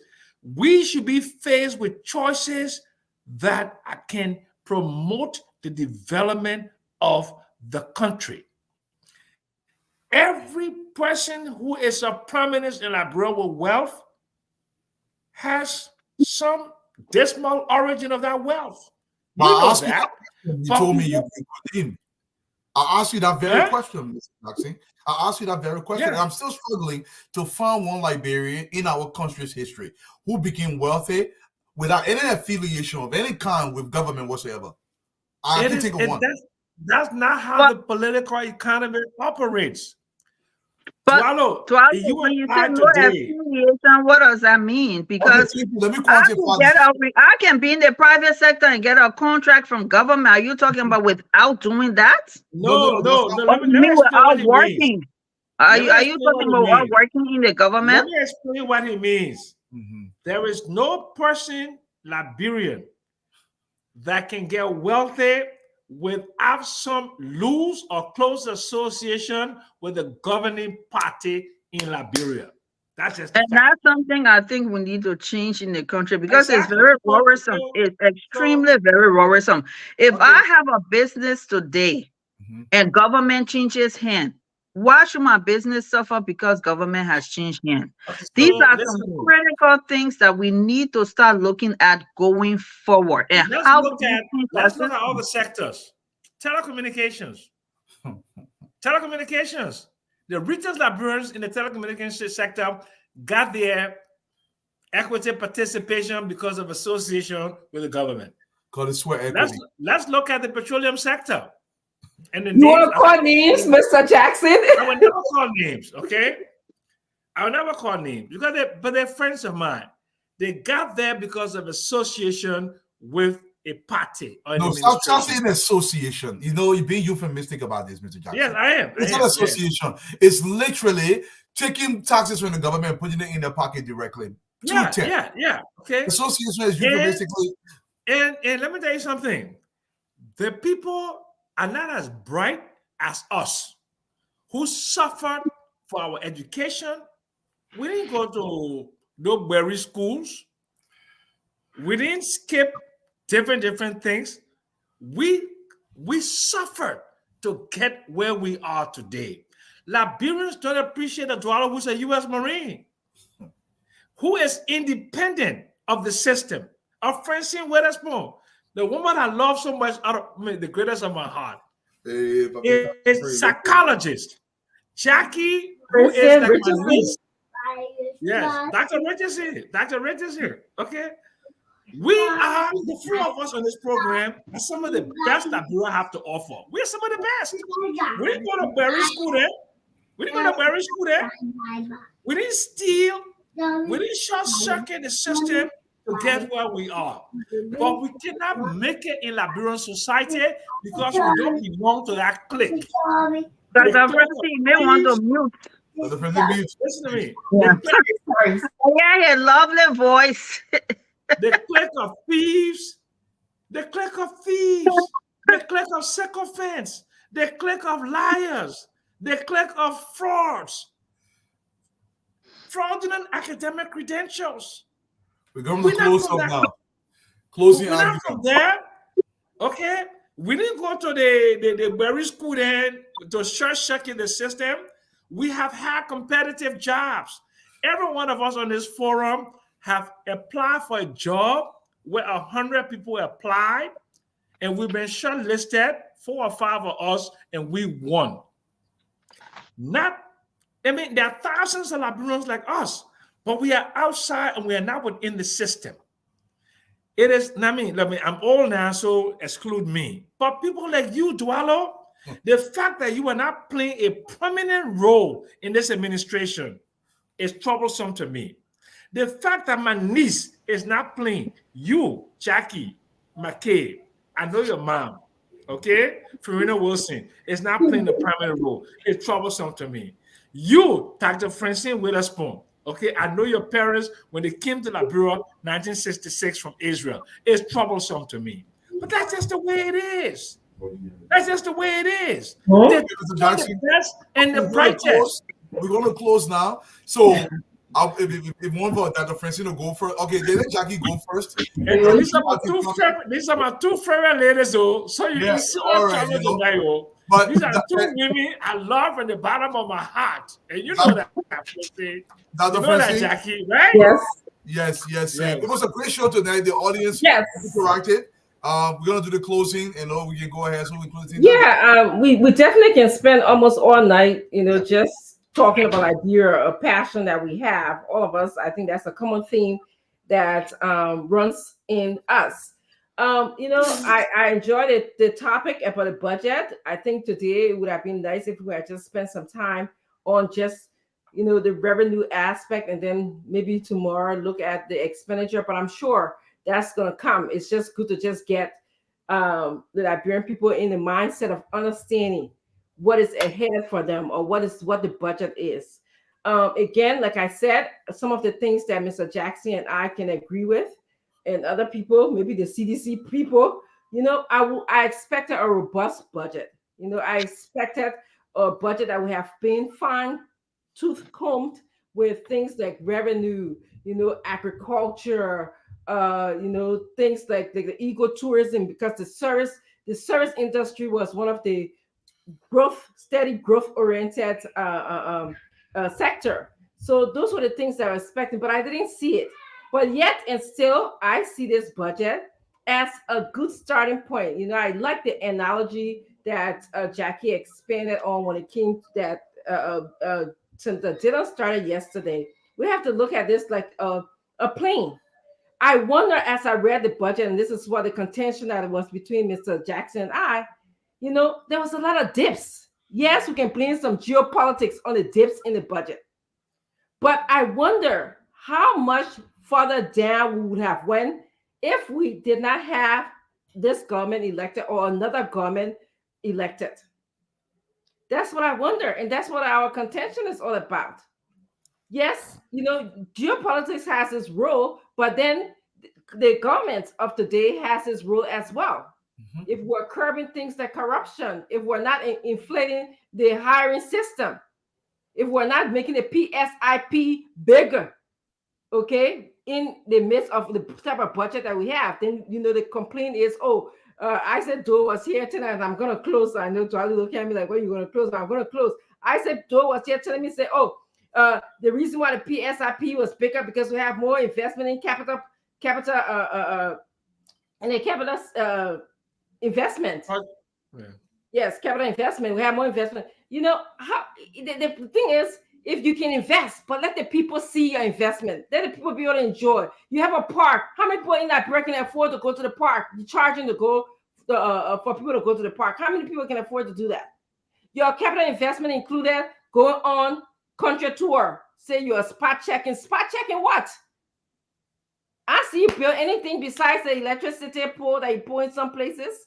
So I'm happy that the PSIP was cut, not even 50%, more than 50% in this new budget. It came from 100 to 40 something million to 50 million. Yes, so that's a good start. Let's start from there. Let's see how they're going to perform in terms of all of the things that they hope to generate revenue for the country to create a capital investment, and then we can ask them for the performance. So thank you very much. It was a wonderful show. I appreciate us having this discussion. Jackie? Okay, yeah, this discussion tonight was extremely crucial. And we need more sessions, more shows like this. And like Dr. Francine said, to probably break it down with 1 or 2 focus per show on behalf of the Liberian people so they can understand it. Because even how is the budget formulated? What goes on behind the scene for us to see the final product that we see that is passed into law? What role does each government entity play when it comes to the budget process? All these things at some point, we probably need to start from the very beginning. What is the budget? So that people can understand how the budget, how each budget line is formulated. We would like to see going forward a project-based budget, not just a budget that shows expenditure, general expenditure, and then you say, well, this is the general expenditure against the revenue. Well, what is our plan for this year, next year, and the year after? We have an arrest platform, so let the budget reflect that. But we're going to get there. For now, like I said, that it is a conservative approach. We have to take the conservative approach because this government, the past government, what we inherited, we still don't know everything that we inherited. So when we figure out some of those things that we inherited and some of the policies that were taken away to drive better productivity and results, like at the LRA, the leakages that are at the LRA right now, we don't even know how bad it is at the LRA. We have a new head at the LRA, Dr. Jala. I'm sure eventually he's going to look in those things and now formulate new policies that will improve revenue generation. Then you talk about building the confidence in the system. We saw on November 14, on November 15, where the World Bank wrote us. The country was about to go under the ocean. And because the Liberian people saw that, they stopped that. And now we at the plane, like I said, and I will repeat it, the plane was going to the ocean. We at the place now where we have stopped the plane from going to the ocean, and we got to stabilize things before we start going back up in the air. And that's what this budget reflects today. I'm sure at some point we're going to hit $1 billion budget pretty soon. We're going to make the necessary adjustments on the wasteful spending under the Joseph Nima Boyka leadership. We're going to look at those gaps. We're going to look at the ways to reduce unnecessary costs, deal with the corruption issue, as we have the asset recovery team working on the other hand. And we're going to look at ways to improve the revenue generation. What I would like to see happen for our government is to take a closer look at the Liberianization policy, because we have to build a vibrant private sector. And there's no way we can do it without making some changes. We're in the law where we say, 30% of our revenue, our $700 million revenue, only 30%, we're going to say should go to Liberian-owned businesses. Why? Let's raise that amount. Let's make sure we enforce it. Let's create an enabling environment, even down to loans, bank loans and stuff like that. Put trust and confidence back in the system where a Liberian can compete and become real entrepreneurs and win these bids and win these contracts, from the retail to contract to wholesale to import to exports.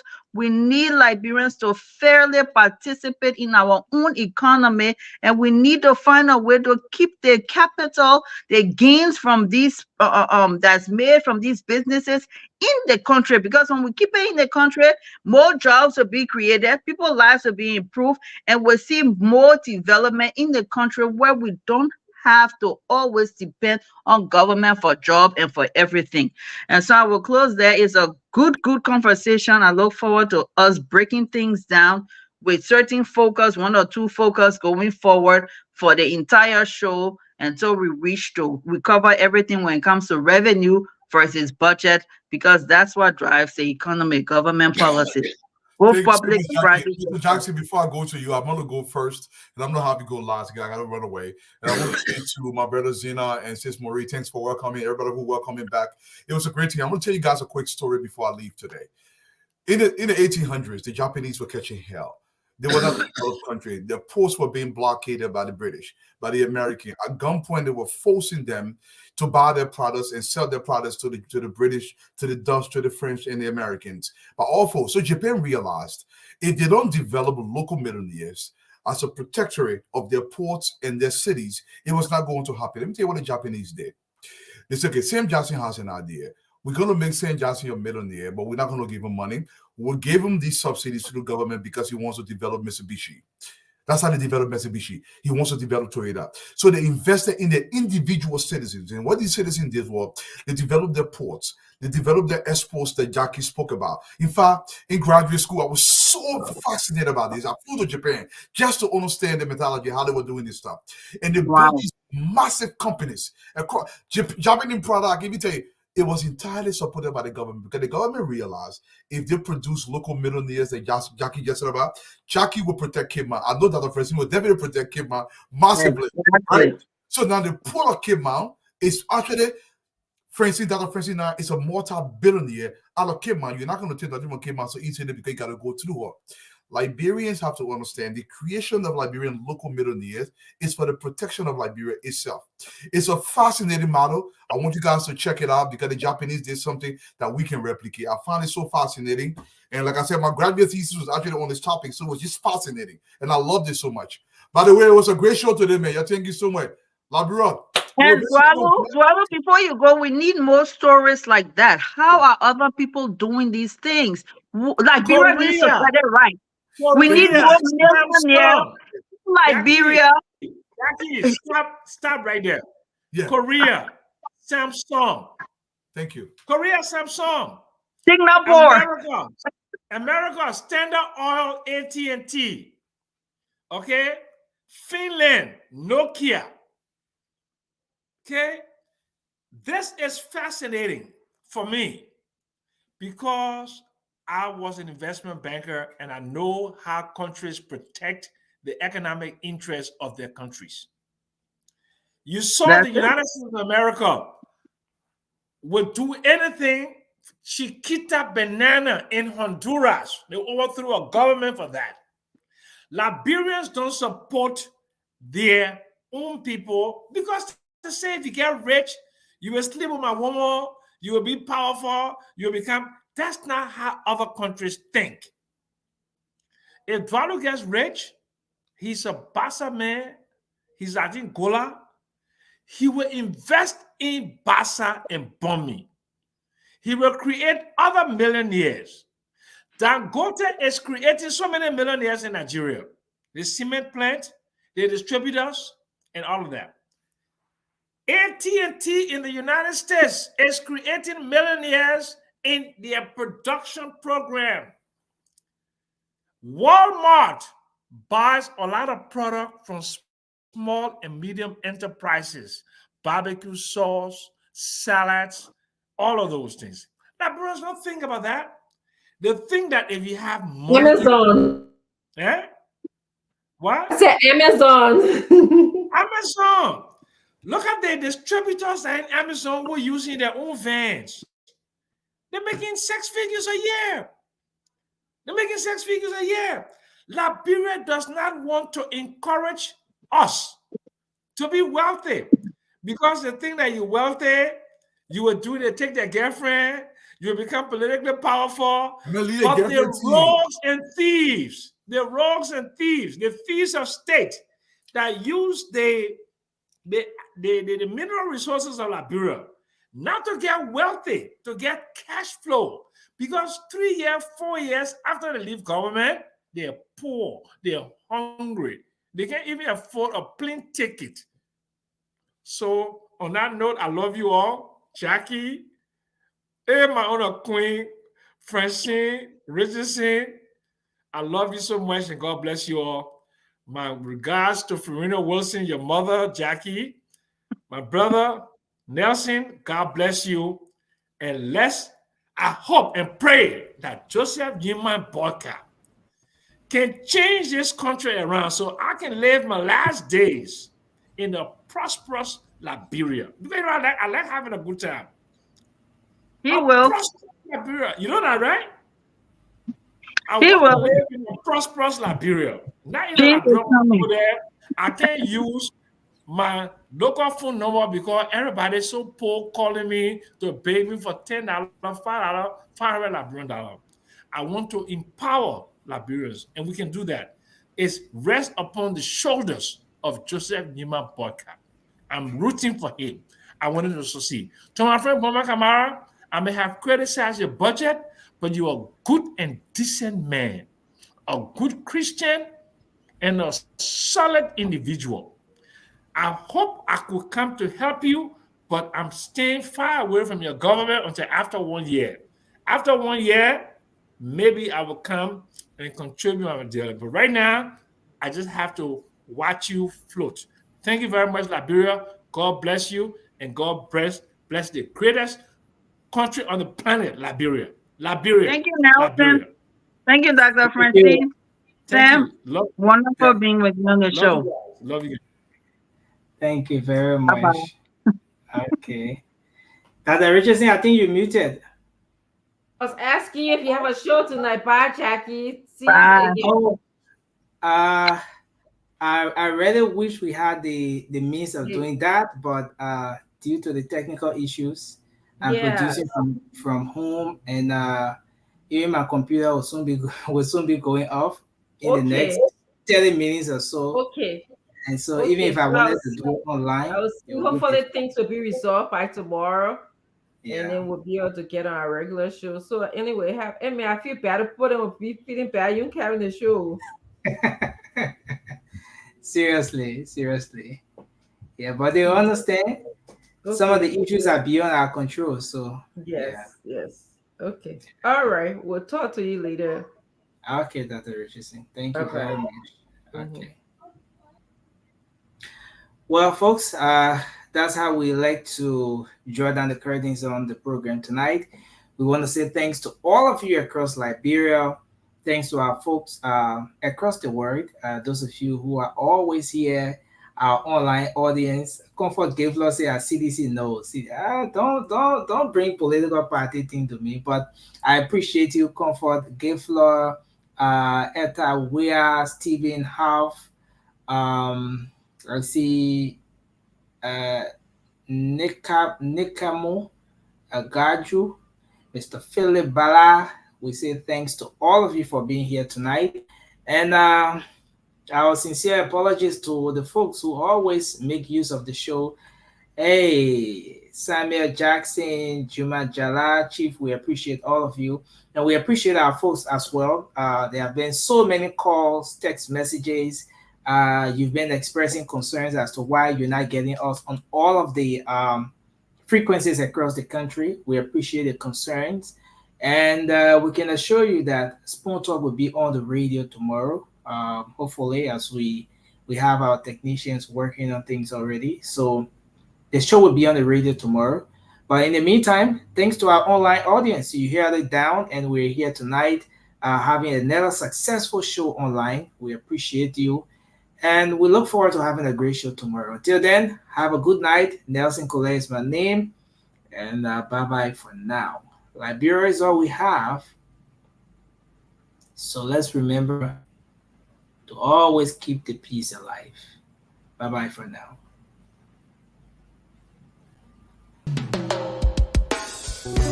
Yes, a special one from the CEOs, Editon with the spoon.